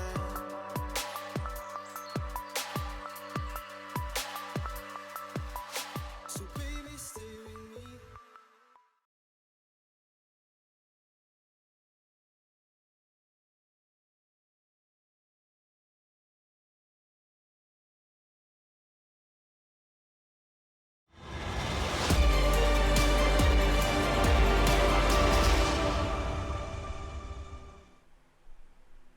Well, here we go, ladies and gentlemen, kicking off our third map now in the Intel Extreme Masters New York EU closed qualifiers. I'm Jason Kaplan.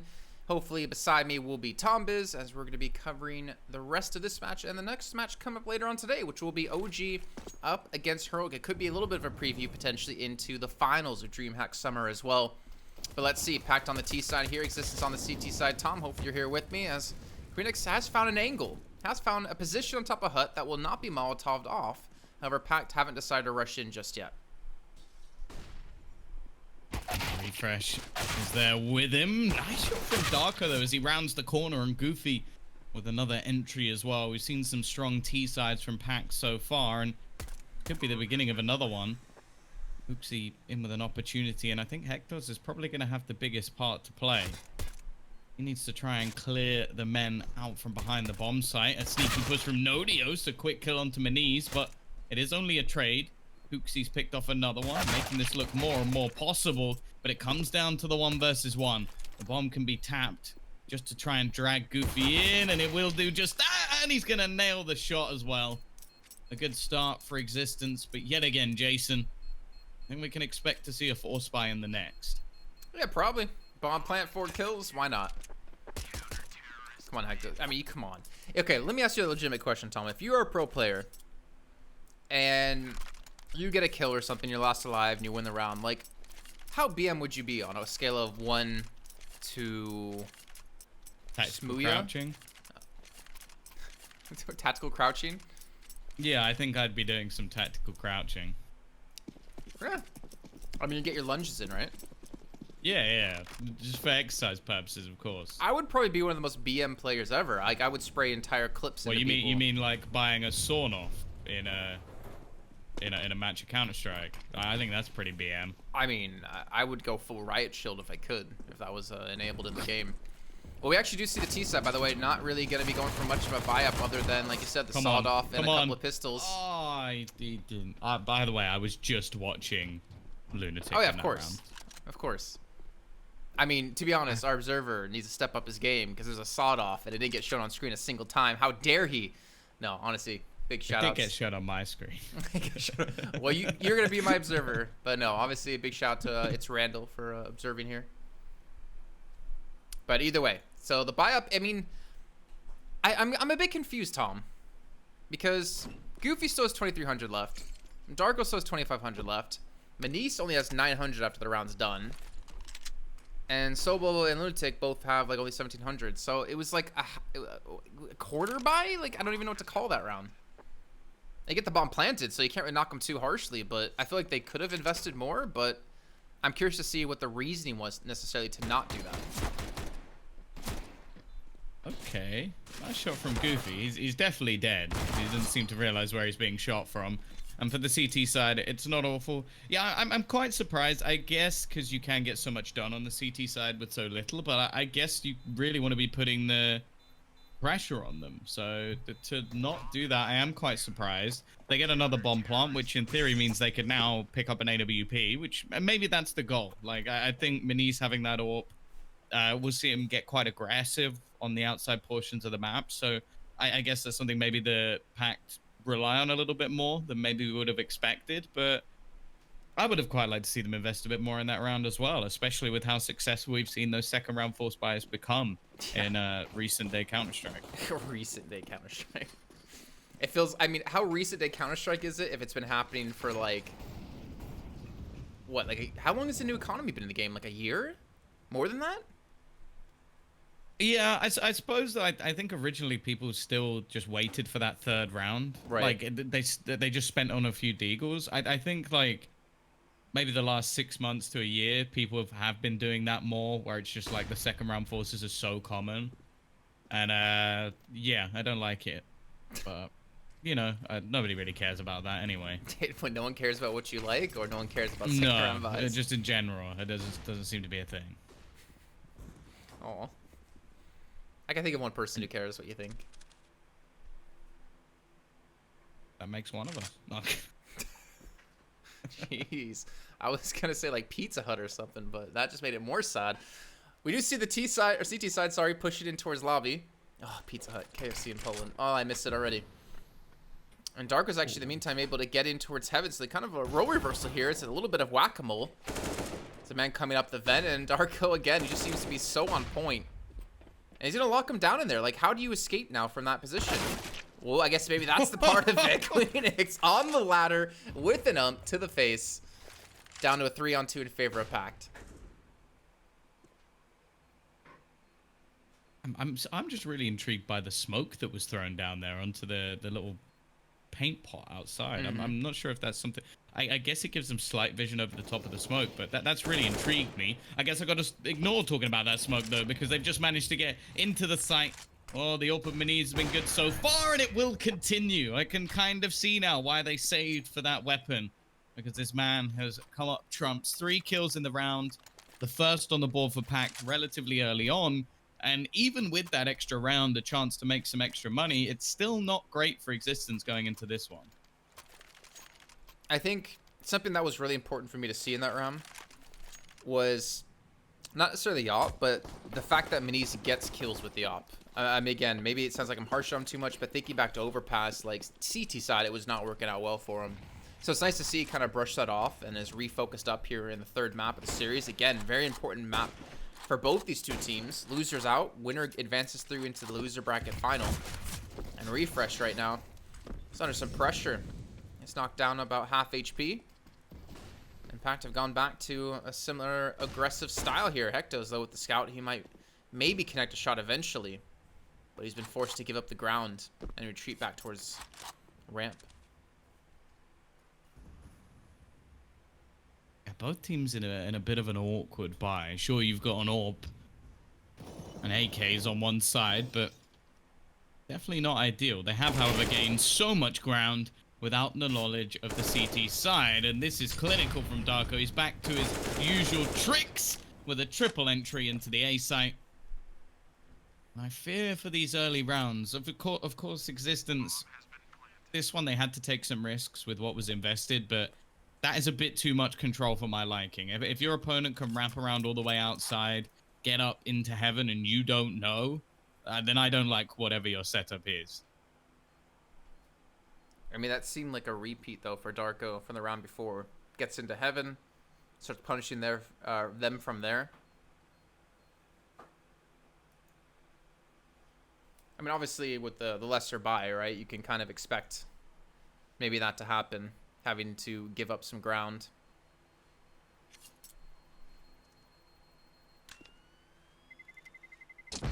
By the way, I'm really curious because I'm kind of like keeping attention to the DreamHack Summer match as well.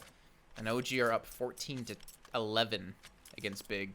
And I'm curious for the aspect of the finals of DreamHack Summer Europe could be our next match that we're having here on the stream today, Tom. It could be OG up against Heroic, which would be a really good sign of.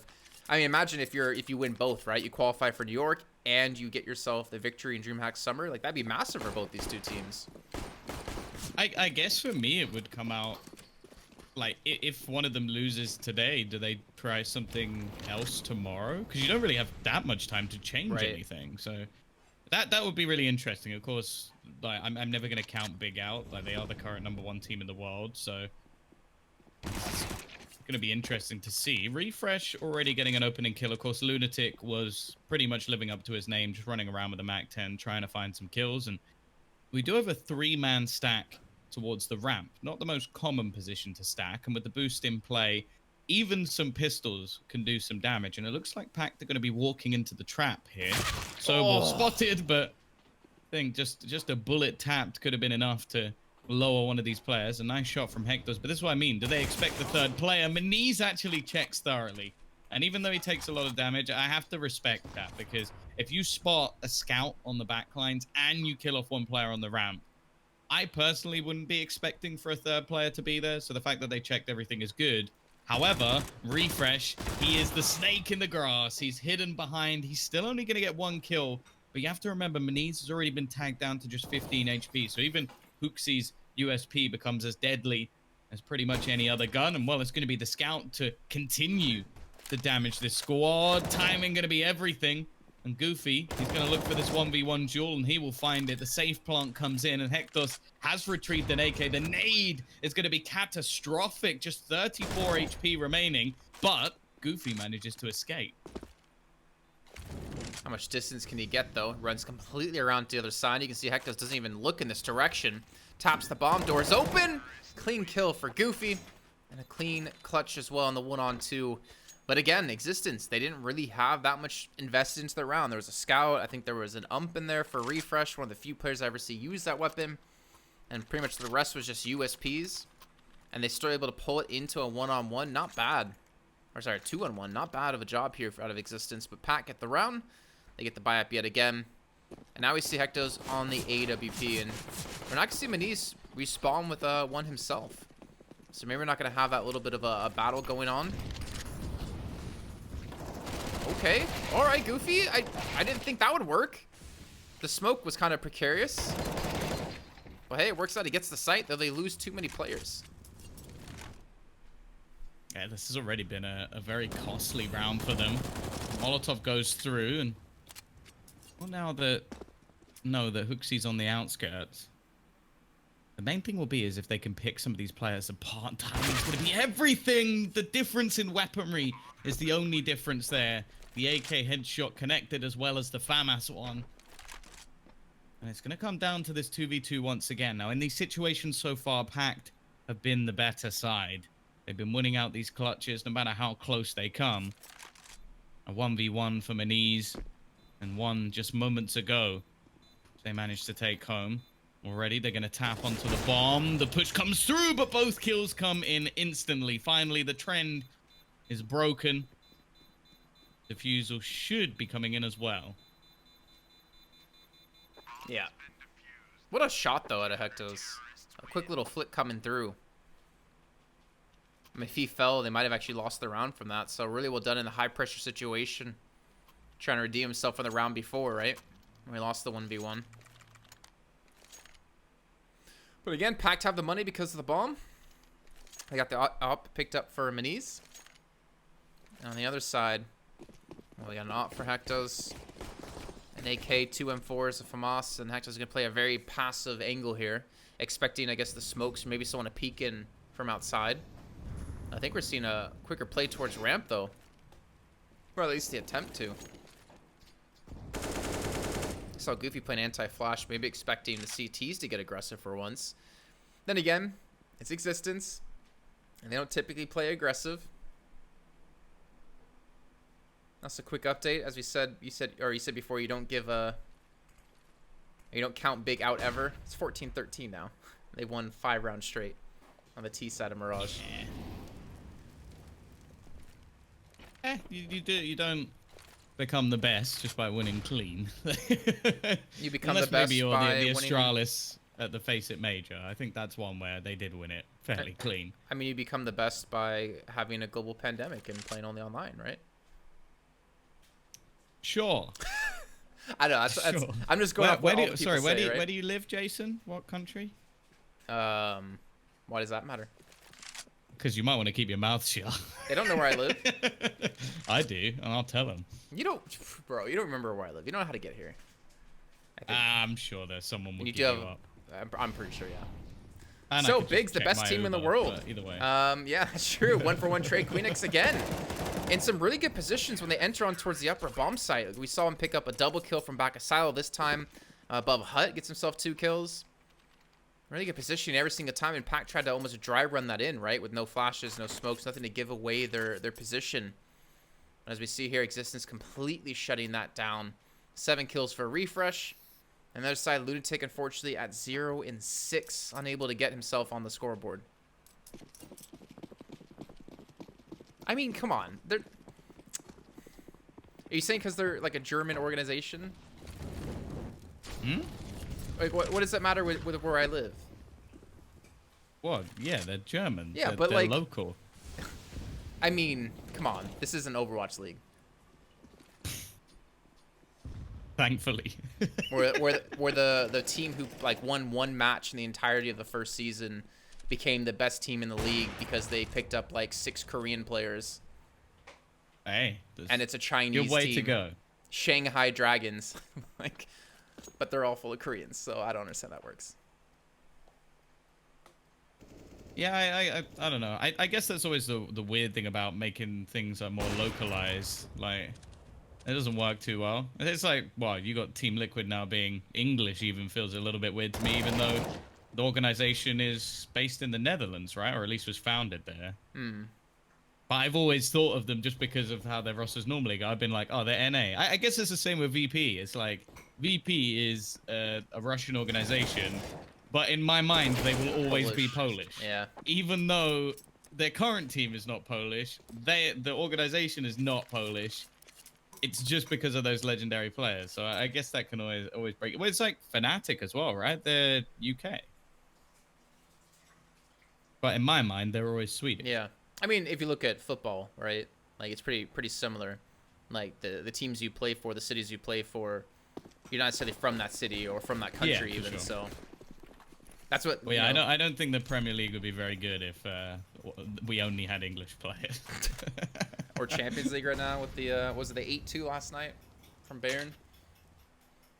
Yeah, but that had no Premier League teams in it anyway. Right. Yeah. We're up to 5-3 now. Barcelona. Oh God, please no! Don't pull an ocelot. But it's 5-3. And Existence have really started to step up in these last rounds, though we see Pact obviously on the rebuy up now. More importantly, Manise is able to win the battle up against Hectos, and I think that's, again, another important battle for him to win, especially for this outside control.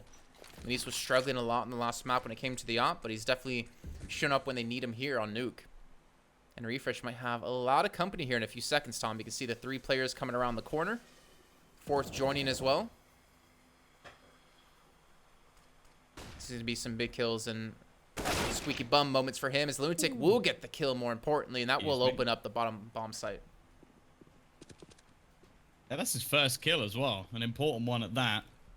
It's been 3 rounds in a row now for the side of Existence, and being on that CT side, that was almost a threading the needle as he runs across the bullet through the door, and well, I think the remaining CT players have just been forced into a save on opposite sides of the map.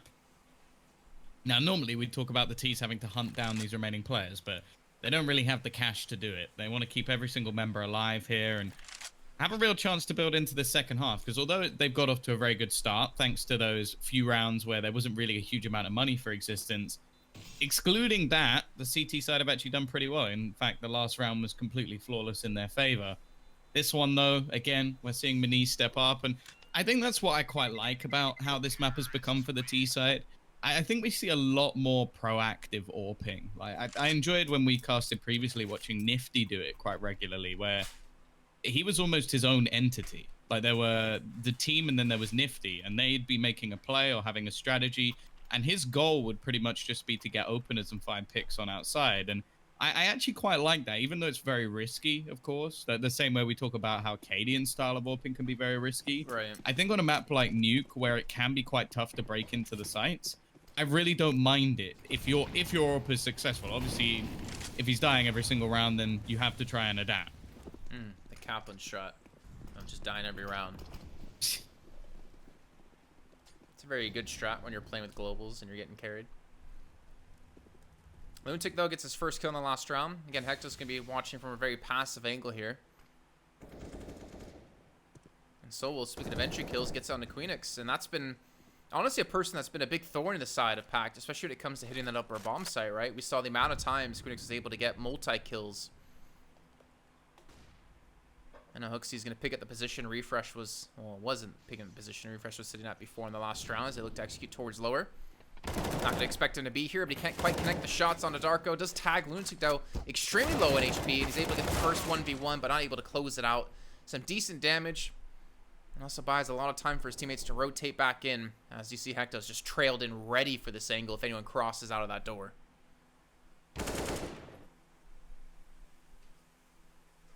The need to hit his shot, and well, he doesn't miss in this map at least. Goofy.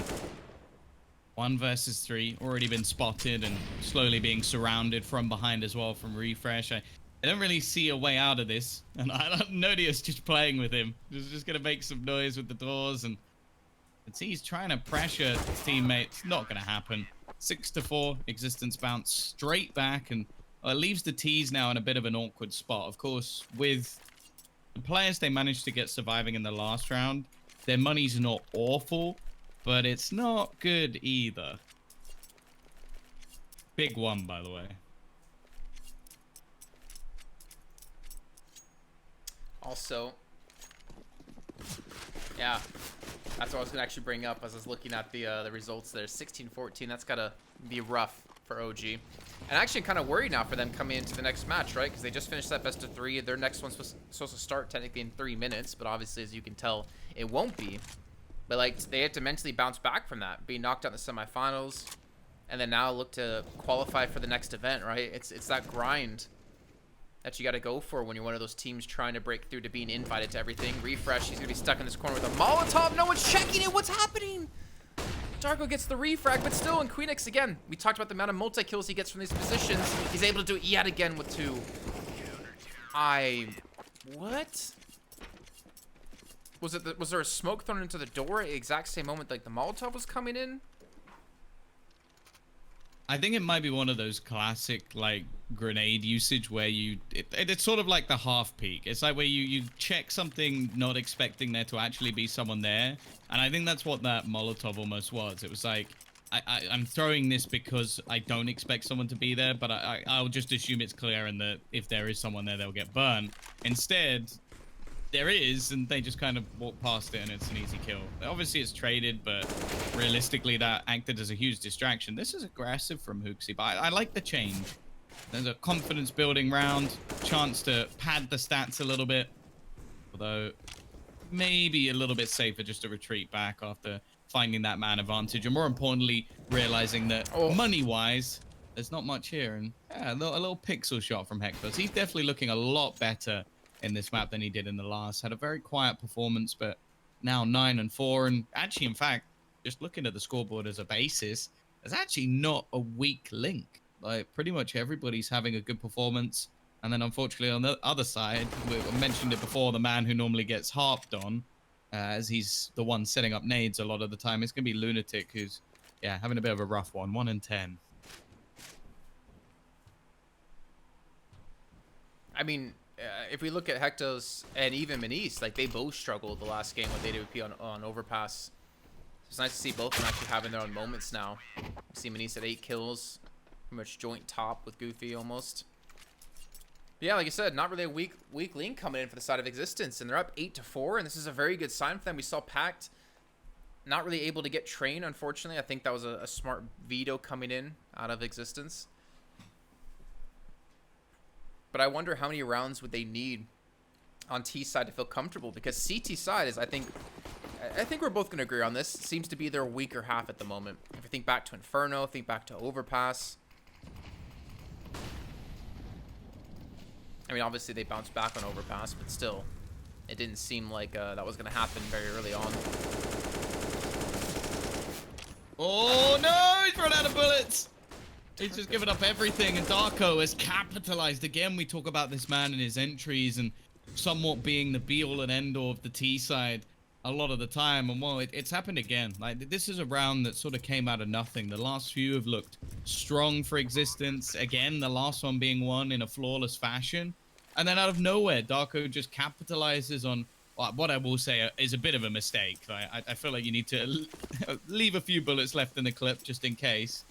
But instead, he then goes on and takes another kill as well and basically ends the round there. So Pact will get a 5th.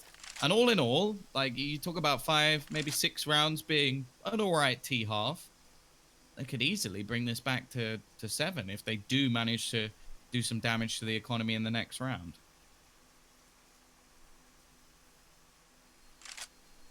This is what worries me, though. It's something I've been saying, again, on the last map. That you can't depend on, like, Darko or Goofy to, like, open up these sites for you every time. Like, that's not a viable strategy when you meet up against, you know, these top 20 teams in the world. You know, even top 30. Like, you will be punished for that, I feel like, a little bit more. And you can't really... I don't know, I mean, it's just such a weird thing to kind of put your round victories on. Like, you know, it's like a... Oh my god, what are those things called? It's like you have this one space, then it splits to 2. It's like, did this work? Yes, do that. I can't remember the name. Oh my gosh, if it didn't, no, do this one. Oh, it's like one of those. Whatever those are called, I can't remember. It's if you get the entry kills, yes, okay, win the round. If you don't get the entry kills, no. Okay, well, you're probably gonna lose then. Sobel, though, speaking of entry kills, able to get 1, but again, Hooksy playing an off angle, takes down Lunatic, trying to flank in towards Connector. A flow chart, by the way. Just remembered off the top of my head. But they're still... Thank you, man. But they're still down a player. Oh, not for long. What a peek. He's got to expect a second player to be there now. And they have the bomb rotating outside, which might catch Hooksy off guard. I don't know if he's going to expect a player to be already out here. The thing is, it's the bomb.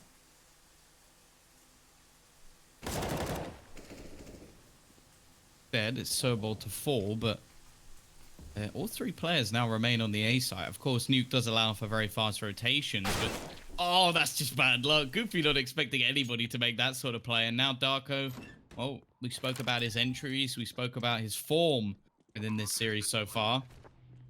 This is going to be one hell of a clutch to try and win. And I'm interested by utilization of that smoke. Right? It somewhat shrouds the door. But at the same time, if they push out, I don't think it really matters. If anything, it sort of covers them off to get out. It doesn't matter anyway. The dual peak coming out from Queenix and Hooksy is going to close this round. Relatively easy.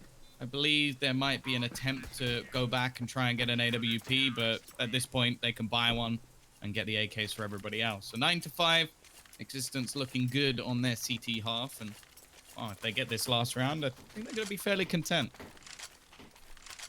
Yeah, 10-5, I think they'd be very happy with. And again, no money problems in the last round.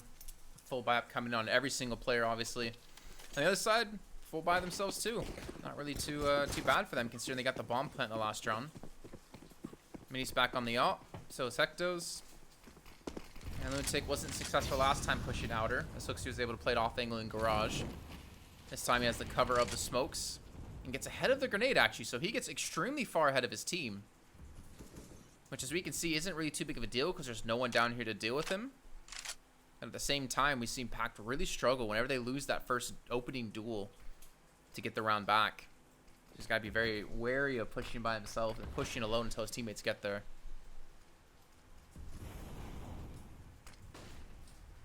Do they have anyone playing lower right now?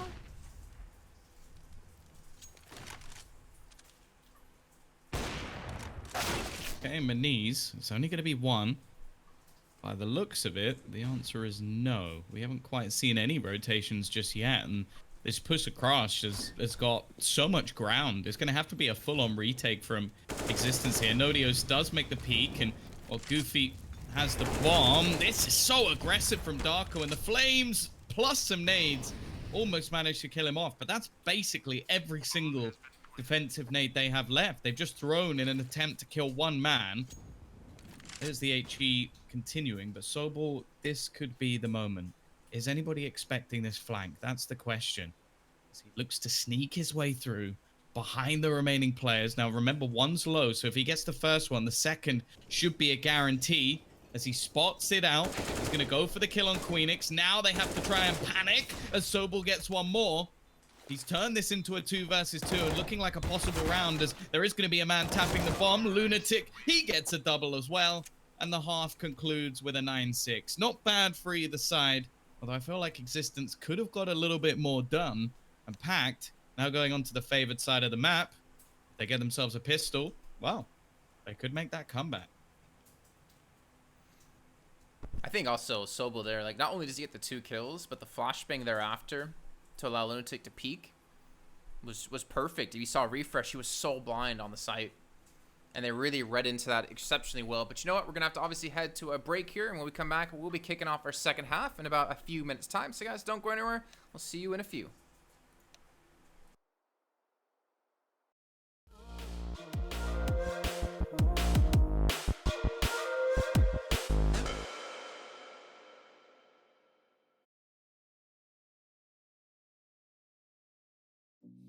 I've been working part-time jobs, chasing all my dreams out lately.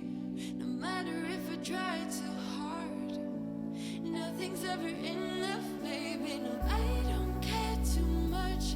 I don't care too much. As long as I can keep you by my side, I don't care too much. We got time, no rush. In your eyes, I always see there is something meant for me. In your eyes, I always feel different.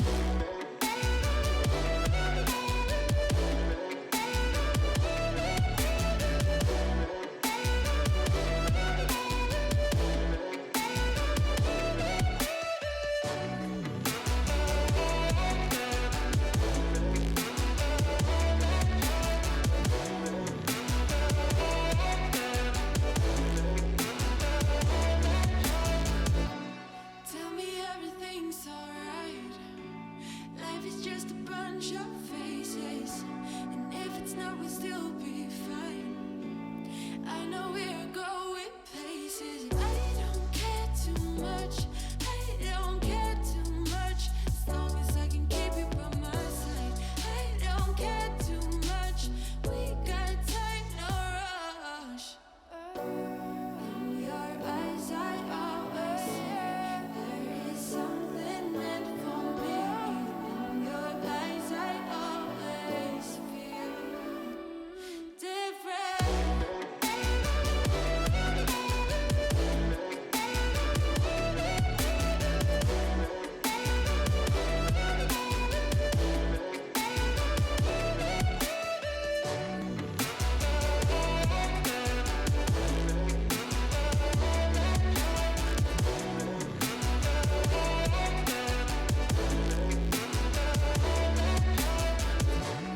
In your eyes, I always see there is something meant for me.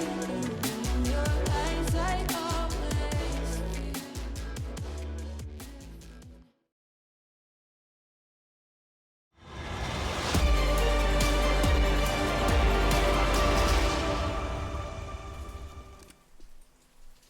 Well, here we go, everyone. The second half is now kicking off here between Existence and Pact. Again, they're fighting for the chance. They're fighting for the tournament lives here, I should be saying. Losers out. Winner goes through into the lower bracket finals, where they meet up against the loser between OG and Heroic, which will be our second match of the night. Existence now on the T side. I'm Jason. He's Tom. And that's all I got, Tom. Okay. Thanks for the intro. Well, the wraparound, the double P250. I think they might have expected a little bit more of a challenge on the outside. It's only going to be Maniz, and well, the re-peek would be risky. He's still going to take it nonetheless, and they've all made their way down. Now, I wonder if this is going to be an attempt to reclaim the ramp, because that's where these P250s are actually going to have some value. Or if they're just planning on fighting versus the ramp. That might make a little bit more sense. Hector's already going to start things off with one, and well, here comes the utility to try and deny anybody, although Sobel's already found one, and they need to get this pick onto Lunatic. Oh, it's awkward. And the CT side have actually come out on top, at least for the moment. But this P250 on Hector's has been deadly, and the second, in the form of Queenix, is doing just as much damage, leaving just 2 players and both of them tagged. Goofy has to almost hope that somebody hands him a kill, and while Hector's is just tearing them apart, a 4K for him in the pistol round, that mini raid boss playing a big part in this round, and more importantly, it hands a 10th over to Existence. But as we've learned so far from Pac, Jason, they do love him a 4-spy. I mean, who doesn't love a 4-spy, Tom? Are you telling me you don't love 4-spies? At the right time. At the appropriate time. I like a good force buy. Every time's an appropriate time when it comes to force buying. No, it's not. No, it's not. Well, I think now it makes sense why we don't play Counter-Strike together. You don't want to pull out any more hair dealing with me and my force spies. I don't have much left. If I any, didn't mean on the top of your head. Could be from your chest. I don't know. That sounds equally pain. Your nose. That'll make you tear up. Normally makes me sneeze. Really? I'm gonna try that next time on you when we meet. Pull one of your nose hairs out and see if you sneeze. Oh god, that's grim. I'll bring the tweezers. Sobel, in the meantime, he's brought a deagle to the back of Hooksy. Gets himself an early kill. So Pact. Oh, I was to say having the man advantage as they're looking to retreat away. Refresh looking to charge straight into him. Still surprised to see that he's one of the very few players who ever used the ump. And I don't know why he used the ump over like a Mac 10, to be honest. Do you know why? I think it rewards accuracy a little bit more. You don't have to get as close to hit people at range. Oh! Doesn't seem to matter, though. Nice work from Sobel, but the turnaround from Nodius at least gives them a chance. The chance, though, looks pretty slim. 8 and 24 HP. For those of you who also can do quick math, although I have delayed enough, that is 32 between them, and now it's very easy. It's only 24. Refresh has to try and clutch this one out. He's upgraded to a Galil. Oh, it's awkward, but he gets the burst. Can't quite close out the round. And well, as said, Pact, they love a force buy. So I got a question for you, Tom. Did you say, for those of you that can count, to buy yourself time to do the math in your head? No, I did know it already. I'm not that bad at math. I just did that for the joke. Okay. You know, for the humor. Because I'm not gonna lie, that's what I do. I waft on until I can figure out the calculation in my head. Which I think is more impressive than the actual addition of where I can talk and do math at the same time. What? Yeah, but when it's 24 plus 8, that's not that impressive. Hey, I have a hard time with kids 7. in primary school that could answer that for you. For some reason, I have a hard time with 6, 7, and 8s when it comes to multiplication between the 3 numbers. So who knows? Maybe adding 8 is just as bad. Oh god. Well, speaking of force buys, by the way, Existence, since they got the bomb plant, they're going to go for the force yet again. The 2 AKs coming through, a Mac 10 at Deagle, and then Refresh just on the Glock. And so far, not too bad for them, actually. Trading 1 for 1, except Goofy just pushes directly into them. There's no way they expected that. He gets himself a double kill, drops the AKs. Oh, and he upgrades straight to it as well. Nodios, he's hoping to maybe pick up one of the AKs, but the problem is there's a smoke in there, a Molotov as well. The bomb. Everything's down there, except Refresh, who's going to be lurking towards Squeaky. See, normally we talk about a bonus round being a round where your opponent doesn't buy, so you're able to get some money.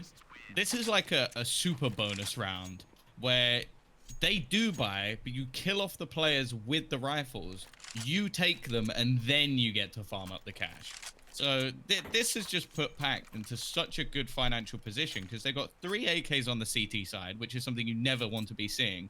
The remaining 2 players both have rifles, and your opponent's about to take an eco round. So if anything, the polls couldn't be better set up. I guess the only thing that's missing is the AWP for Maniz. And honestly, in the round like this, he's probably quite glad not to have it, because coming up against the Glock train, you really don't want to have it. That nade is filth. What's that, about 300 odd damage, Jason? You do the math for me? Bro, we just discussed about me and math. 262. There you go. It's not fair. You have a calculator next to you.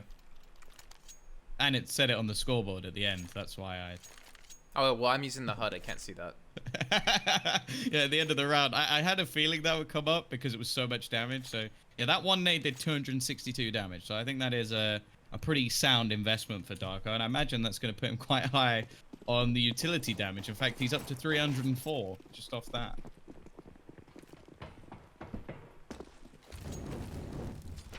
10 to 9, and Patrick's still trying to equalize things here between the two.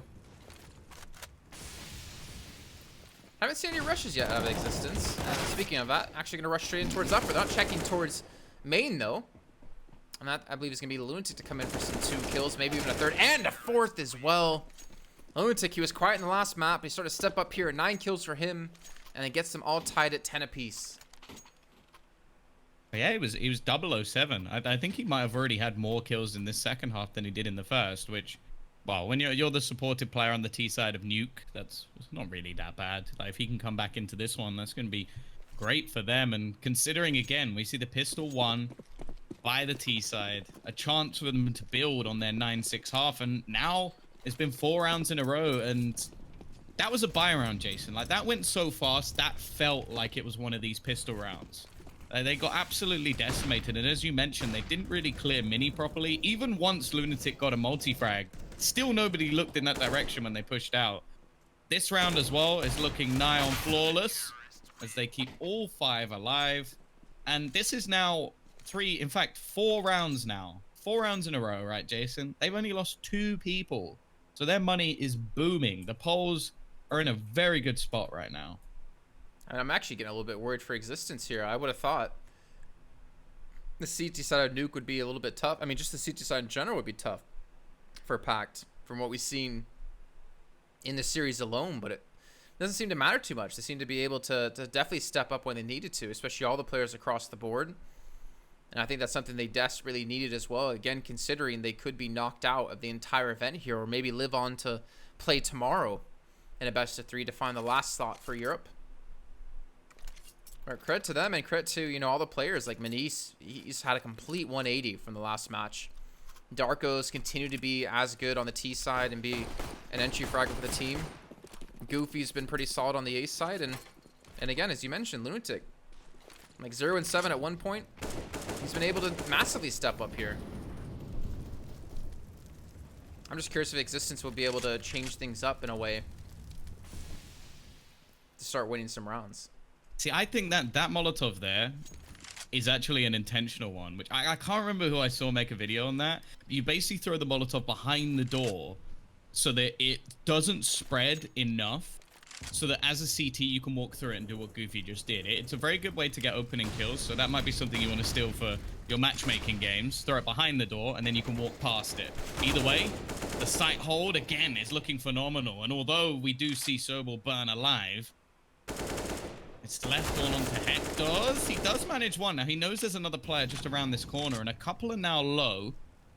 Unfortunately, he doesn't have any utility available. If he had a nade here, he could pretty much kill off Lunatic for free.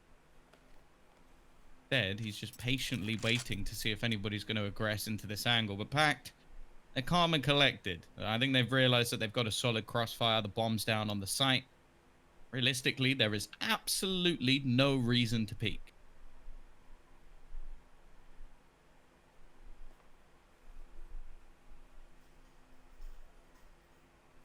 Well, hopefully you shouldn't be losing rounds like this if you're Pact. As you said, no reason to peek, no reason to give anything up. And that will be then getting themselves a 12th round on the board now. So really well done by Pact to keep this up.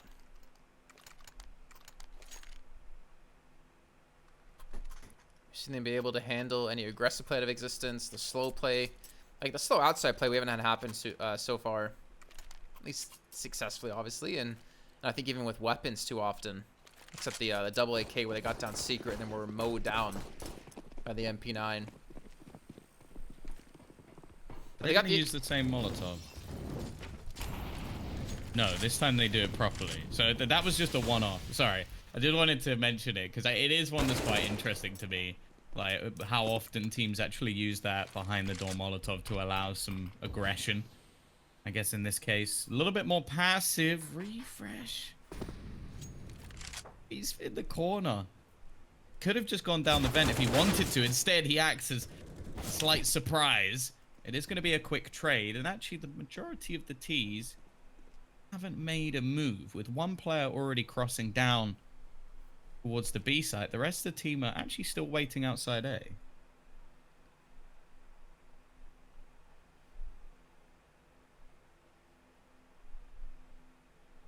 I mean, I think Sobel's kind of wondering, like, what's going to happen? Who's coming from where? Dark as well, just trying to play so safe here towards ramp. And yeah, I mean, it's a man advantage for Existence, but They still have to manage to get in towards a bomb site, right? Get this bomb planted. And I think if Darko can do just Darko things, this might be tough here for Existence. They have to refrag this extremely quickly because they're starting to run out of time to even get this bomb planted towards lower if that's the direction they do desire. But Darko, he's not going to give his position up. He spots out 3 players, missing a single kill. Nodios comes up massive for them. And I think that should win the round.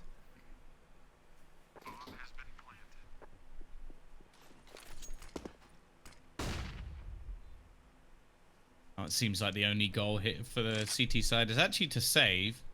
Now, of course, they do have an insane amount of money. Like, you're looking at Darko, who's going to hit $16,000 in this round. But I guess there's 2 ways to look at it. Firstly, the AK to Sobo is priceless. You cannot buy that in the next round no matter what. And do you really want to give an AWP over to the other side of things? That's something else. So the T side economy isn't exactly crazy good. This is a buy that they've just about scraped together. The thousands or a few thousand they'll get here will not be enough to drop one over. So if anything, I can understand the save, even though it doesn't really affect their economy going forward. Now for the T side, this is where things have to get going. They've broken what is a 6-round streak for Pact, and as we sort of mentioned at the time, a lot of these rounds were very, very clean. So their bank is booming. So if Existence are going to have a chance in this one, they now need to start grinding out these rounds. And that is going to be a lot easier said than done, Jason. Wow, that's a really aggressive Molotov, actually. Really prevent them from gaining any ground through these smokes. Oh, what? All right, Lunatic. The madman. I don't think there's any way expected to get a kill there. I mean, obviously shot for a reason, but what a shot coming through in Hector's, and he's got to be very frustrated off of that. So Pack get the early man advantage now. Get themselves 1 kill closer to 13 rounds on the board. Actually, again, though, he's got the bomb, and he's... Or sorry, he doesn't have the bomb, but he's down here by himself. And we are going to have... Well, really no more presence to stop him initially, especially if he wants to go back towards upper, but they look to maybe wrap around towards the window side and break in towards the site and leave Refresh to push towards ramp by himself. Darko is already down here, and Miniz, the second his teammate calls anything, will have that AWP. The lurk as well from Refresh has been completely shut down, so this becomes very easy for Miniz to now work out what's going on. He's dropped the bomb as well, which only makes things worse for the remaining players, as they don't even know that Darko's here, although he's now caught in a bit of an awkward spot. His teammates trying to help out at least a little bit in the timing shot from Miniz. There's been a huge round from him, and it's already over. Cooksey, he can only hope to do damage, and he doesn't even get that far. Now, luckily for Existence, they will still have another buy, because they only won 1 round, so their loss bonus was pretty much still maximum. It was down to 2,900 instead. But that was worryingly clean, and I think a lot of the time now, they're falling into patterns of really relying on Refresh to get work done on these lurks. The second he died, I don't know about you, but that round for me was already over. Because getting into that site with like 25 seconds left, with no real information, and just coming from one angle, it just looks really easy for Miniz, and I think it was Darko to close out. I mean, when he's getting like 3Ks like that. And again, we talked about like Existence. No one's really falling behind. To be fair, you look on Pact, no one's really falling behind either. Everyone's pretty much in the entire server playing well across the board. But we still have the op maintained, and I mean, obviously Existence taking a timeout, maybe trying to discuss some things of what they should do in this round, because it's starting to become grim here for them. Honestly, looking at the performances yesterday, I would have thought Existence would have been the stronger team in this matchup. But it seems like Pact have just been able to really kind of all play at that level they needed to take this win. Obviously not done just yet. What's up? Hector's, that's what's up. Ugh, I can hear Banks. Banks' favorite gun. We'll see if it works out for him. Already. Cooksey actually gets a spray straight through the wall, but actually he's going to get a second one, and Sobel returns. And now Okay, that's a decent start. He quickly gets rid of the atrocious weapon that he decided to buy. And now Hectos is going to try and clutch this out. He's going to drop straight into his opponent. The flashbang actually left Sobel blind, I believe. Complete confusion for the pole, but it doesn't matter. They'll get themselves the victory. Not even going to pick up the AWP because the AK is more valuable at this point. And now it's crunch time for Existence. Again, their money is not in the greatest of spots. They're down by 3 rounds. And, well, they've only managed 1 buy round within this off. 2 total, including the pistol.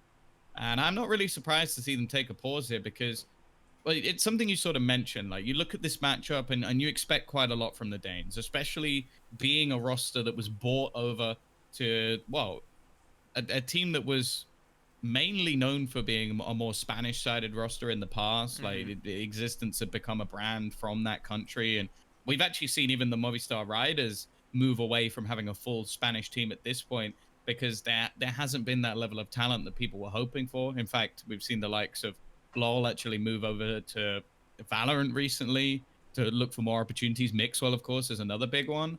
So to be bought out by that organization, they're going to be expecting results. Wait a minute. And this was a big opportunity for them. This is a big opportunity for them. It's not over yet, but they need to step up now. Otherwise, it's going to be the Poles who get themselves that second chance. You said LoL went over to Valorant? Yes. What? I didn't know that. How have you missed this? Do you live under a rock? I was in Poland for a month working on a different show You have entirely. Twitter? No, not really. What do you mean, no? I didn't have a phone. I don't know. That is a lie. I don't know if I follow him on Bare-faced Twitter maybe lie. or something, but damn, that's crazy. I'm surprised. That's blasphemy. No, I definitely do follow him on Twitter, but I didn't see it. I am legitimately surprised though. Because I felt like he was a very strong player in Counter-Strike, and for him to switch over. Anyways, that's not really here or there at the moment. Because Pact have lost a player. Lunatic was the first to go down to Hooksy. And Goofy's kind of left to himself here on the inner bomb site, or the upper bomb site, and there's just so many players wrapping around on him. Not really any angles he can hold, and Existence have bounced back here. Darko the last alive. Clean shot on the refresh, but now he knows exactly where he's going to be. So you can't really imagine he's going to clutch us out 1v4 now. Really? Can't believe he went to Valorant. What team did he go to? He's been playing on a team with Draken. Ah, okay. Looking like a pretty decent team. The amount of times I had to cast Emilio's team and not talk about his VAC ban was so tilting.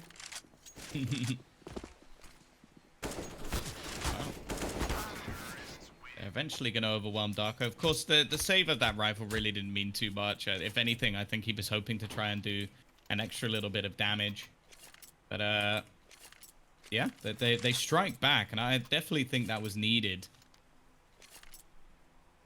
It was starting to get a little bit scary for the side of Existence.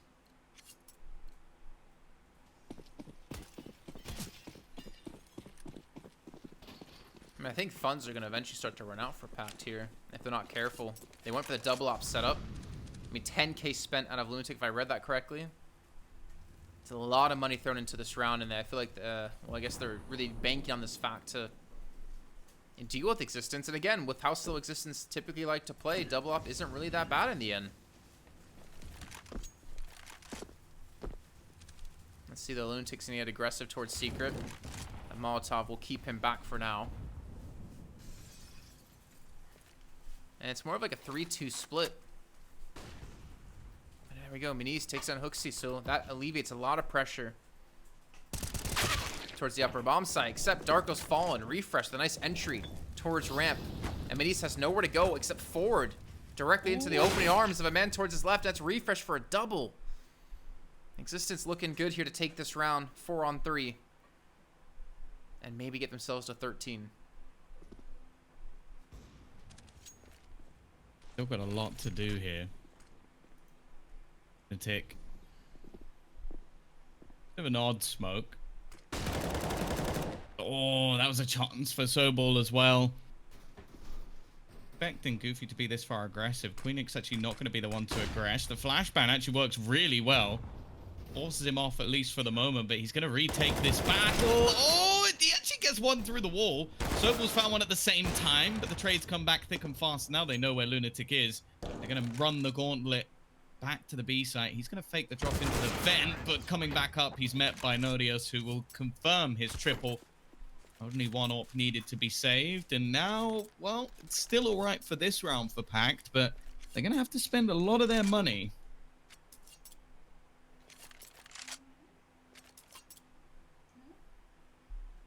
This is worrying for me. That seemed like a last-ditch resort for them to run the double op. And now all you managed to do is spend, like you said, a bunch of your money. Obviously, the loss bonus is helping out quite a bit. But Goofy's on 2.9, so after this round, I feel like they're going to be maybe going into the enemy's 15th round, but not the best of buys.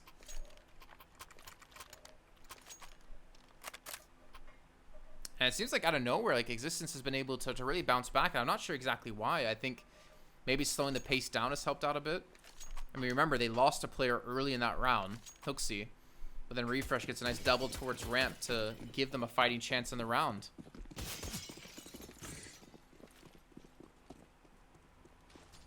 Oh, whatever was said during the tactical pause has clearly got the blood pumping. And we've seen a few big plays again coming out from different players within their roster. Last was Nodios, but Refresh has been the sort of the man leading the charge.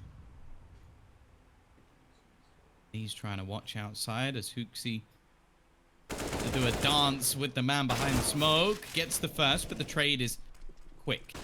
Not going to allow for much more. On the CT side have taken the advantage. Sobo again with an impactful play, but they haven't quite cleared Goofy yet. He's going to step, make a lot of noise, and it at least allows for the trade, but Meniz is too fast to allow anything more for Hector's. 15 for Pact.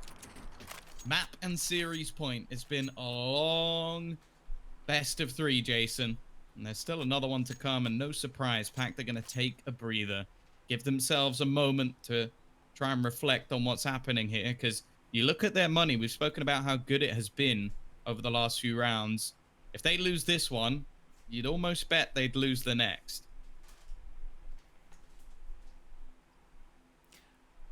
The amount of times Sobel, by the way, in this map alone has gotten like multi-kills to save the round for them. I mean, you see there, kind of drops into the players on hut, gets the first, but the op comes in to drop him. But he's been so like consistent, I feel like, and getting these clutch kills. And as you talked about money before, look at Pact. You have Goofy on the MP9.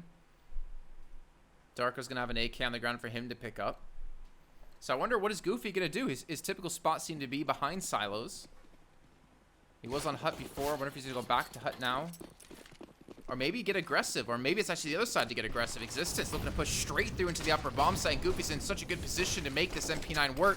But if he can drop down at the right time, it would be ideal. The problem is he only gets one. Lunatic gets the double, though, in the quick response, leaving it into a 4-on-2. Okay. All right. Well, now 2-on-3. As Queenix just through the smoke gets a big kill. A cheeky one. Okay.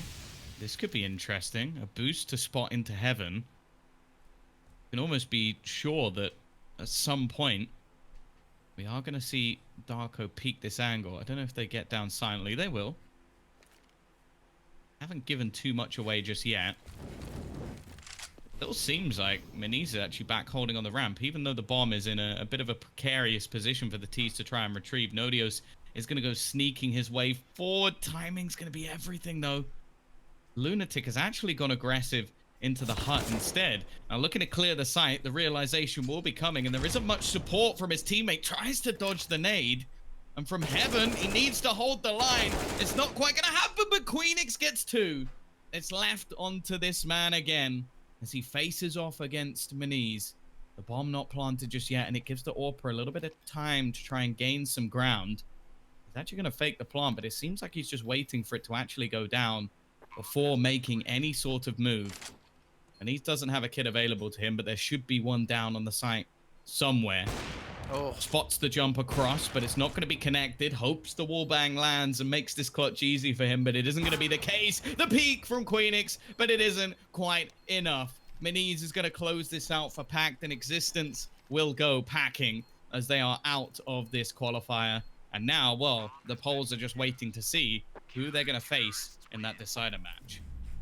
Such a intense game, honestly, between these two teams. I mean, it was so back and forth the entire time, it felt like, and obviously in the end we did see who came out to be the stronger team, but I'd say almost on any given day we could have seen maybe Existence win as well. I think it was definitely a rocky start for them when it came to Inferno. Keep in mind that 12-3 scoreline against them, but you know, you can't really hate too much on PAX, so they get themselves through now into, well, I guess the loser bracket final, where they'll meet up against the loser of OG and Heroic, but that match is still to come, and I'm hearing it's going to be about 48 minutes past the hour, so we have about 12 minutes until then. So what we're going to do is we're going to head to a quick little ad break, and we come back, we'll be bringing you, honestly, an epic match that could have been the finals of DreamHack Summer, and we'll see you guys soon.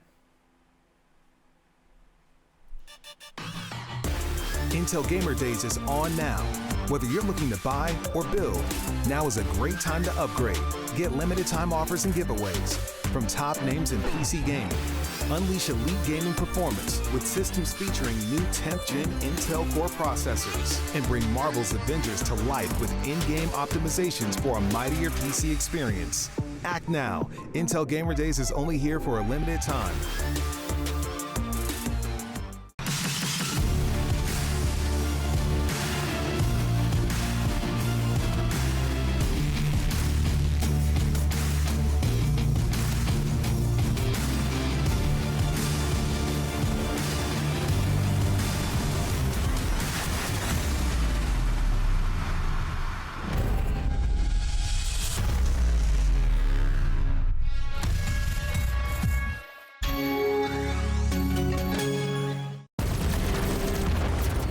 Everybody loves an underdog. Who needs to be liked? Mountain Dew Amp Game Fuel. Victory in a can.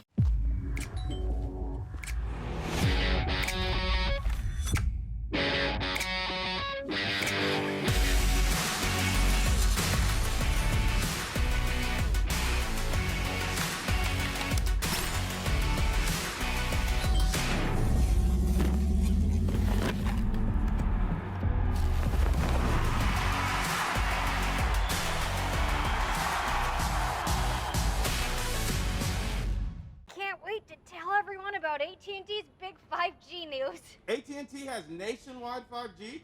Yep. And that's faster? Faster, yeah. But is it reliable? Uh-huh, and secure. You should consider making a big deal about it. Bigger? I said bigger. Oh, bigger deal, bigger than what I'm doing. It's not complicated. A 5G network needs a 5G device. Now everyone, including existing customers, can get a free Samsung Galaxy Note 20 after trade-in. The future waits for no one, so we refuse to wait for it. Today, battles are waged in nanoseconds, and planes are piloted from the other side of the world. The future's not coming, it's already here. Join us and be the future. Charge up your game with excitement. Highest odds on the market.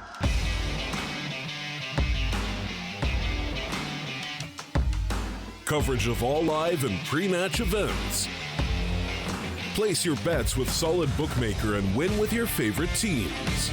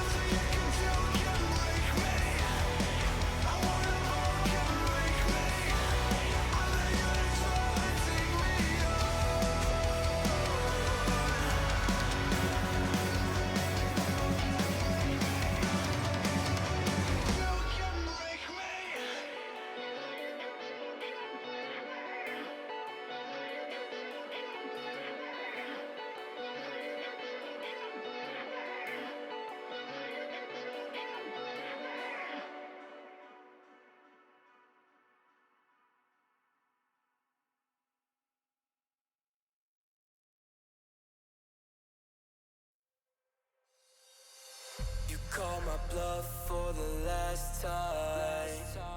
This ain't a song, it's a battle cry. No life.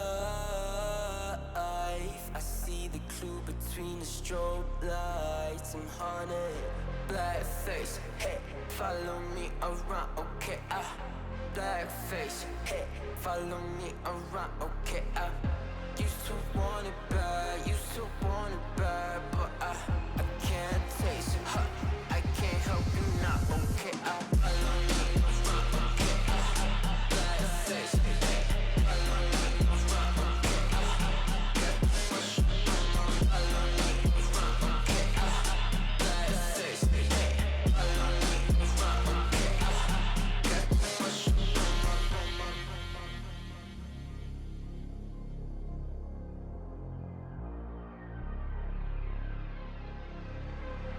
Got too much up on my plate, now I can't think.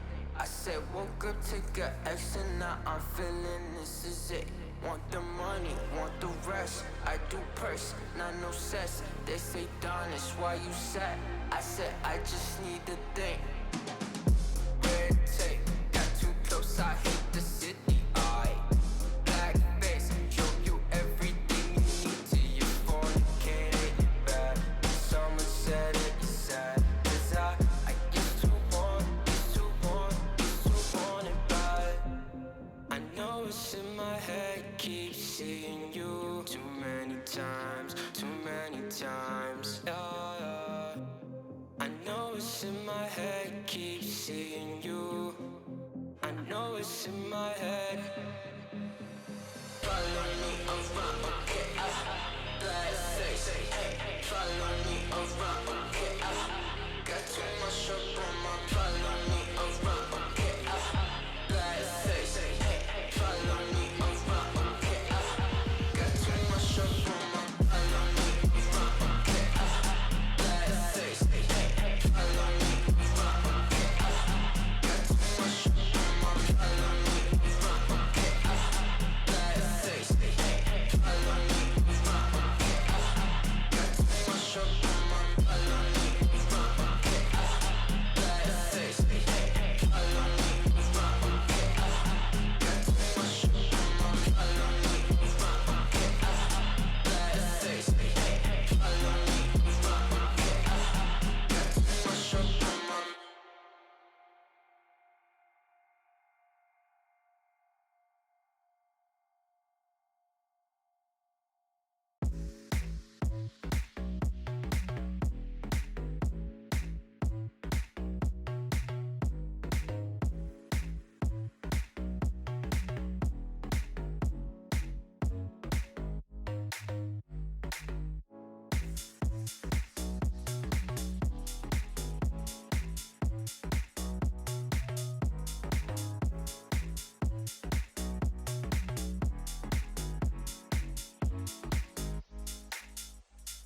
I was dancing on my own when you spilled that ramen coke on my t-shirt.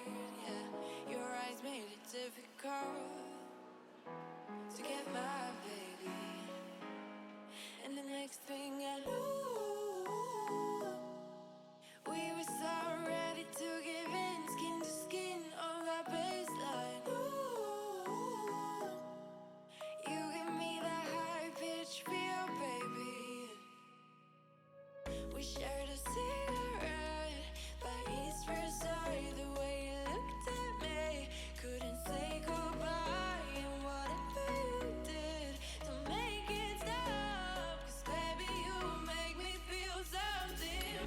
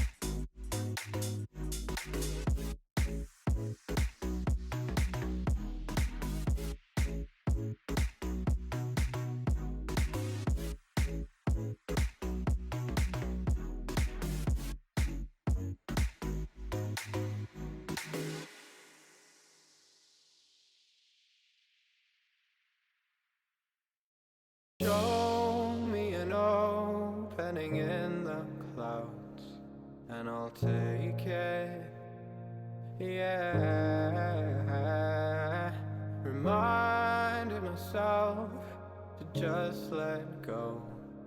Don't wonder how far I can fall. Don't look down, never fade out. And I just wanna be someone and never fall behind again. Just keep on moving on. Never look down, never fade out.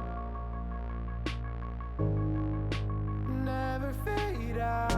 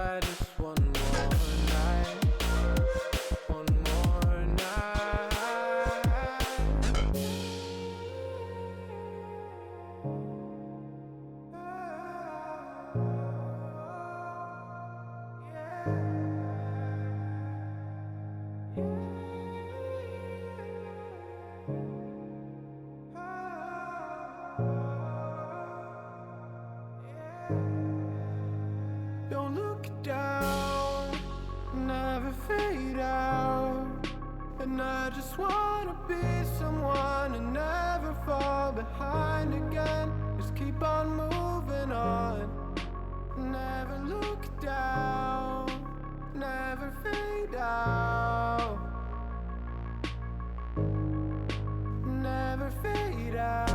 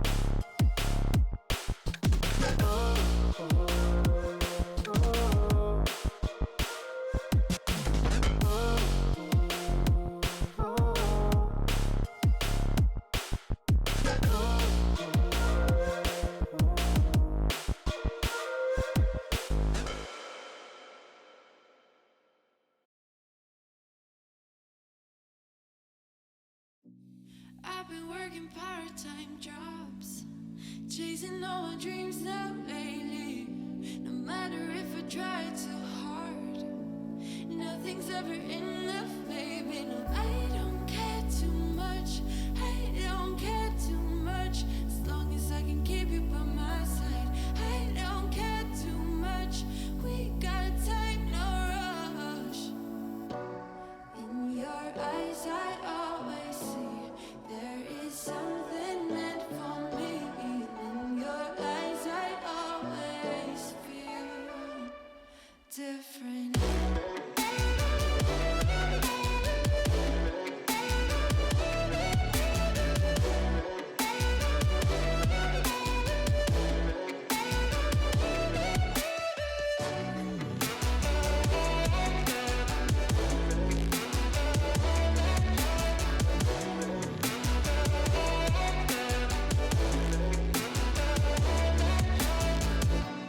Tell me everything's alright.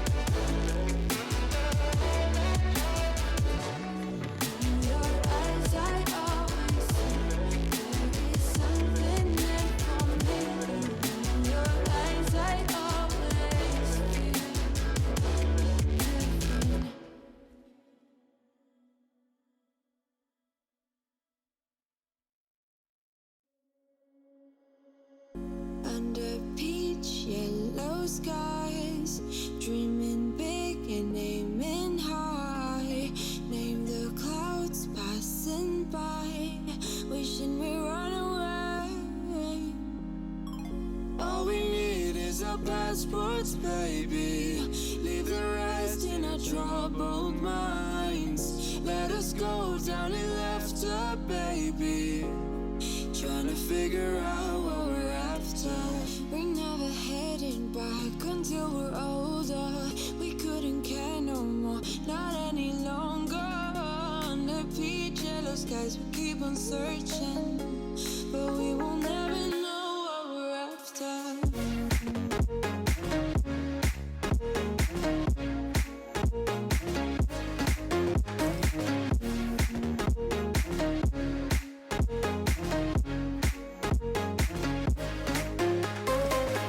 Book a plane, fly away. We will never be the same. And as long as you are mine, come on and run away. We wanna run away. We don't need any reasons, baby. Leave it all for the faded hearts. I don't mind if they call us crazy, 'cause they don't understand what we're after.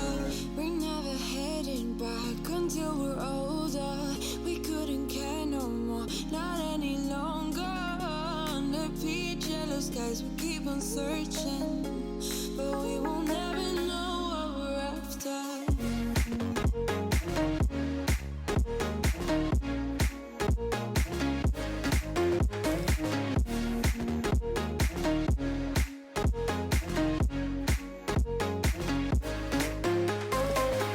We're no kids no more.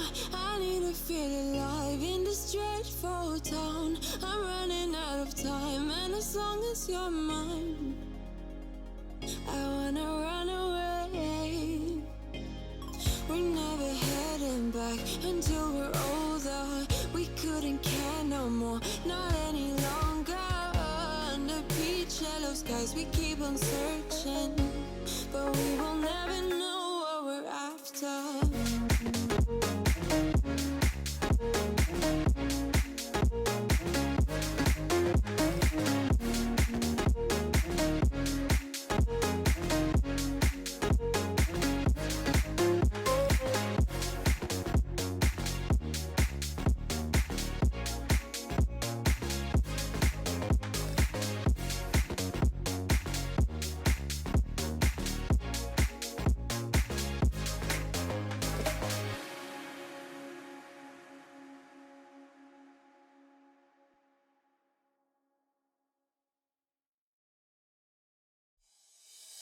Oh, I see the signs and I see we're there.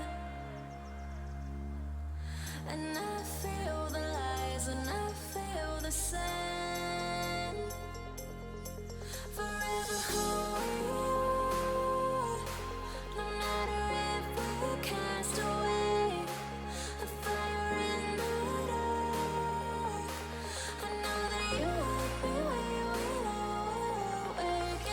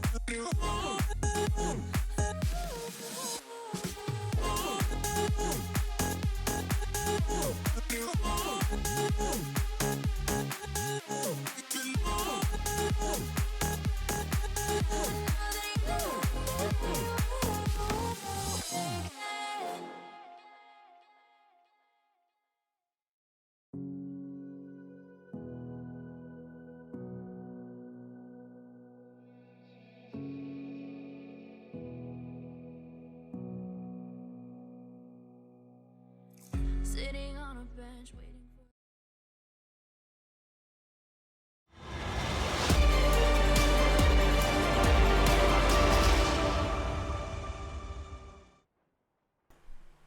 Welcome back, everyone, to the Intel Extreme Masters CSGO New York EU closed qualifier. I got there eventually. I'm Jason Kaplan. The man laughing while I'm trying to give a very serious intro is Tom Biz, as we're here to cover OG up against Heroic, the upper bracket final. Winner of this goes on and advances through into the main event. Loser will have a second chance in the loser bracket final coming up tomorrow. Now, OG is here off the back of a loss up against Big, 2-1 against them, 16-14 scoreline in the last map as well, Mirage. And Heroic, well, they already made it through into the finals of DreamHack Summer earlier on today here, Tom. Yeah, this would be one hell of a couple of days if they managed to win the final and get through. It would be pretty massive. Trades already coming in thick and fast as an aggressive play onto this A site from Heroic. I almost wonder if this pick comes off the back of seeing OG play yesterday. They didn't really have the best performance when facing off against Pact, and I wonder if Heroic were thinking, you know what, I want a piece of that. Now, both remaining players have P250, so they don't have to play as close as you'd normally see. However, Valde has already managed to pick off Stown, and it's left onto Borup. 1 versus 2, kit in hand, already being diffused, and they'll tag Team Heroic out of this round. However, Jason, as we've seen many times today, a bomb plant has gone down in the pistol round, and that means if Heroic desire, they can invest right back into the rifles. What, Tom? Who invests in second rounds like that anymore? That's a thing of the All past, the man. Mac 10s. Was this just sounds like an inner hit to me with 2 Mac 10s. Or potentially go for pop control with that and have the rifles will work in towards T-Con. But yeah, Heroic, I mean, obviously a pretty solid buy. The utility, they have stacked things up on Teslas. Looks like they will head towards inner. Maybe they're looking to rush down pop. No, just going straight towards inner, looking to barrel through. The smoke comes in to separate them. Valde's gonna go for the peek, and he gets 1. One won't be enough to keep him off the bomb side. Mantu just peeks around the side and goes for the spray. He only gets 1 as well, so not really working out well here for OG in the second round. Bomb already planted. That flashbang actually somewhat saves Stown. However, both remaining players so desperately low. Stown screwed by Alexi B, and now Borup is left alone, and he manages to dance past the bullets. The problem here, though, just 2 HP, but the time is ticking, and Alexi B actually doesn't have a kit, so all Borup really needs to do is just waste his time, and I think at this point, Alexi B's just got to realize that there's nothing he can do in this round. He's just got to try and escape. Bomb going to be checked. Borup is almost certainly dead. If it's not to the bomb, then it will be to his opponent. So at least there's a lot of damage done in that round. However, Heroic do win themselves the force buy, and now I imagine what we're going to see on the other side is OG go for exactly the same thing. Yeah, pick up the Mac 10s and the Galils. Look to rush into the bombs. I'm kidding. Obviously going for force up themselves, what you meant. CZs, 3 of them coming through. And a Deagle on top of that. Okay. It's a little bit of a shame, because if OG kept, like, maybe, what, 2 rifles alive in that round? I mean, obviously, if they had 2 up, they probably would have gone for it, especially in that situation. But, you know, you imagine if you can keep 2 rifles in this round, you still have a fairly good chance because you're able to do decent damage the round before. But they got the Galils, they got the AKs. Mantu trying to hold pop, looking for some sort of way to get them back in this round. Or at least get them the advantage in this round. And Heroic have sent 2 players initially over towards Ivy for that early control, just leaving down there now by himself. Rotating Cadian back, but we can see that the CTs of OG have actually gotten very aggressive in towards T-Con. And Cadian might not be expecting this. He's actually going to be looking as he comes around the corner. But the timing works out in his favor. Ade with the CZ up close. 1 kill is the max here, really. With 2 players able to swing on that corner, I just don't see a way that he gets away with more than 1, although SS does have his back turned. The other problem as well is he is the only defender. They've had to take some risks in this round. I don't like that Nico keeps switching to his knife. It makes me very uncomfortable, but here comes the peak. That's the first, and now Tessa's quick on that trade. And now they're just going to barrel into the site. Huge range advantage on the remaining players, excluding maybe Alexi B, who has blasted his way up the ladder. But you can see there's already players watching for him. Down, was patiently waiting as well. And Tessa's with his advanced position is pretty much going to close out this round. The remaining 2 players, all they can really hope for is to retrieve one of the rifles that's been dropped. I like the angle Issa held, or that they held though, Lexi B, because Issa was in T-Con. He heard them running back into halls. So obviously Lexi B goes up the ladder and he's trying to watch an angle for an early kill, for an easy kill, maybe pick up the weapon off of that. But didn't expect the player behind him, unfortunately. And like you said, this will be the CZ saved with the armor as well on top of this. But Heroic, I mean, we didn't really get to talk about this, Tom, but in this matchup, do you start to favor one of the teams over the other? Like, are you leaning in one direction when it comes to this head-to-head between the two? I think in the overall battle of this match, it really could lean either way. Like, look before the break when these 2 teams played, it was a very close 2-1 in favor of OG. They won the first map 22-20. The next map went 16-14 in the other direction. Then they closed it with a 16-8. So it really could have gone either way. The only thing that slightly edges this for Heroic for me is the map pool. And that's because they basically ended up with their 3 strongest maps. Like the pick, obviously, of Train was one that they feel comfortable playing versus OG. And then the other 2 are Nuke and Mirage, 2 maps that they've been confidently playing for quite a while. So I think they've done quite well here. Obviously, I think that their move to now ban a map like Dust 2 definitely makes their... Oh, sorry. To ban Dust 2 and not ban Overpass is one that seems to make their map pool look a little bit stronger. And it's clear that they've been working on things with the likes of Hunden. So I would give this over. And also there's that mental factor, which I think has to come in. Like, sure, this match is not an elimination one, so there's not as much pressure on either of the teams. But when you get knocked out of a semifinals of a tournament, when you were 14-9 up, and then let it slip, it's going to hit you. Now, of course, OG are experienced players. They've got some legends within their roster, but you're still going to be sat there a little bit disappointed. And no matter how long that break was, I think they were still going to be sat there like, we were so close. So, whereas Heroic have the polar opposite. They've had a break, they've had some time to relax, watch back the games, and more importantly, they won and got through to the grand final tomorrow. Right. I would just hate to be OG if they lost the grand final spot in DreamHack Summer and then lose the first go through here in IEM New York. Like you said, it's not an elimination match. They can still play tomorrow. They'll play up against Pact, who won their series 2-1, and they've already beaten Pact, so it's definitely doable yet again. And I think, like you kind of pointed out, on the 2 maps they beat them on was just an utter slaughter. So hope they can keep their heads up. I mean, obviously, with them coming together as a team and the teams they left before, like, they knew they would have to grind to get into that position to just be invited to events over other teams. They still need to prove to everyone out there that they're a team that should be in the top 10 and that should be getting invites to everything. But still, you know, I want to see this at least be a good match. Like, I don't really care who wins in any way. Like, I'm not, like, favored towards any team necessarily, like, in my personal preference. I just want a good match. You know, I want a really hard-fought battle between these 2 to show they really want to be playing here in New York for the $140,000 on the line. And so far, we're seeing the gun round come in for OG. They have the Op on Mantu. On the other side, we still have a Galil Mac 10. So, like we talked about before, a little bit of a bonus round coming in for Heroic.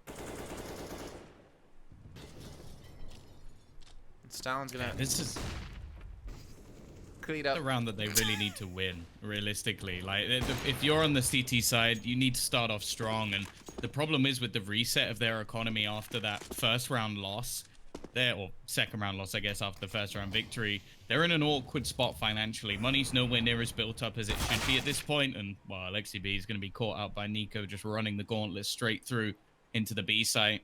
And they're getting slaughtered. And sure, it's not a massive upgrade for the side of Heroic, but more importantly, this quote-unquote bonus round is going to make them so much cash because they've not lost anything. The only real saving grace is chances are Mantu will get to save, but Stown, this is dirty. Like, he knows that his team have basically got this covered at this point, so he's going to wait in the most common place to save, which is out in Ivy. I don't think Mantu's going to have any idea that there's going to be someone waiting in this corner. He is going to slightly check it, but yeah, that's almost mean at that point, Stown. Hey, we're playing Counter-Strike. It's not about being nice to each other. It's about winning games, getting qualified for tournaments. But yeah, he's a bully. Still, though, I mean, you saw they took the B site and the bomb, and like 3 players were still back over towards like T-Con, over towards like T-Spawn. Like, that's how quickly they were able to get out, how quickly they're able to transition those into kills. Up 4-1 now. They're up against the Pistols out of OG. Heroic are looking definitely stronger. Maybe this is just holes within the map pool of OG. Obviously saw Pact. After they were up 7-1 against Pact yesterday, OG ended up only winning 2 more rounds throughout the rest of the game, as that finished off 16-9. But yeah, Nuke, Mirage, still left to go. I think Mirage, if it goes to a third map, is going to be a little bit frustrating for OG since they just lost to Big on it, losing, I think, like 7 rounds straight to lose the game. And that was when they were on the CT side. But MBK gets a kill with the Deagle. That's the second of the round. So a good chance here now for OG to win this. They can just close out these last few as Bulb's going to respawn finally on the MBK. So it puts it down to 3-on-3. And unfortunately, the guns just can't be rescued. That MBK was able to free up for his team to secure. Oh, Valda. This is getting close, though. Like, this is a round that never should, well, even be in contention, really, with what was invested. This is probably the least amount of money we've seen spent so far from OG. Maybe even including the pistol round. Like, you've got Kevlar, of course, normally bought. I guess the Deagles are slightly more expensive than that, but they're running this down to the wire. And this from Alexi B, I guess it's a round where you have nothing to lose, but is he going to catch someone? Because as that smoke fades, he's got to be so careful. And he manages to just get past the line, still left into the open. The flashbang's leaving him completely blind for an extended period of time. Now there's a long flank coming in, but Mantu is already going to dig out Stown. And now it comes down to just Nico, and he's not going to get anything. Mantu with the second dig, and it is all dig headshots for OG. They strike early, they strike faster than we thought, and more importantly, they're going to give themselves a huge boost to their money. My God, I had flashbacks to PAL 2020 when it came to the teams we were watching there, the Asia region. It seemed more often than not that teams who had Deagles forced up would win rounds. Invictus Gaming, in my head, is one of the teams that definitely stood out when we looked at them on Mirage. They would, seriously, we even kept like a counter one time. I think 4 rounds that they just forced Deagles because they lost, you know, gun rounds and had no money. They won in that match alone. Ridiculous stuff. And obviously MBK was the one to open things up, but Mantu getting his own double. I see the Heroic looking to pick up the pace again. They had so much money saved from rounds before, so it's not like they're going to be hurting on money anytime soon. But they are up against Mantu on the op now. Stown didn't seem to be too afraid before. And that nade, oh my God. And Nico, though, just like crab walking out, just takes the head clean off MBK. Early start yet again here for Heroic. Pixie doesn't realize that Stown's already got past. His nade did so much damage. Almost a double spray down for Issa. But these faster plays from Heroic, their moves onto this A site have looked so clean. So far, there hasn't been much OG have been able to do to stop it, unless, of course, they've had a Deagle in hand. But if anything, that was a more conservative round for the likes of Heroic. Well, Mantu knows there's someone there. It's a game of whack-a-mole, but unfortunately, the mole seems to be hiding. That is going to be a 5th round. Now, luckily, because of that last round, they've got a bit of bonus cash, Jason. And with the amount of loss bonus still at 2,400, it's not going to be too bad for OG. But they need to bounce back soon and start streaking some rounds together. Otherwise, we are going to get a repeat of what we saw yesterday, where their CT side's not enough for them to really have much of a chance on the T side. And this time, it's not even like they're playing against a team like Pact, who, no offense to Pact, they're definitely not on the level we've seen from Heroic. Something that is worth mentioning, though, like, even though they lost earlier on Mirage to Big have been an incredible team on Mirage, and Dust 2 recently. So I'm not actually too worried about their form going into the next couple of maps. The one map that I think could be a potential blowout is this one, if they don't get rolling soon. Because it looked weak yesterday when we saw them play, which is not something I normally say too much about OG at the moment. I think they're a solid team that have really been grinding and growing, especially with what we saw before the break. But that match, I don't know. That just didn't sit well with me. And they came back strong, of course, but the problem with this is Heroic are not going to be anywhere near as forgiving as Pact were. Yeah. I would hope not. Aggressive Pete comes out of Mansu yet again, and he does just only trade 1-for-1. And, again, Nika comes around the corner. He trades 1-for-1 with Alexi B.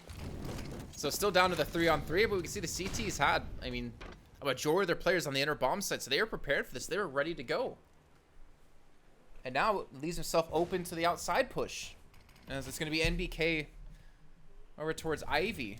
And no one else really to spot them coming in towards the site. So this should be relatively easy bomb time coming through. But NBK gets the wide peek on a Borup. Gives them the man advantage. Down to Tessus and Stown.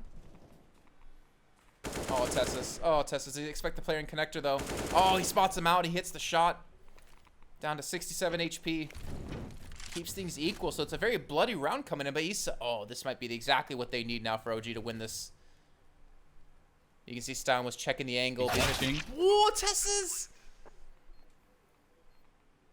So smart. I love watching these two play together. 18 and 19 years old. You think they've been playing in a team together their whole lives. Stown doesn't even doubt his teammate for a second, holding the one angle that, well, pretty much we said could do the damage. Now it's left all onto Alexi. Not really renowned for his AWPing, but he will get the first onto Stown.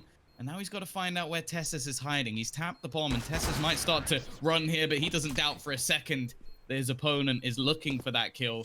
3 for him in the round. Probably the most important kills in the round as well. And Heroic continue into this first half. 6-2 on the T side.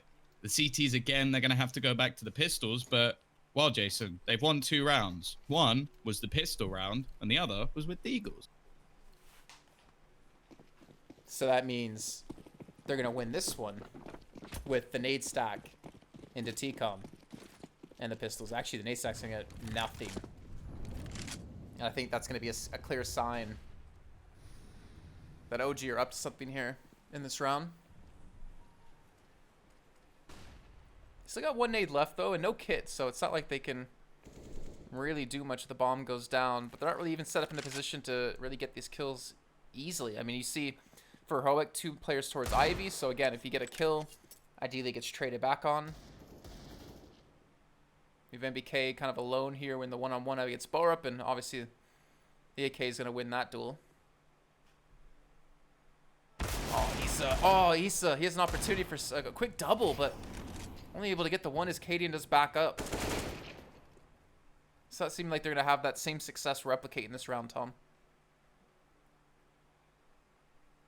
Yeah, there's still possibilities. They've got all the players in the right place, at least. Borup seems to be checking absolutely everything. Valde has found one, and although it's a bit of an awkward battle, he decides to switch back to his gun. I think that's the right decision. You can see from it there, he's like, should I nade him? It's like, no. Let's just make sure I get the kill. Tessus, though, is on fire. 12 and 4. It's all you could really ask for him on the T side. Like, he plays a fairly aggressive role for the team, and if he's winning a lot of those duels, that's absolutely fine. Cadian having a bit of a quieter start, but I think we can expect more from him on the CT side, a very proactive AWPer at that. But we do now have a purchase back, and this is where OG, well, we've gone from saying should rise back into it to need to come back, because they are currently far enough down. Like Heroic, again, if you offer them 7 rounds on the T side at the beginning of this game, they're probably going to take it. Like I would. They might feel a little bit more confident than I do, but that's fair enough. So anything more than this, it's already a hugely successful half. Mantu, he just gets spammed through the wall. I actually don't know. Because I feel like that's the only player that could have shot at him was Nico up above. Well, whatever it was, it did a hell of a lot of damage, down to 10 HP.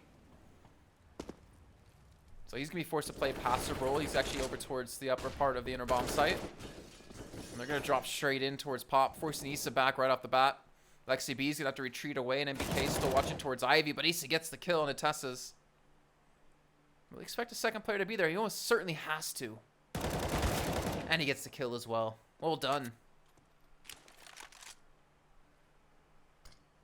Makes things a bit awkward, and although there's a couple of low players, it doesn't make things any easier for Heroic. With the amount of time that's left on the clock, it seems like the only call is to maybe go back to B. Now, Valde could end this round here and now. There's 25 seconds. He's holding the angle, but Barup wins that duel. Now, they will spot the bomb, but that's enough time for him to go and plant it before anybody can get there. The problem is his teammates are also relatively far away. You look at the position of Stown. He's only just started making the rotation. Cadian, though, going to try and hold on the edge of that smoke. Two players are already within the site, however, so they need to be a little bit careful here. Borup trying to play aggressive, as he's normally that anchor player, and it hasn't quite worked out for him. Stown only just making it into play.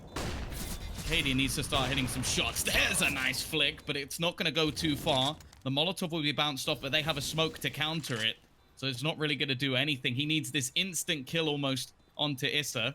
He's actually got another incendiary, and that lands as well. In fact, the smoke was thrown deeper, and they've lost the round just off that alone. I'm sure they had a smoke just before, but they must have used it for somewhere else. And unfortunately, that means that the bomb's actually going to win the round for Heroic. Well, with Stown as help. Yeah. I mean, the bomb doesn't see red or yellow or orange. It's yellow on my overlay. Just sees people. And that's still going to be 8 rounds now for Heroic. And honestly, OG are struggling on the CT side. But then again, we saw them struggle before as well when they played Train yesterday against Pact. But Pact and Heroic are completely different teams. And Heroic is honestly just running away with this. You got the Deagles again. You got Alexi B with the op safe from the round before. And Mansu not even ready for the shot coming through as Stown just immediately drops him.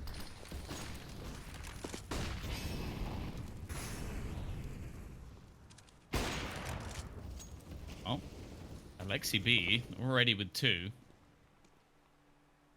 Again, it's been these rounds that have been the better ones a lot of the time for OG. Nice shot from MBK. Looking for more in this Deagle. For Nathan has been fantastic. It's left all on to 1. Stown once again. He won the clutch in the last round with a little bit of help. The bomb's not, well, in his possession even this time. He spotted Issa up above. He's just going to dome him straight through the smoke. 8-3. Well, as said, they've only won pistol rounds so far. Maybe just keep them, guys. Maybe just keep them.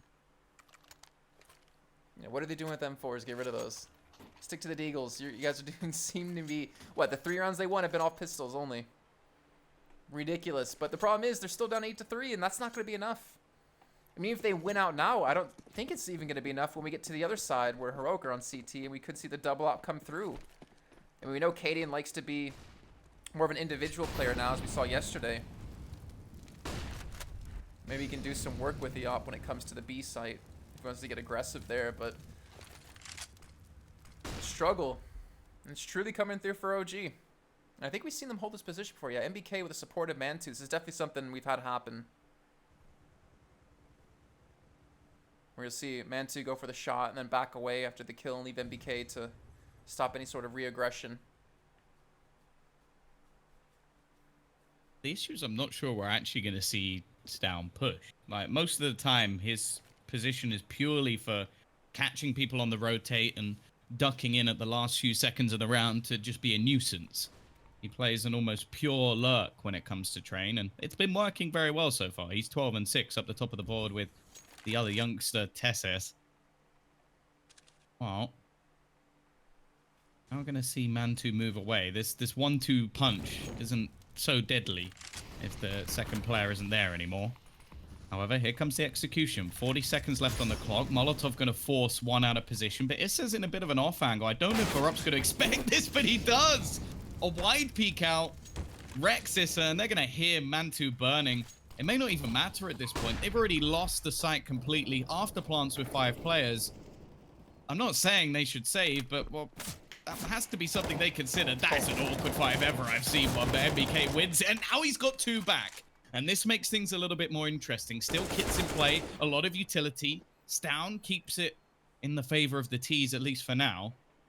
And MBK desperately hoping that someone will give him an angle, give him something to play with. But the rest of the team have taken the hint, okay? If we push them, maybe we can lose this round. If we just sit back, relax, and wait for them to face, there's nothing that OG can do. 9-3. Like, Tom, coming into this game, coming into the map that you knew was going to be Train, did you expect to see the scoreline for Heroic on T side? After yesterday, I thought it was possible. True. Like, seeing the second I saw the veto, I was thinking, okay, Train's a decent map for Heroic, but more importantly, OG looked really underwhelming on it yesterday. So I'm not going to go in and say, like, yeah, I was thinking they're going to get, like, double digits and it's going to be an easy map. No, of course not. Like, OG are a great team, but it was definitely something I thought that could happen. Like, if I was going to favor any of the maps that we have, like, heavily, this was the only one where I thought, okay, we could see a dominant score. What? That was a no-scope as well? I don't even know. I guess Cadian's just memeing at this point. He's paying MBK back for the last round when he got to spam through the smoke as well. Alexi B, the flash is perfect. But he escapes with his life and 34 HP. And then Issa's there to help back him up. Stown goes down to Valde as well, trying to push in around towards CT. And they have the inner bomb site, though. OG have committed every player towards outside. And look at the two players out of Heroic. Was that Tess's and Nico just rushing straight through to get a forward position where the CTs ideally won't expect them to be here. But you can already see with how cautious Valde is being, they're kind of expecting something to happen. Yeah, this is how you have to play on the B side of Train. You need that map control, otherwise retakes can be almost too easy. They might line up here. It's Tesses. He's going to get 2 already. Sure, he'll get traded out, but he's given his teammates a damn good chance. And while Nico is going to be a little bit more of a surprise, Cadian even helps him out, and Alexi B, it seems like he was already falling back. Maybe was just repositioning at the time, but, well, speaking of time, there wasn't much left of it. It's going to be another round. Double digits will be hit by Heroic, and this T side is looking phenomenal. They're trying to hunt Alexi down, and Cadian's actually going to catch him. Now, sure, it's costly for the Ts, but losing that AWP, that's going to be painful. And if they want it back once again, Valde's going to have to basically sacrifice all his utility.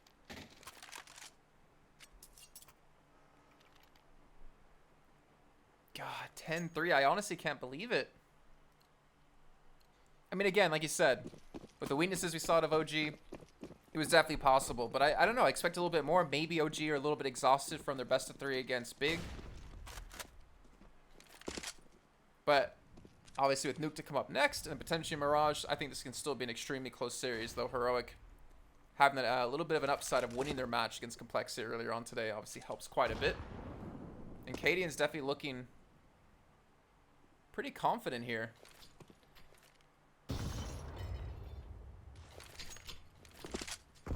There's no way. Yeah, we've seen a lot of iterations of this Heroic roster. I'll be honest, this is my favorite in a long time. I think there's real potential for this team to do damage. I think they've got the right players at the right time in their career, and I'm excited to see what they can do. The same can be said for OG, though. Both teams can definitely do damage within tournaments. It's just pushing that boundary to make it into, like, the very top, which can be a bigger leap than what they've managed to do so far. MBK, I think he might have spotted them as he just had a little shoulder peek around the corner. Smoke will go down to try and hold him out. Spray through, all it really does is confirm that he's going to be here, and while he's reloading, there's bullets coming back through. He takes the majority of the damage, and Alexi B's trying to get aggressive. In the meantime, it's close to him winning the duel, but instead he falls. So does MBK. Now a lot of this is going to come down to Issa with 20 seconds left. Bomb is going to be making its way onto the site. I'm guessing the decision here, again, unfortunately, is just going to be to save. It's not ideally what you want to do going into, well, now what will be the last round of the half. It's just been a really rocky round for, or not even round, half for OG, it feels like. I mean, the thing is, you look across the board, and again, I can't really see the scoreboard because of the way that I'm having to observe the game, but I feel like no one's really having, like, a standout game for them. Like, they're all pretty much around equal footing. But something's kind of missing. I mean, you see MBK on 9 kills, Issa on 9 kills, Alexi B on 8 kills. And it feels like we're not really seeing maybe that like kind of like teamwork that we saw yesterday against Pact in the rounds that they were dominating, where they had these crossfires set up. You know, remember having what was it? Actually, no, that was actually I'm thinking about Heroic. Sorry, I was thinking about, you know, the way Cadian pushed up on CT side. Remember with the op, he would always look to get into T-Con, and he have like Tessa's off to the side, watching his back towards Pop. But we haven't seen like any domination of OG. The 3 rounds they won were from pistols. And they're about to go 12-3 potentially now in the first half of our first map. I think as well, because of the lurks and slow defaults, it's been relatively difficult for OG to gain map control. Like normally you see like a main take and maybe a double setup in Pop, or pushing aggressively into the upper halls of B. They've not really been allowed to, and Man2 tries here and he just gets shot down. His initial success ends in failure. As Tess says, is going to put him down. They're trying to boost over the top. Alexi B, he expects it. He's going to keep things even for now. But this is what I mean when I talk about Heroic being really proactive. There is not just one thing going on with Heroic at any point within the round. Every single player within their team will make moves. And this is the move that we're currently witnessing. It's going to be Nico doing the rounds, taking complete control of this B site. And they're none the wiser. The bomb's going to be able to get there without anybody knowing. And you can see Tessus, he's just going to slowly start rotating, maybe look to try and catch any aggression that is coming out from OG. But at the moment, Heroic have OG eating out of the palm of their hand. Well, bomb goes down once again. Oh, Tessus. The timing on that. You might actually catch him out now. Oh. Oh, they think ladder's clear. Brutal. But he doesn't expect the other player up already. And that's going to be the trade. The thing is, they now know where the last 2 players are remaining. Where they're coming from. They have a smoke. They have a flash, a grenade. On the other side, Nico has the Molotov. But again, the smoke's going to be there to prevent them from doing much about it. Cinder comes in, and that's going to be the cleanup. 12-3 in favor of Heroic. Looking dominating as ever here on the first half of our first map of the series. I mean, Tom, OG will have an opportunity here to bounce back. The question is, can they pull it off when they desperately need it, or are they going to be trying to save some energy going into the next map? We'll be back after a short break here for the continuation of our first map of the series.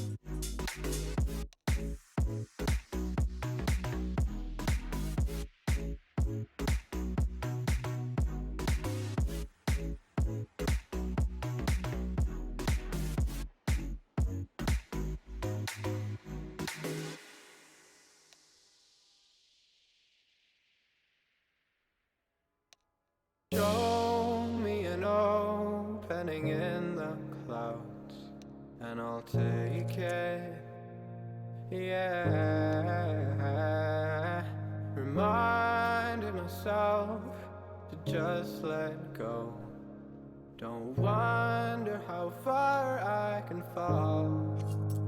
Don't look down, never fade out. And I just wanna be someone and never fall behind again. Just keep on moving on. Never look down, never fade out. Never fade out.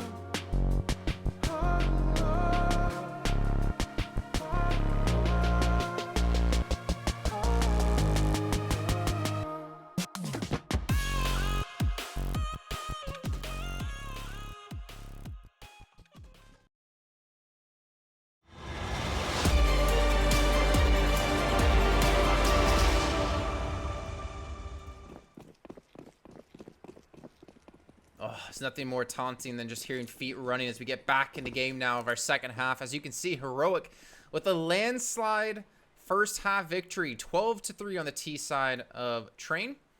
Now as I swap to the CT side, you have to imagine maybe the gig will be up here for OG. I'm Jason. He's Tom. And we're going to see if Tessa is going to crack things open. Actually, it might be MBK as he takes down Kaden right off the bat. So good as well. He's just selling the fake. That's the best thing about it. He's pulled a rotation already. They had a nice little upper setup ready for the B push. And then that one kill just completely changes everything. Although the bomb is actually pushing aggressively. They're going to go for a bit of an audacious plant, it seems. And that might bite them in the butt. As we've seen a couple of players dropped, including the bomb. Maybe a little bit too much coming out from OG. The spice was too much.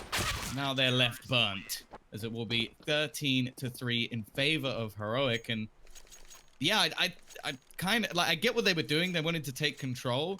The problem is going for the plant when you don't necessarily have that control is a little bit too risky for my liking, as it basically meant they were screwed.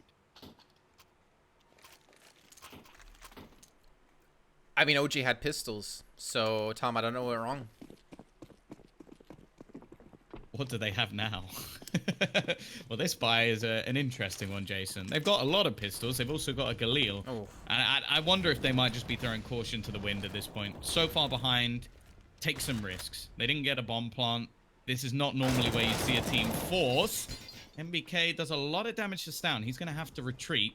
And actually, Mantu is going to get the kill onto Tessus. The nade dunked in, though, from Nico is only going to make things worse. As we do start to see the chances dwindle. Valde, he needs some pretty tasty digs if he's going to have a chance here. And I think Stam was already shooting before he peaked. Like, that's just mean.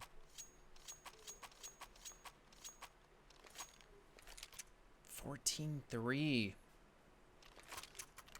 It's getting pretty ridiculous. And I think you might be right. I think there might just be caution thrown to the wind here for OG. I mean, the thing is, they already played a long best of 3 before this. And I understand, you know, pros, they're used to playing a lot of, you know, sets a day. But the thing is, there's a lot of energy thrown into matches like this, or put into matches. And obviously a lot of preparation that goes into it as well. I don't want to count them out, but, you know, that just might be, man, to just like, you know, screw it. What do I do? He's being cremated as well. Just his body just like face down in the flames. At least they're giving him a proper burial, as it does look like, at least in this map. OG are dead in the water. They did save some money to at least get one buy on their T side as a minimum. Nico up close. This could play a part, and he has a tendency to switch his weapons too much for my liking. Please stop. Please, they're right on the other side of that smoke. Maybe just teasing us a little bit, knowing that we're watching. There's one. Alexi P actually almost peeks away. Maybe expecting a flash. I guess it did come out, and he's able to dodge it. We'll find one off the back of the Glock, and, well, as he finds a gun under the train, is going to be 15-3. One chance is all they get to grind out 12 rounds. I know there's plenty of bettors in the chat, and I'm sure that the odds on this at this point are completely insane. So if you are a true believer in the OGs, Could be making some stacks. I'll be honest, I'm not. Yeah. No, I don't think it's going to happen. Which I don't think is a big deal. I think OG kind of realized that this is, like I said before, one of their weaker maps. That's something maybe to definitely work on when it comes to the future. Already opens things up on Navalda. Mantu gonna rush through the incendiary, blow up again with another kill, and Mantu's gotten behind the enemy team, but he's been picked off by Cadium. So now down to the 4-on-2. Issa and Alexi B to give OG that chance, and now just Alexi B up against 4. So Tom, Nuke coming up next. That's mean. You can't do that to him.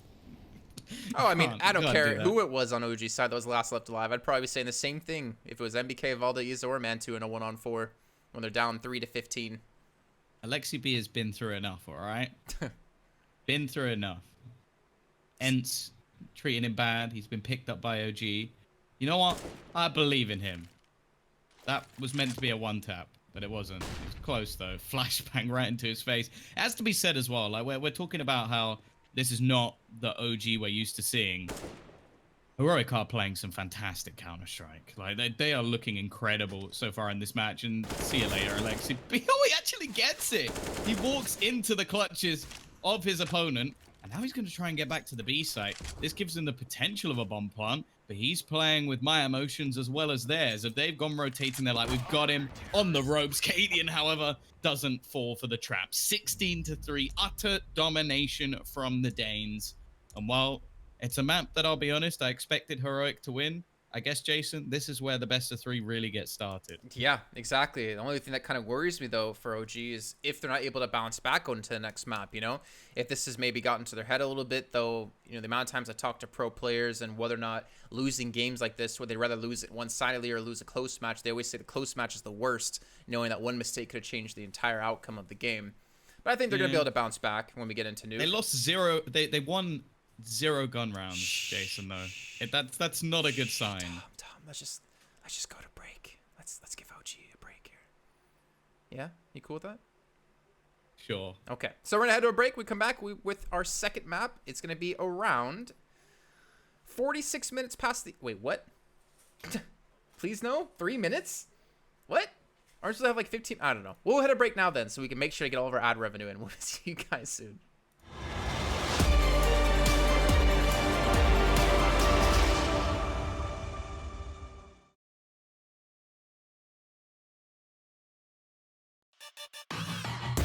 Intel Gamer Days is on now. Whether you're looking to buy or build, now is a great time to upgrade. Get limited time offers and giveaways from top names in PC gaming. Unleash elite gaming performance with systems featuring new 10th gen Intel Core processors and bring Marvel's Avengers to life with in-game optimizations for a mightier PC experience. Act now. Intel Gamer Days is only here for a limited time.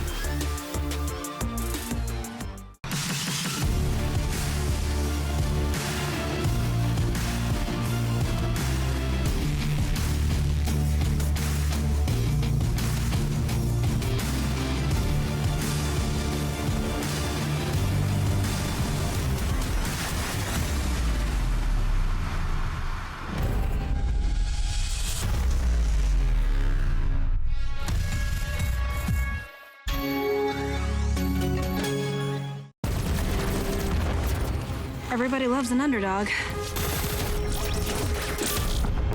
Who needs to be liked? Mountain Dew Amp Game Fuel. Victory in a can.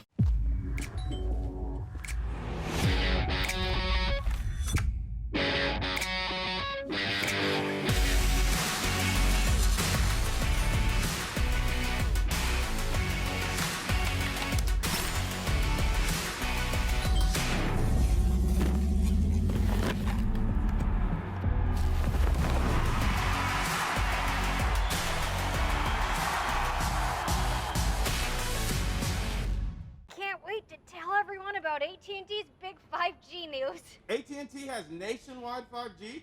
Yep. And that's faster? Faster, yeah. But is it reliable? Uh-huh, and secure. You should consider making a big deal about it. Bigger? I said bigger. Oh, big. bigger deal, bigger than what I'm doing? It's not complicated. A 5G network needs a 5G device. Now everyone, including existing customers, can get a free Samsung Galaxy Note 20 after trade-in. The future waits for no one, so we refuse to wait for it. Today, battles are waged in nanoseconds, and planes are piloted from the other side of the world. The future's not coming, it's already here. Join us and be the future. Charge up your game with excitement. Highest odds on the market.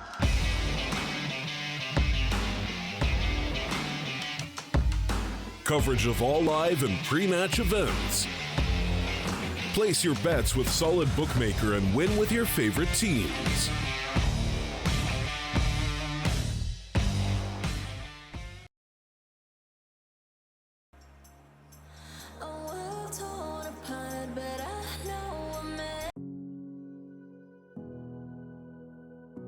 Sorry guys, I wanted a different song.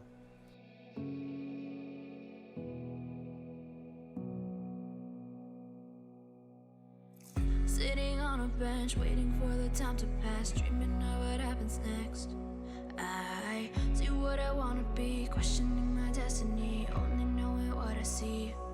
I don't even realize I've already made a path, and I can change it anytime. I can't take it back. I know what I want, but it seems so damn far away. I know I sound crazy to the ones who said oh. I know I empower those who dream like me. I know I sound crazy to the ones who said oh. I know I empower those who dream like me. And you say you wanna be somebody.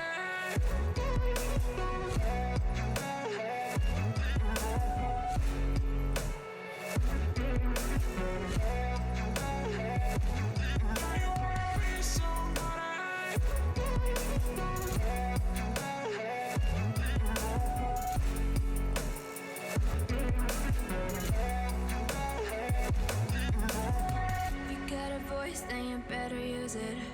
Tell yourself day after day it's time to prove it. No days off, keep the hustle moving. Wanna see you be what you wanted to be, prove it. I know I sound crazy to the ones who said oh. I know I empower those who dream like me. I know I sound crazy to the ones who said oh. I know I empower those who dream like me. And you say you wanna be somebody. And you say you wanna be somebody. And you say you wanna be somebody. And you say you wanna be somebody.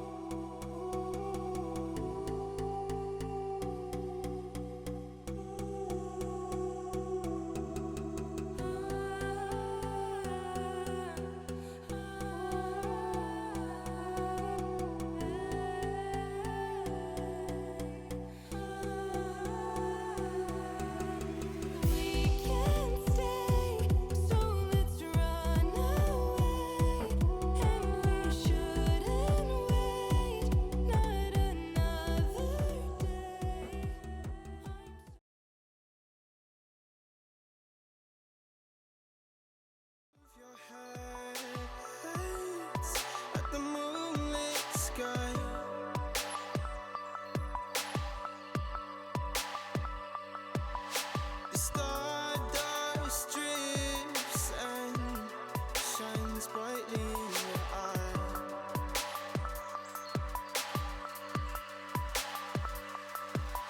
So baby, stay with me where the sun doesn't go down, and we will drift away until the day the world stops spinning.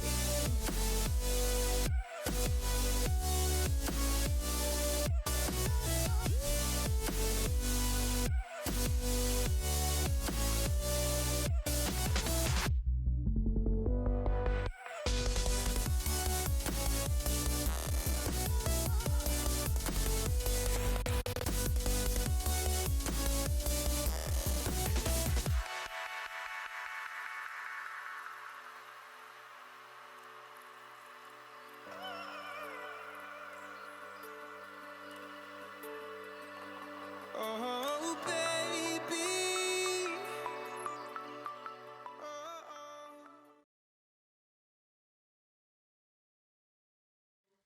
Out of the shadows, I've come to make a name. Ready for battle, 'cause I got a throne to claim. Think that I'll crumble, I'll show you your mistake.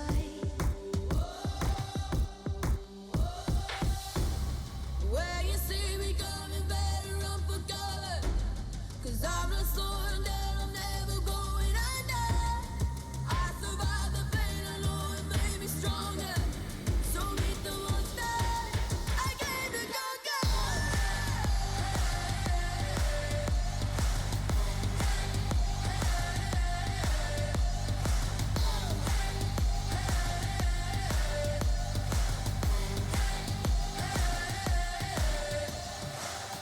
When all the smoke clears, I'll still be on my feet.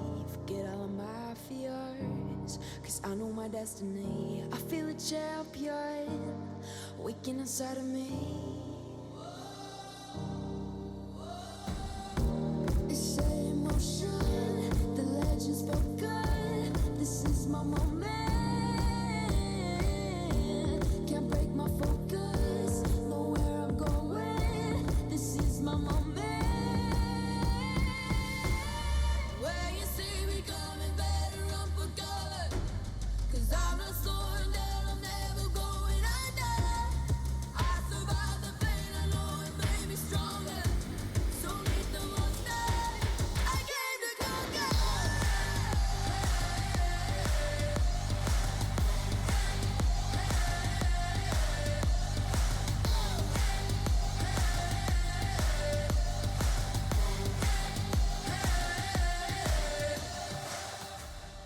When you see me coming, better run for cover.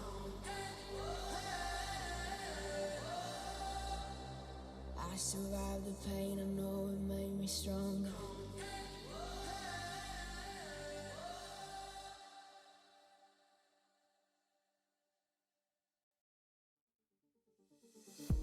They're looking at us in audience, keep telling us what we can do, but here we are, showing them, making them wish they were you. We've heard the most when it comes to this, yeah, every shade of blue, but don't even care what they all say. They think we're out of control, yeah, truth be told, we know it. It's just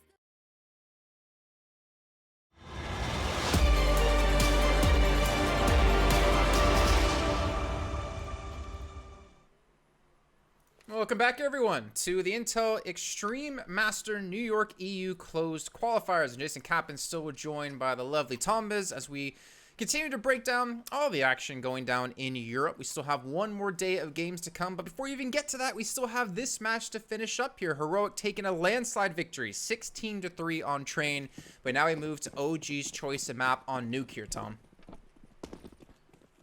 Yeah, this is one where realistically it's going to be a closer match, I feel, like, especially with the way that OG were able to play the T side yesterday. Both teams have like very good nukes and have performed well against like top tier opposition as well. So unless we really do see like OG come into this fairly flat, I do think that we should be seeing a much better performance from them. And already Well, they're going to be aggressively pushing in towards this site. Valde off to another flying start, and he's got Issa and Alexi B alongside him. It will leave Tessus alone. A chance to potentially isolate one of these duels, but he isn't going to be able to connect the shots, and that might let things slip away, as Issa will be there to close it, and OG have themselves a pistol. Well, we know we can win. They can win pistols, Tom. That's not what I'm concerned about. I'm more concerned, can they take gun rounds here, as we obviously saw them struggle before. I would imagine this should be not too difficult of a round for them. However, you see the Deagles on the other side. You see the MP9. They obviously do have themselves the 2 MAC-10s, 2 AKs, and a Galil. But I think this is where OG has to really start to put their foot down. If they want to have a chance in the series, like, I think losing twice in a day can definitely take a toll on you. Again, I think coming into their match tomorrow, let's just assume OG lose, going up against Pact, which is a rematch from the initial match we had kickoff when we started this whole thing. It should be doable. I mean, they show they can just slaughter them when the map's not trained. Exactly, right? So I don't think they're going to take it too much to heart, but I think this is like a big match for them to be able to compete against the likes of Heroic and obviously show they can have that strong mentality when it comes to losing a big match and then coming to the next match and winning.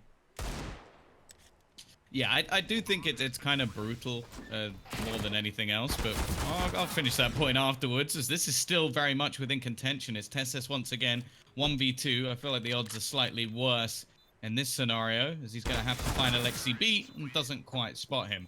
But yeah, I think it's worse because this is something that, as professional players, you don't really have to go through in a normal, like, sense of the word, because if you're at a LAN event and you get eliminated from that tournament, that is you done for the day. Like 9 times out of 10, that is you done for the day. Like maybe you have to sign some stuff, but most of the time you can go, you can talk about it, and that's it. Whereas being eliminated from a tournament and then hours, well, not even that, like a very small amount of time later, having to play another tournament, that's rough. Like I'm not going to say that's fair by any stretch of the imagination, and that's how, unfortunately, this has gone because of the move to online and the schedule changes and how everything seems to be so packed at the moment. So, yeah, this is not a fair representation of OG. And if they manage to come back into this series and win it, I think we need to give them so much credit, because they were not given any time to even like consider like what has just happened, to get it out of their system and to reset and go back into the next one. They've had to do it within the hour, and yeah, I don't know how many people would be able to cope with that. They've got off to a good start though, Jason. I think that's important. Get the wind in their sails. As said, I'm always impressed watching their T side on this map. I think Valde and Issa are an absolute force to be reckoned with when it comes to this T side and the entries they can get for their side. I think they both look very comfortable on this map, and that's something that I would say is fairly unusual. Like being very comfortable on the T side of Nuke is something that I don't think there's a hell of a lot of pro players are good at. Tessus, though, is making this one costly, and he has the support of Stout. He's going to get naded out, but he's found a kill just beforehand. This is already a very decent round for Heroic, who are just looking to save that AK, have a bit of a bonus going into the next round. And for the T's, this has not been a clean take. Not a clean take, but I mean, they still get the 3rd round on the board. They still have the money to force back up into this. So I don't think they're going to complain too much, but obviously it does kind of hurt losing that many players, and especially gifting over an AK to the enemy side. But now Heroic on the buy. See Nico on the AUG. Okay. Well, that's something I haven't seen in honestly quite a long time. I think there was one player in PAL 2020 that was playing it. I can't remember who it is off the top of my head. But obviously Nico plays it sometimes. Yeah. And it's obviously not a terrible gun, especially for a map like Nuke. But let's see how Heroic do adapt here. They're going to leave Tessus over towards ramp. Nico, he makes it work. Gets a kill on the MBKs. You have more players coming, and I'm not sure exactly what Issa was looking for there. Obviously had main to contend with, but Nico gets himself a quick double. A very situational weapon, as it should be, really. And Nico seems to find those situations. He likes using it on Mirage, so if we go to a 3rd map, we might spot it. But this is looking dominant, and Cadian, he thought about backing away. Maybe realized he didn't have the time and just decides to decimate his opponent instead. And this is where we see the damage done. To have 3 rounds in a row and then not have enough money to properly invest into the next is a very worrying position to be in for OG.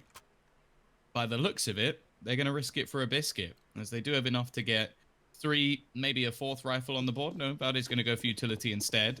But this map is one where SMGs, shotguns, pretty much anything goes. So you can make it work.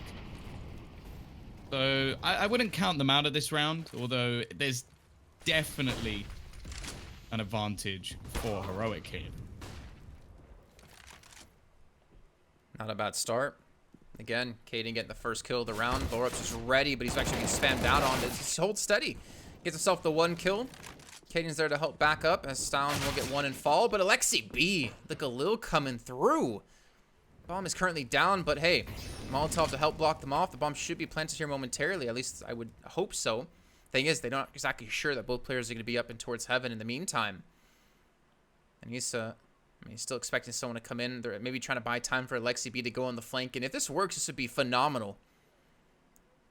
The problem is, I think Nico's in not a terrible position to potentially just turn around by chance. Oh no, this is not going to go well if he goes up this ladder. Oh no. I think good information is going to spot both players out.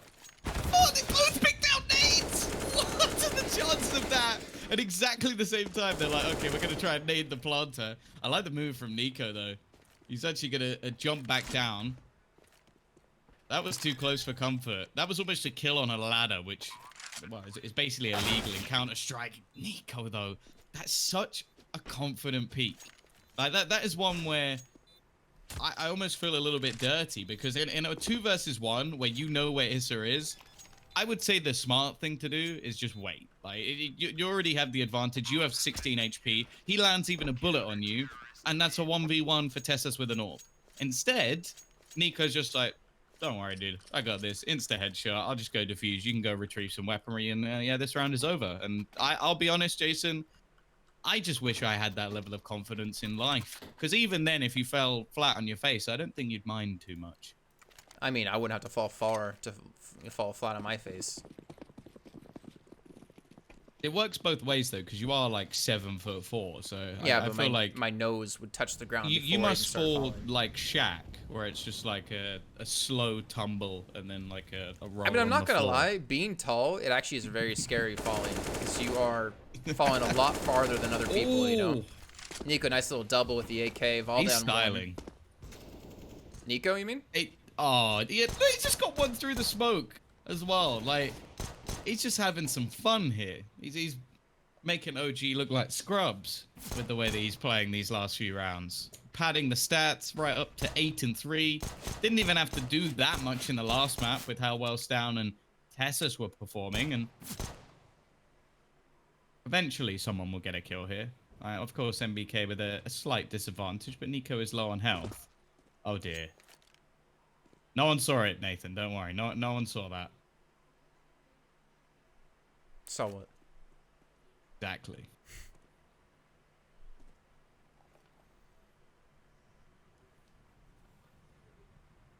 Well, the P250 and the Deagle. Okay. Not bad. I mean, that's where they can rescue the weapon, but I would imagine the Heroic's not going to let them do that. Yeah, you can see already Tessa's rotating in. P250's not going to work a second time, and now Mancy's left alone with the player in garage. Okay. Not a bad start. Again, like some decent damage being done, but not enough to win the round, and Heroic will tie things back up at 3 apiece now. I don't get the AWP either. They've got the money. It's not that big a deal. Like, Cadian could buy it himself. Nico could even buy it if they want to spread the wealth a little bit more, but that's still just money that's just been burnt by not being able to retrieve it. In fact, Nico's going to go in for the AWP and then get an AUG. So they balance the money at least a little bit. 3-3 scoreline, and this is where OG get back into contention. They have the rifles in hand. It's been a streak of rounds that hasn't been particularly close. I guess the 2 versus 1 wasn't too far away from them. They are very wary of Nico being around this angle. After the last round where he pummeled them as they attempted to rotate outside, it's understandable why they're being very careful that outside position.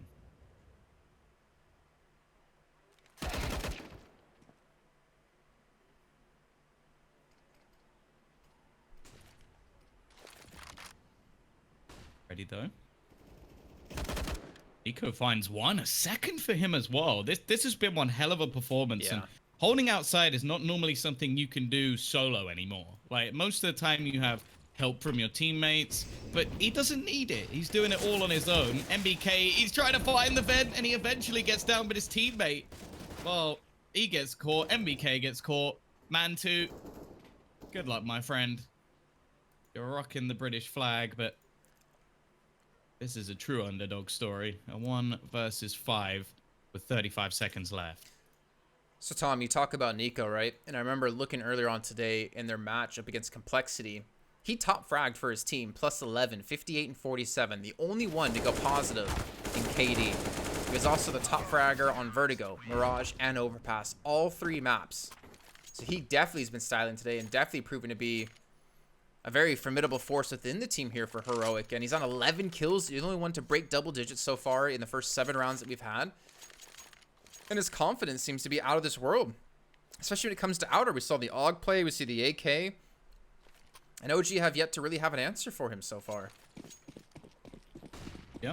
I would say Nico is one of the most underrated players within the Danish scene. Like, he is consistently the player that seems to get cut or left behind with roster moves, and for the life of me, I don't really know why. I think maybe because a lot of the time he seems to take the roles that nobody else wants to play. For example, outside. Cadian, I'm guessing he found a gap. That didn't say through smoke, although it does sometimes glitch out a little bit. It's not perfect. Nico, though, is already looking for some more eco frags by the looks of it. Still some deagles. We know how deadly they can be in the hands of the OG roster. They're actually going to double back. I like this. Go back to challenging outside with Nico no longer there. They've actually managed to gather up some space, but the remaining members of Heroic are more than happy to just fall back into passive positions. However, with no one left around Heaven, there is some space, and timing's going to be everything here as Valde hits a wonderful headshot, and this gives them a road, or a path, you could say, onto that B site.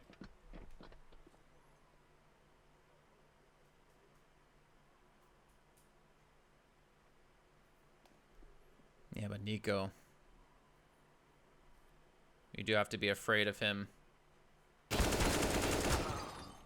Well, unfortunately, going to net them up to 1 with that kill.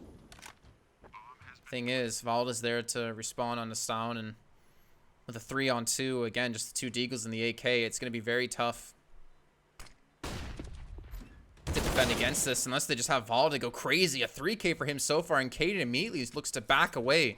Doesn't want to donate this op over, wants to maintain it for himself, and OG, off the back of Valda, will get themselves a phenomenal round victory here and tie things back up at 4 apiece.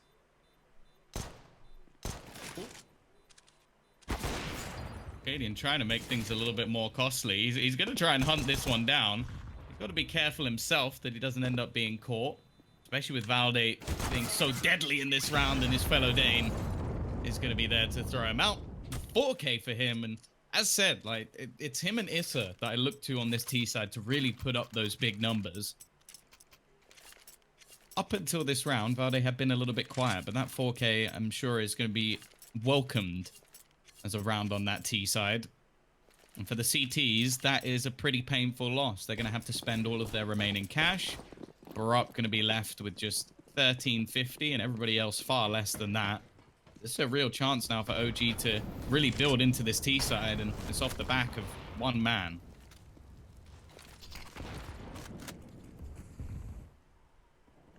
Oh, Nico again. Good little crossfire set up here as well between him and his teammate over in main. Yeah, it's going to be Stan. That Molotov didn't quite go exactly where they wanted. The smoke's going to come through as well to eliminate the angle Nico was using. Though he's still trying to play on the edge of the smoke. It's going to be Valda left back towards lobby. The rest of the teammates try to push in towards outer. And already Man2 getting tagged up. Alexi B getting tagged up. Stown somehow gets the kill. And now Nico might look to push the smoke here, Tom. This could be phenomenal for him. But Man2's going to be there. With only 18 HP he had left, he still gets the kill and gives him the man advantage. Important to shut him down. It gives a lot more space to OG now.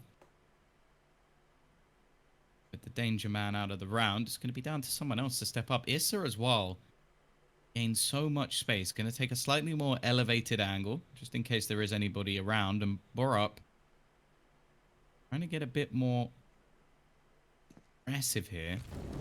CTs have basically swapped places with the Ts. This is a very weird looking round. Borat is going to be waiting, but it's only one.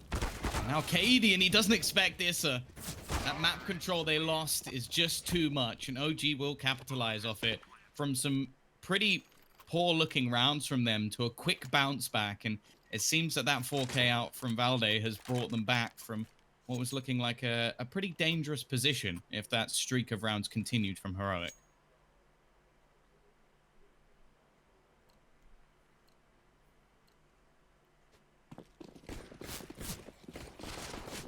Nico's been such a pivotal part for Heroic. I do wonder what happens if he starts to taper off. Some pretty easy kills for OGs. Tessus and Nico chime in to get the first goal and a second with just the USPs. Don't tell me they have a chance to win this round. And MBK, well, he proves they don't. That still got extremely scary here for the OG squad. And really not much bad damage being done here, to be fair for them. That was extremely close. Showing the power of a single flashbang. Because although the first kill came basically for free, the next one was because half the team were left blind as they pushed. Not an awful round for Heroic, but this is how quickly a game of Nuke can change. We saw 4 rounds in a row after the initial 3 from OG, and we were looking at this going, okay, are Heroic just going to blow them out once again? Now, I think it's starting to get scary for Heroic. Another entry, Alexi B makes it down the vents, and Stown has to be wary of this position. The rest of the team, though, they're just setting up smokes outside. And the reason for this is they've gone for a quick mid-round call. Because Alexi B has gained control of a portion of the map that really he shouldn't be allowed to keep. Those smokes, though, not the best. There is a gap, but luckily for them, there's not really anybody watching. So this is going to be a free B take towards the B site. I believe that there's already been a rotation. You can see Tessus and Nico are now going to be holding. But they've got loads of time, OG. They don't necessarily have to commit to this, but they do know that at least a large portion of lower is already clear. Oh, Tessus. That's just unfortunate, the angle he was holding. Nico, though. Oh, man, he just gets goosed to the side of the crate, and he has no chance to really be effective here. And now again, Cadian and Stalin left alone. Might as well just save up the op now. But it definitely seen such a massive bounce back for OG here on Nuke. Especially considering how this game is seeming to be so one-sided. But are you going to continue to build the rounds? So 7 for them. Money is looking fantastic. Heroic, though, struggling. Stalin, in the meantime, has been able to pick up a kill onto NBK, but not able to get the spray onto the second. I think the gun save would have been ideal for him more than the kill. But what do we see here? I mean, this is definitely more like what we expected. More of a closer series considering what we had happen in map 1. But yeah, Nico's definitely quieted down, and that does worry me. Who's going to be the other player that potentially could step up? We've seen Nico be so dominant in the 4 rounds that they won. And OG seemed to have this like whole puzzle figured out. Well, that's the thing. We saw both of these teams play each other on Nuke, a 22-20 series. Both teams winning a 9-6 CT half. So you kind of expect at this point the OG are firmly within the driver's seat. And if they continue in this regard, it could be terrifying. And this man has come to life. A quiet first map from Valde. And I sort of singled him out going into this second map as someone who can perform incredibly well on the T side. He has delivered. Just running out, doming players. We know that this guy's skill ceiling is incredibly high, and he's showing it once again. And at the moment, Heroic just can't deal with this. They can't deal with just the raw firepower that's coming out on the OG side of things. But the other thing as well is I always like to look at what Alexi B does in a lot of these rounds. Like the last round is almost pinnacle Alexi B. Like he takes a big risk, knowing that the rest of his team can work without him as a piece, I guess you could say. And that risk then pays off to give the other team map control. And then he bases his calling around the play he's just made and the control he's just taken. So it's something he does quite regularly. Like we saw him play Inferno yesterday, where a lot of the time he was the sacrificial lamb. Right. Like he will give himself up to allow the rest to actually trade. And I think that's something that's relatively rare within Counter-Strike. Like a player that is selfless, I guess you could say, for the rest of the team. But it's always good, especially for someone as talented as him. It would be very easy for him to just go, guys, I'm going to set myself up here. But of course, with the roster he has, doesn't really need to do that. Of course, the AWP going down, a little bit irritating for OG, but in the grand scale of things, doesn't matter too much. It's not like it was retrieved by Heroic anyway, and they already had one of their own, so they probably wouldn't have wanted to keep it anyway.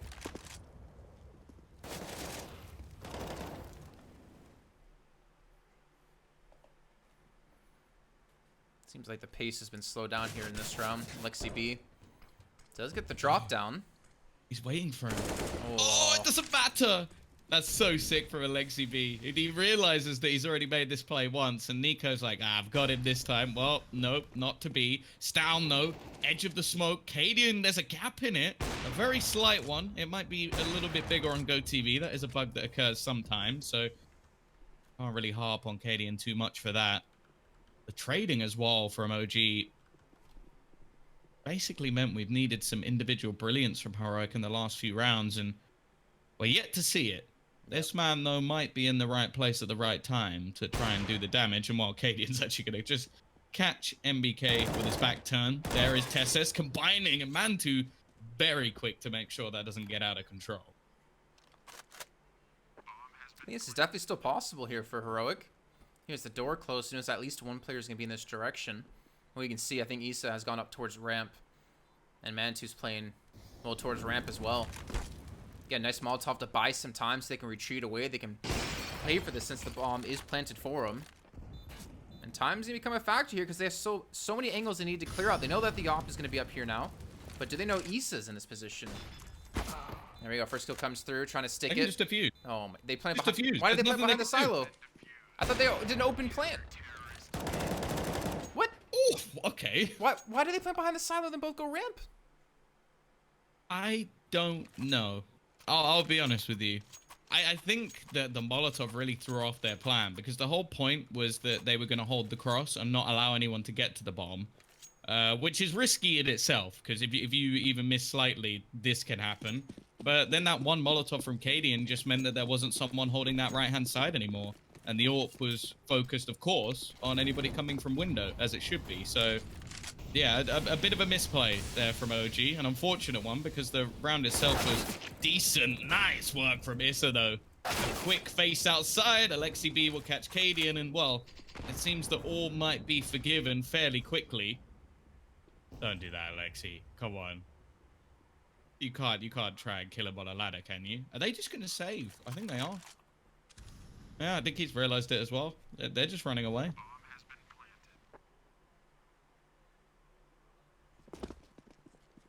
I mean, I feel like Heroic have been saving quite a few rounds. Right? This is like the third round? Maybe fourth? I know Cadian saved op twice.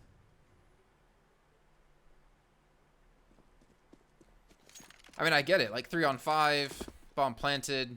You're most likely not going to retake it. It's definitely the smart play to make, but I'm surprised that OG's having such an easy time here on T-side nuke.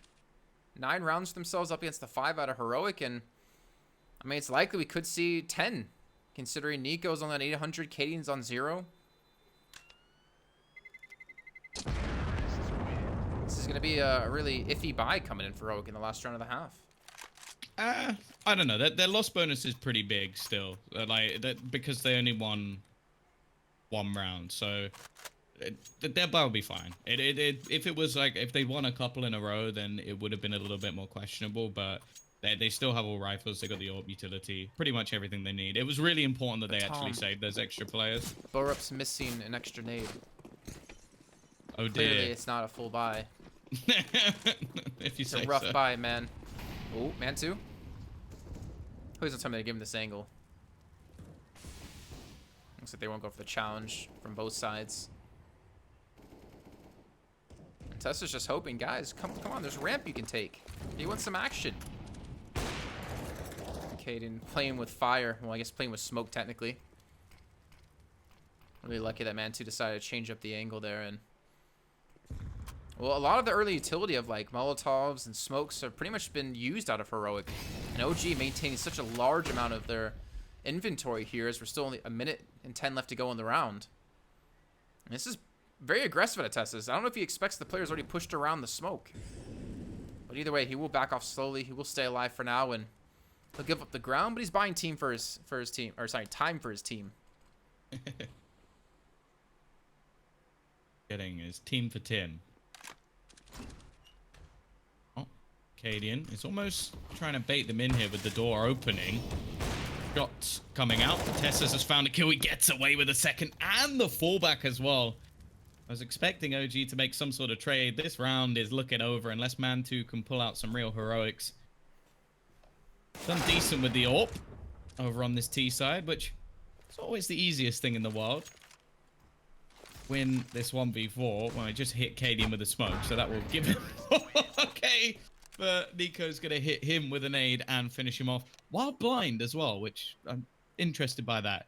Either way, it is going to be a 9-6 half, but in the favor of the T side. Still a strong half for OG, even though they let a couple slip towards the end. The question is, Jason, can Heroic bring this back for the 2-0, or are we heading to 3?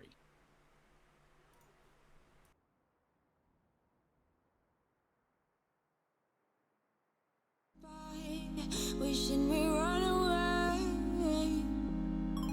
All we need is our passports, baby. Leave the rest in our troubled minds. Let us go down in laughter, baby. Trying to figure out what we're after. We're never heading back until we're older. We couldn't care no more, not any longer. Under peach yellow skies, we keep on searching, but we will never know what we're after.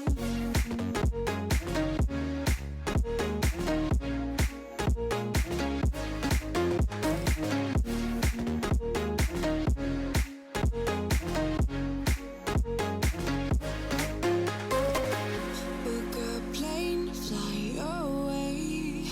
We will never be the same.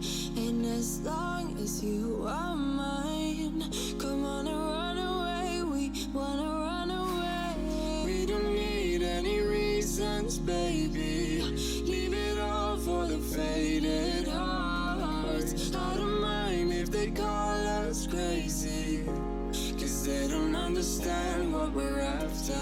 We're never heading back until we're older. We couldn't care no more, not any longer. Under peach yellow skies, we keep on searching, but we will never know what we're after.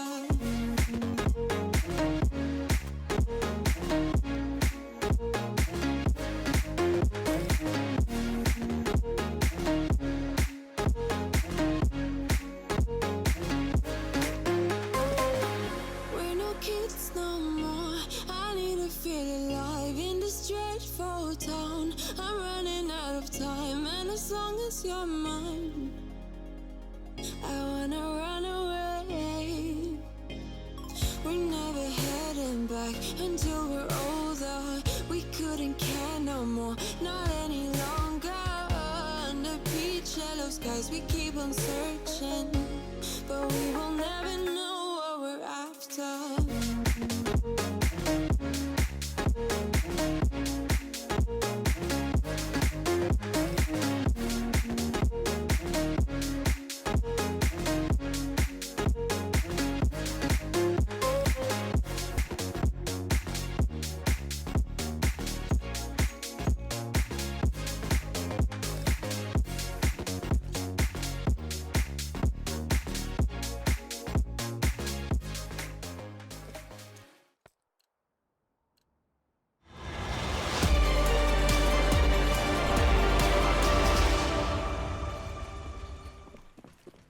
Welcome back, everyone, as we're back into the game. OG up 9-6 here in the second half now of a nuke. We're currently Heroic, who do have the 1-0 lead overall.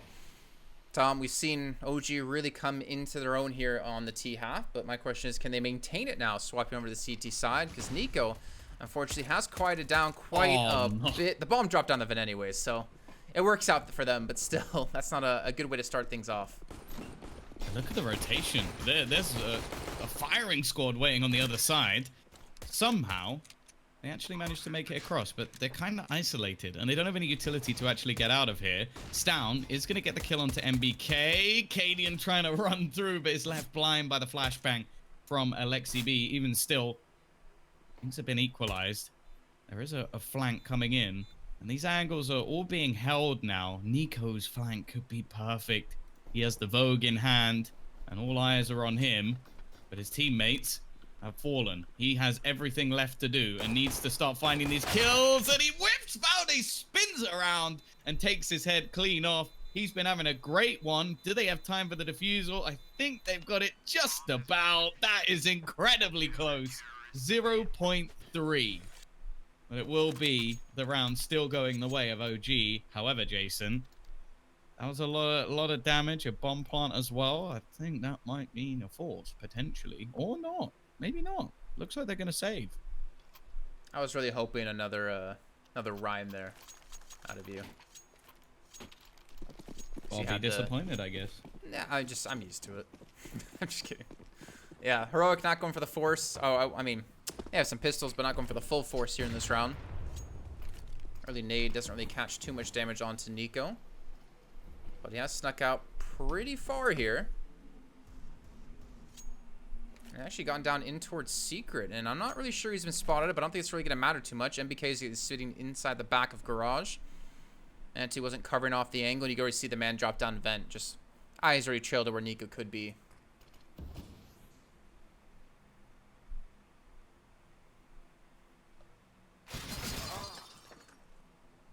Well then, Alexi B is aware that there's been a battle between these two players for a while now, and I felt like Alexi B's been winning a fair few of the duels, at least from the early stages. Bit of a dicey spray, and well, there's a couple of kills back. Remember, this is just the save, but it's doing a hell of a lot of damage, and Tessus is going to get away with another. He is killing them all with the Deeg, and leaves it down to Valde. He's been the star of the show for OG and looks to continue it. Cadian's found a rifle, but he's ready for it. And he will at least keep them with the victory. However, as mentioned, that's going to put the hurt on their economy. And there's a buy coming.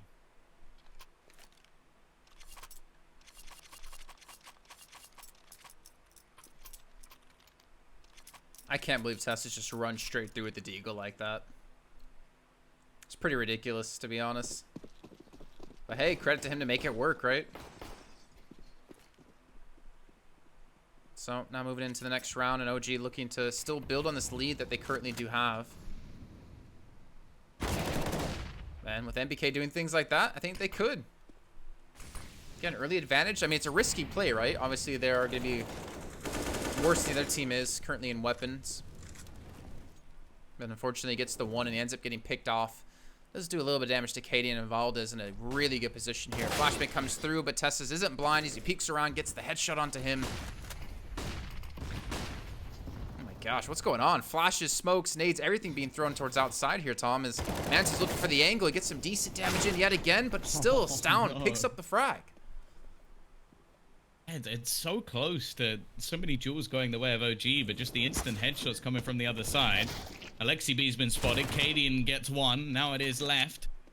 All onto the fin, and they do line up, but instead it's down to close, and more importantly, reset the economy of OG. Their money is in the dumps once again.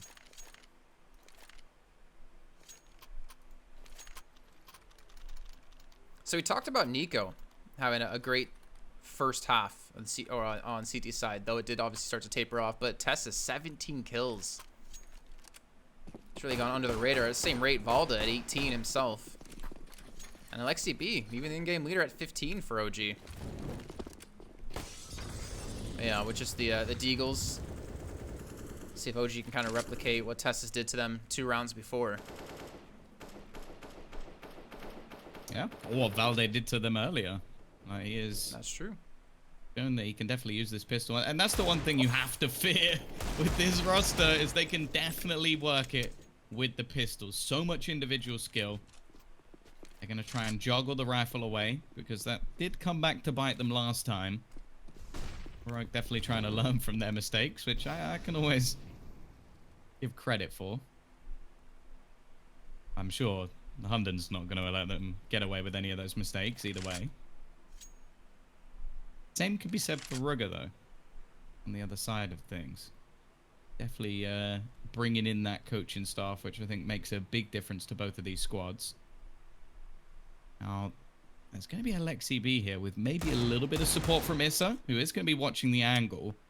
Alexi B is more of the surprise, but that smoke is going to pretty much ruin it. Rotation, however, up the ladder could make things awkward, as now all 4 remaining OG players are going to be on the right side of the map. Bomb being faked out. MBK finds one, but the trades come back thick and fast, leaving Issa and Alexi still trying to spam through that same smoke. All utility's gone, so they'll be given a chance in a moment. And in fact, Alexi B looks tempted to try and make a play through the smoke, as the time is now ticking away. KD and even getting into the corner is going to make things even tougher. Nice shot from Issa again. A second dig to the face. Like he might just be trying to fall back a little bit here. Maybe bait them into thinking he's rotated away. Even just an extra kill here would be nice. Keep the economy low from Heroic. Don't allow them to build up any extra cash, which is already going to be troublesome losing this many players. Cadian might actually just be trying to survive in the corner, and he is going to get away with it, whereas Issa won't.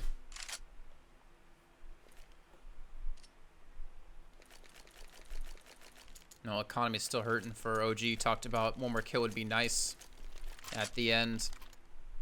Unfortunately, it's still they're the ones who don't have the money to spend into the next round, and Heroic, I mean, ideally should be looking up to 9 here off of this. Even Nico going for the Mac 10 here, looking for some extra cash in this round. Not even going too deep into utility either.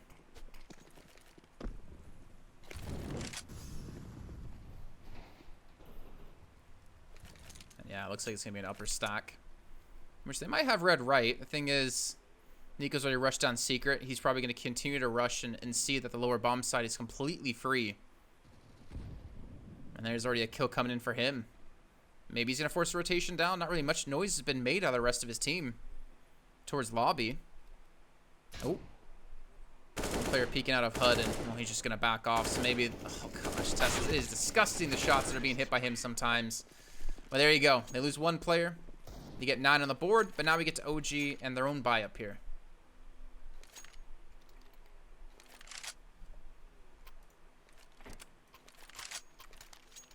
Yeah, this is where things definitely get interesting. The last few rounds came as a bit more of a freebie, but even still, they were a little bit rough.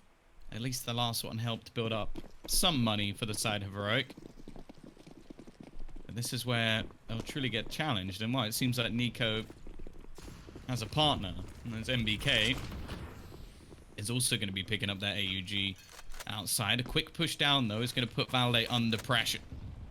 He sits back as the solo defender. He gets the first, but that's only the SMG gone. The dink onto the second, and actually MBK has found Cadian lurking behind. And with how low some of these players already are for Heroic, there's a damn good chance that OG managed to bring this one back.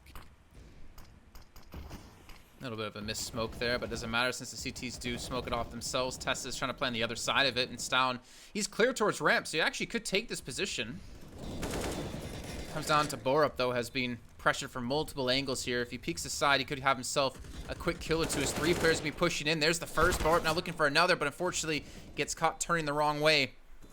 Bomb's still taking down. Tessa's a massive kill out of him and Stown to keep this alive, and now it's going to be a 2-on-1 up against Alexi B with just the op, and he's just going to run away with this. Heroic going to get themselves up to 10, and honestly, as you pointed out, like the amount of damage being done to their side is looking very tough for Heroic to clutch the round out. But Tessa's comes up big, Borup comes up big when they need it, so does Stown, and they get one step closer to tying things up.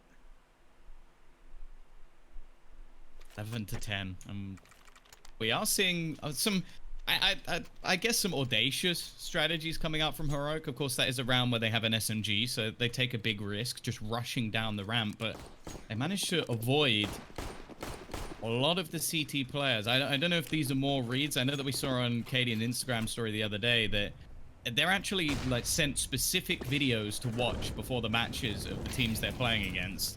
Now, I imagine the majority of the prep would have been for the match earlier in the day, but I'm sure that they don't get away with just the one prep video. So maybe they've spotted a few holes in this nuke defense and trying to exploit them. Oh, a bit dicey from MBK, but he gets away with the kill, and that's the most important thing. The Molotov actually going to land right on top of Alexi B's head, and so low on HP, he can't push through it this time. Again, every single one of these rounds has come close, and they steal one.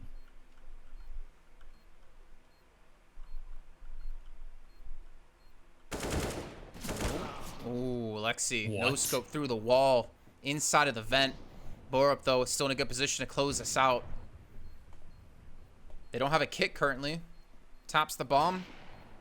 Here's the Opera rotating around, and Alexi B's going to come in, and they do have him lined up, and Borup comes up big when they need it. Nice little double kill comes through. He saves the op. That's a triple kill for him. And Heroic now, all tied at 11 apiece. Yeah, OG have come so close to so many of these rounds. Like, you're looking at the T side with only one round where they've had more than 2 people surviving. Like, it really has been tight, but the thing is, they're not winning any of them, and Heroic are just building up this momentum. They still have more cash than their opponents, even with the loss bonus now maximized. They have to win one of these rounds to start damaging Heroic, otherwise this streak's going to continue. Alexi B just about surviving on the edge of what is a hell of a lot of flames.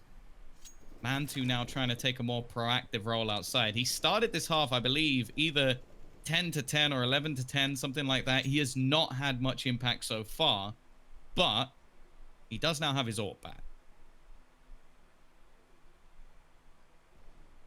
Is he going to be challenged, though?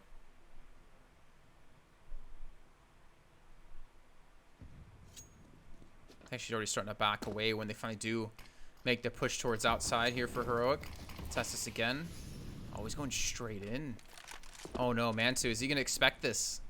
Oh, I guess he sees him. Goes for the initial shot. Now he's watching the angle if he comes around the corner. Flashbang comes through, and it's good again. Mantu not able to get the second shot off, and I would imagine Tessa's going to be playing safe from here on out. And again, they're leaving Stown to just lurk.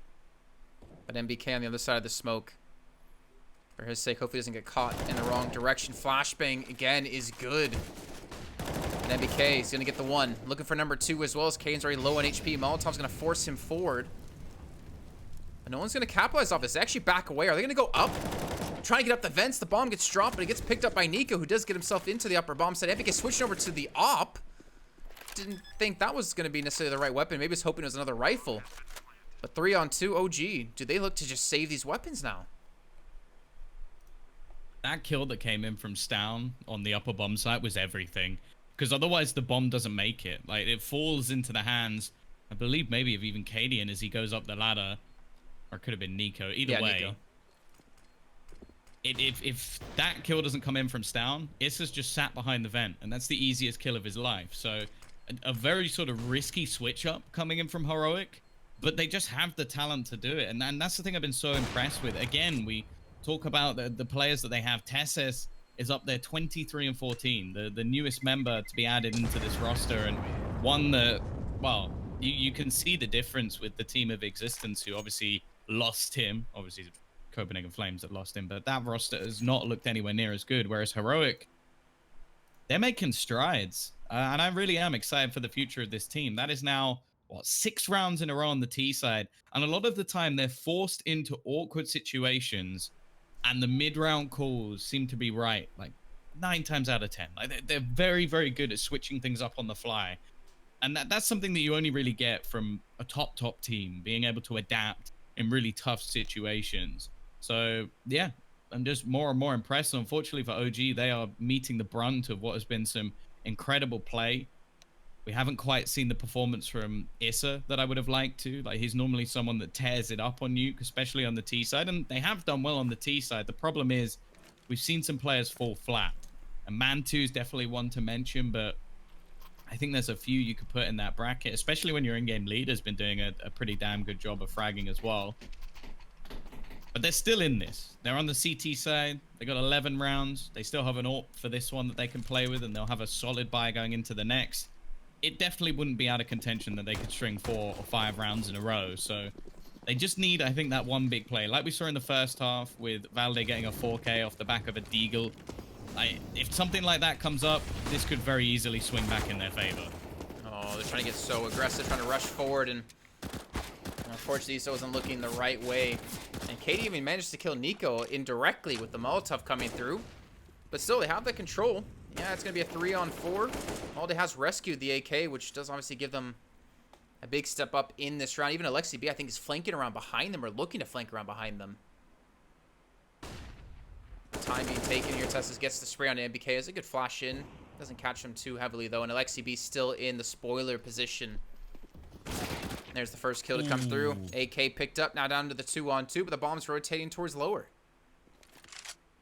Yeah, again, these mid-round calls is something we talk about quite regularly. The switch up to give them a reposition. Valde as well. This is something we've now seen a couple of players do. Like MBK went in as a bit of a distraction. Nice spray down, though.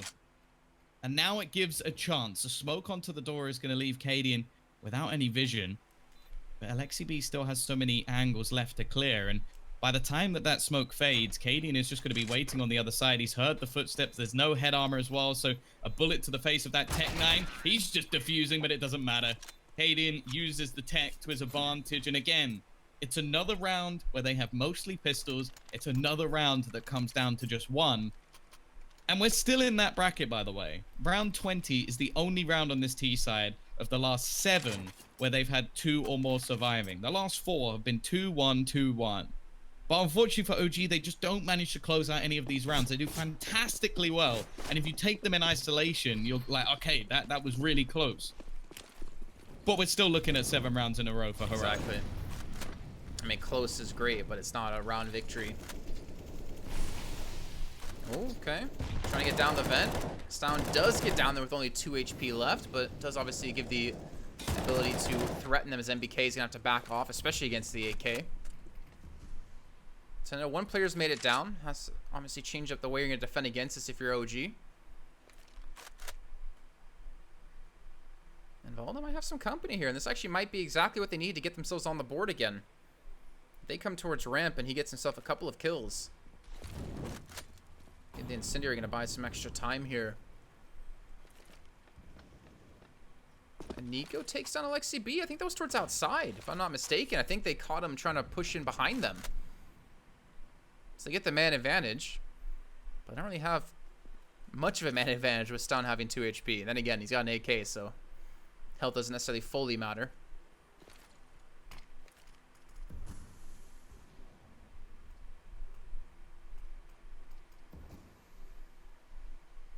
We've seen Man2 get back onto the scoreboard. As said, he's had a relatively quiet second half. MBK as well. Get rid of Stown. Oh, we talk about those late mid-round calls. This is as late as you want to leave it. 20-odd seconds coming up on the clock, and an important kill to say the least. Nothing Nico can do, and it's looking like we're finally going to get one. After a 7-round streak, OG are going to break the deadlock, get themselves back on the scoreboard. There's nothing this time that Cadian can do, and well, because these rounds have been so close, it's actually integral that he saves. Make sure he keeps the AWP, but more importantly, he's going to be able to drop a couple of guns. I don't know why he's facing. That's so risky. Sure, it drops an extra weapon for OG and makes another rebuy, but that made my butt cheeks clench, Jason. That was so uncomfortable. I mean, it was cool that he got the kill, but if he died, that would be like the upside isn't as big as the downside is. Unfortunate situation. Your butt cheeks clenching tight, my butt cheeks making diamonds. And well, OG, they get around, but can they get another? Can they start to trend together some rounds here where they've been obviously struggling, as you mentioned before? Nico's just going so fast, and there's a player directly under him. He gets in behind him and takes down Man2. What? How does he get a second kill? How does he even get the first kill? That was Cadian's flash. That was a god flash. It left the player behind so blind that he couldn't actually save his teammate. He was spraying desperately into nothingness. And Nico manages to get 3 kills within the first 20 seconds of the round. We spoke about how this man started off. He's coming back from the ashes of what was a few quieter rounds. Oh dear. Alexi B and Nico are almost back to back. That is an awkward fight to take.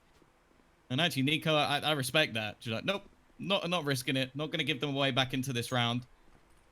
Issa's looking to save the AWP just to keep now the finances of the other side going. And I want to go back at some point and just see that flash thrown by Cadian, because we like, from the point of view of Nico, that looks mental.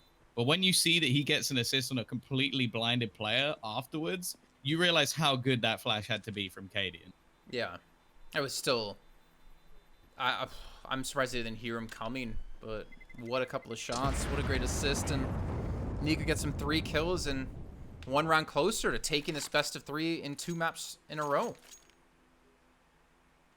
Now we look at money on the side of OG, and I was having to juggle around some weaponry. But I am worried if they lose this round, would that potentially be it? I know they have the loss bonus behind it, but if they don't get a couple of kills and save a couple of guns maybe, assuming they lose the round, then that could be the series done. That would have been 2 tough losses they've had today. For sure. Of course, this one doesn't eliminate them, so it would be them having to play again tomorrow, I believe. Yep, tomorrow at 8 Pac. p.m. CEST. So you'll get to cast OG, and I'll get to cast Heroic. If it continues in this fashion. If not, we'll both get to cast Heroic. But either way, 14-12. This really is it for OG. If they lose this round, sure, they have maximum loss bonus, so I guess if they save, they'd be all right. But that's not what you want to be going into a match and series point. Of course, on the line here, at least for the winner, invite into New York, of course, Europe side of things, as everything is still separated at the moment, unfortunately, and even separating out CIS as well because of CIS and NA being RMR, so it will just be European teams. Nice shot from MBK though. That's a good start on the flank. Will spot a lot of the players. That's a lot of information that they have. Alexi B though goes down. He doesn't manage to stop them. However, Man2 is here. He misses as well. He might get a second chance, but it's another miss for Man2. What's happened? Well, he gets the third, arguably the toughest of the lot, and the 4th as well. Finally, some luck for Man2. The first 2 were warning shots, of course. And now Cadian, once again, he was just looking to hold off rotations. He needed his team to get into an afterplant for him to really play any part in this round at all. Instead, he'll save, and it's a bit dicey for Heroic, but I could see them going for this. The majority of players can get rifles. Cadian, in theory, could drop one. But at the same time, they just could play this with a few pistols and then not have to risk it. But, hey, they're going for it, Jason. I mean, why not? They've had so much success on the T side. I mean, I can understand, obviously, let them get 14, then you have a good full buy. Maybe the pace is going to be picked up here from them. Gonna need the door in. Flash comes in as well. Getting Cadian set up, but he's gonna have to back away because of the Molotov, which done some pretty decent damage, 40 HP. But Borup gets to kill Navaldi. That was over towards ramp. Now there's no one watching that direction, and they're getting a little bit lucky on the CT side that there's no push coming there. As Man2's gonna be the one to have to pick up the reins, and MBK now maybe looking to be the playmaker here as he pushes in towards Secret, but he's gonna spot no one's coming that direction. Man2 might have them lined up over towards ramp, gets the first shot. Now looking to back away as yes, Issa to come rotate in, but as soon as they challenge, they lose players. 4-on-3. And they're just going to ignore Man2. They're like, all right, well, we're just going to hit upper then, potentially. Even rotating players all the way around. Oh, MBK, though. Gonna catch one, but it is just an instant trade back. And I'll be honest, at this point, I'm confused as to where Heroic are going. I can't imagine what it's like for Alexi B trying to calculate in his big brain where they're going to be going. He might get it right, though. Nico just slowly backing away towards the B site. He's expecting a wraparound. 300 IQ might have left him wrong this time, though. Gonna hear grenades being thrown onto the B site. The bomb is going to be planted, and this is a horrible position to be in. I guess from his perspective, you kind of have to save because of the 2400 he'll be given. Will be enough to drop a gun. Issa can buy, and then, well, the rest will kind of be left out to dry. But it makes a bad situation at least better. Fact is, though, Heroic might not let it be that easy. It sounds quite nice when you almost just accept the fact that he's going to save, but the fact is, he's still being hunted, and Tessus isn't going to allow for it. So that fairy tale I just dreamed up is not going to happen for OG.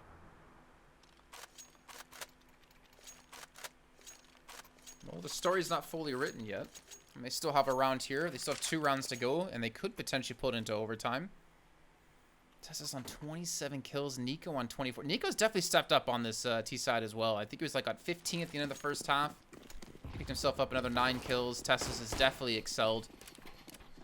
On the other side, so pretty even across the board. But let's see if OG can take a set overtime. You can see the MP9s picked up. FAMAS. An M4, a major lack of utility. Even no kits on the side of OG here. So if a bomb goes down, they're definitely playing against the clock. Okay, well, we've seen this position used before.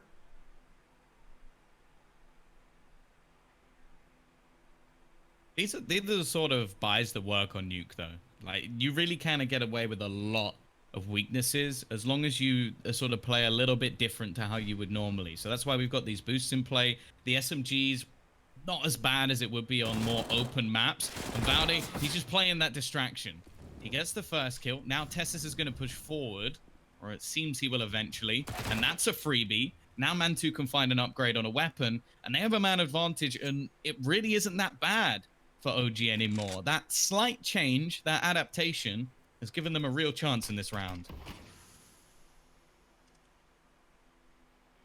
Also the chance to really upgrade a lot of weapons if they can close this out. Still 3 kills to go before that can happen. And the T's of Heroic are pretty spread out. Got Nico watching outside. Got the other 2 in towards T lobby. Sending Cadian out first with the Tech 9. It will be the trade, but they're still losing too many players, and now Nico is, well, probably just going to save now. 10 seconds left to go. The money is looking really thin here for Heroic. And I think that potential for overtime is coming true here, Tom. Look at this. AK rescued. They got an M4. They got an AWP. They can afford to drop over Valde and Alexi B. On the other side, though, not so lucky. Some may even say trash, but, you know, not so lucky is probably a slightly nicer way to put it. They could still get 3 rifles, so it's not the end of the world, but I do wonder what they're going to choose to do here. They managed a pretty magic round not too long ago off of the back of an AK in the hands of Nico. His triple entry with a god tier flash coming out from Cadian. I wouldn't mind seeing them going for something a little bit more aggressive again. I think those faster rounds have caught off OG a few times. Bear in mind that they have not won 2 rounds in a row in this second half since the pistol and second round. Like that has been it. Every single time they've won a round, they've been instantly reset. And then there was a 7-round streak for Heroic in the middle of all that. So they would have to break the trend, but they've definitely got the better weaponry and utility to do it. I do wonder, though, if Heroic are going to throw something in that's a little bit more spicy than normal. Well, there goes the door. Again, early Molotov to keep Stom back.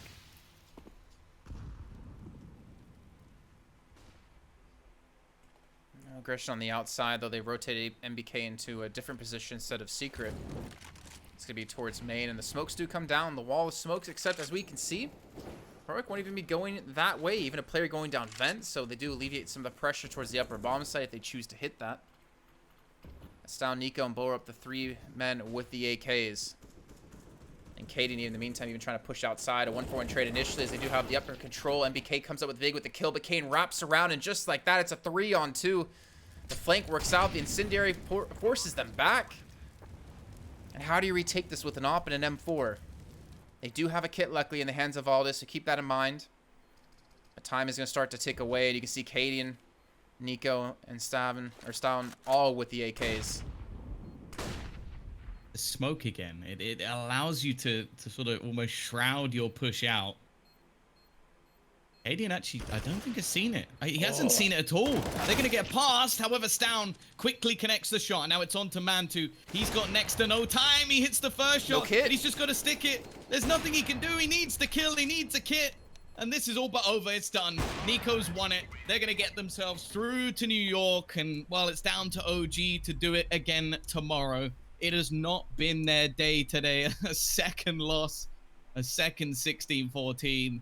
But it has to be said, the Danes have played phenomenally well. A great second half from them. Dropping just 3 buy rounds on the T side is something you really can't take away from them. And some incredible performances. Nico, Tessus, and Stown are really a trio that we're going to have to watch in Counter-Strike at the moment. Nico, first half on the CT side, especially early on, was their massive rock, but Tessus came up huge for them, especially on that T side, able to entry so many times. But Tom, like you said, heroic.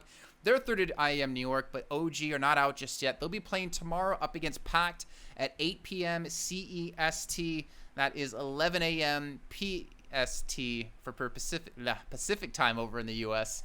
It's rough. It's late here over in Europe. But Tom, anything you want to say before we head off? I believe tomorrow you'll be actually casting the finals of DreamHack Summer. So if people want to go and check that out, you'll be over there. Yeah, the heroic pretty much with the chance to, well, pull off 2 back-to-back amazing results for them. Obviously, they've made the qualifiers now for IEM New York. They could pretty much give themselves the perfect week with the victory over Big. Beating the #1 in the world to take the title would be huge, but that's going to be a sick game. I think for OG as well, it's a must-win tomorrow. Like, you don't want to have a week where you not only lose in the semifinals in a very close match versus the best team in the world at the moment, but then also, if they lost to Pact, that would be a different result altogether. You lose to Big, you can shake that off. If they get eliminated here by Pact, I think they're going to be very disappointed. Yeah, well, hopefully the disappointment won't be coming true tomorrow for their sake. Ladies and gentlemen, that's going to do it here for our show. I've been Jason Kaplan. He's been Tom Biz. You guys can obviously follow us over on Twitter, @JKaplan, @TomBiz. And we'll see you. !Casters. That works too. That as well, if you're interested in following us. But also make sure to follow the Twitch channel as well, because if there's any CSGO action happening for IEM, it's always going to be here. Plus the B channel, the C channel, and even the ESL TV channel. So we'll see you guys tomorrow, 8 p.m. CEST for our last match of the EU Coast qualifiers. And I hope you guys have a good rest of the night.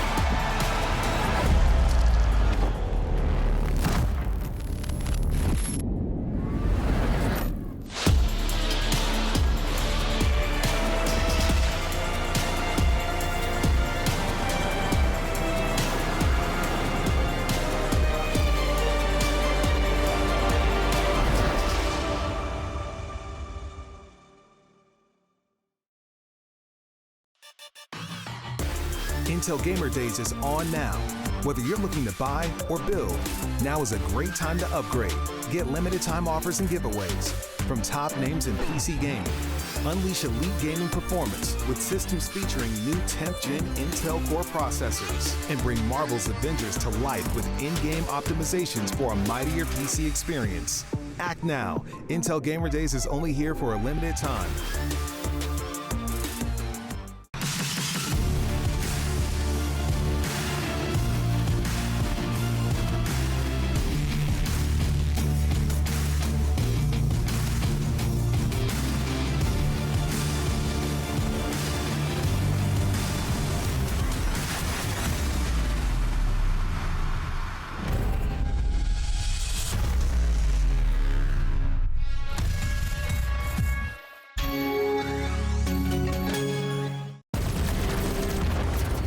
Everybody loves an underdog.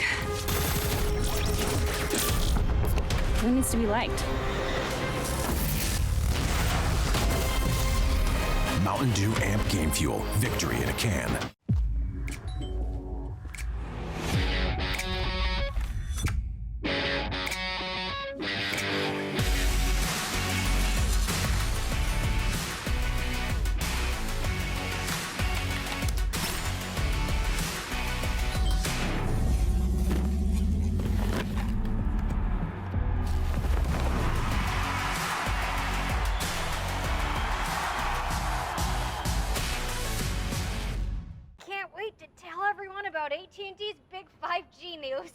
AT&T has nationwide 5G?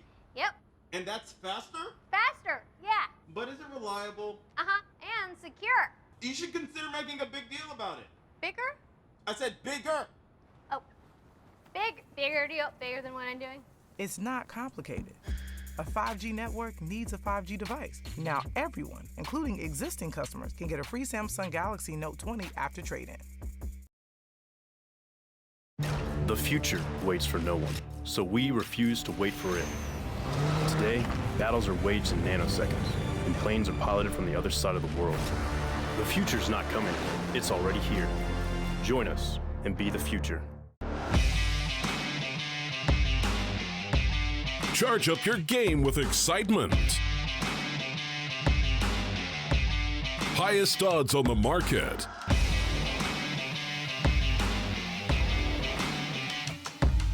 Coverage of all live and pre-match events. Place your bets with Solid Bookmaker and win with your favorite teams.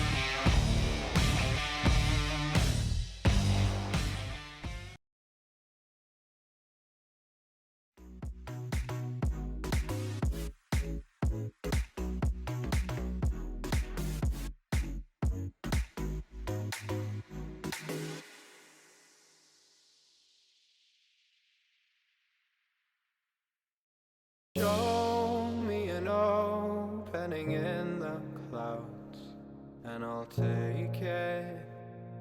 Yeah. Reminding myself to just let go. Don't wonder how far I can fall. Don't look down, never fade out. And I just wanna be someone and never fall behind again. Just keep on moving on. Never look down, never fade out.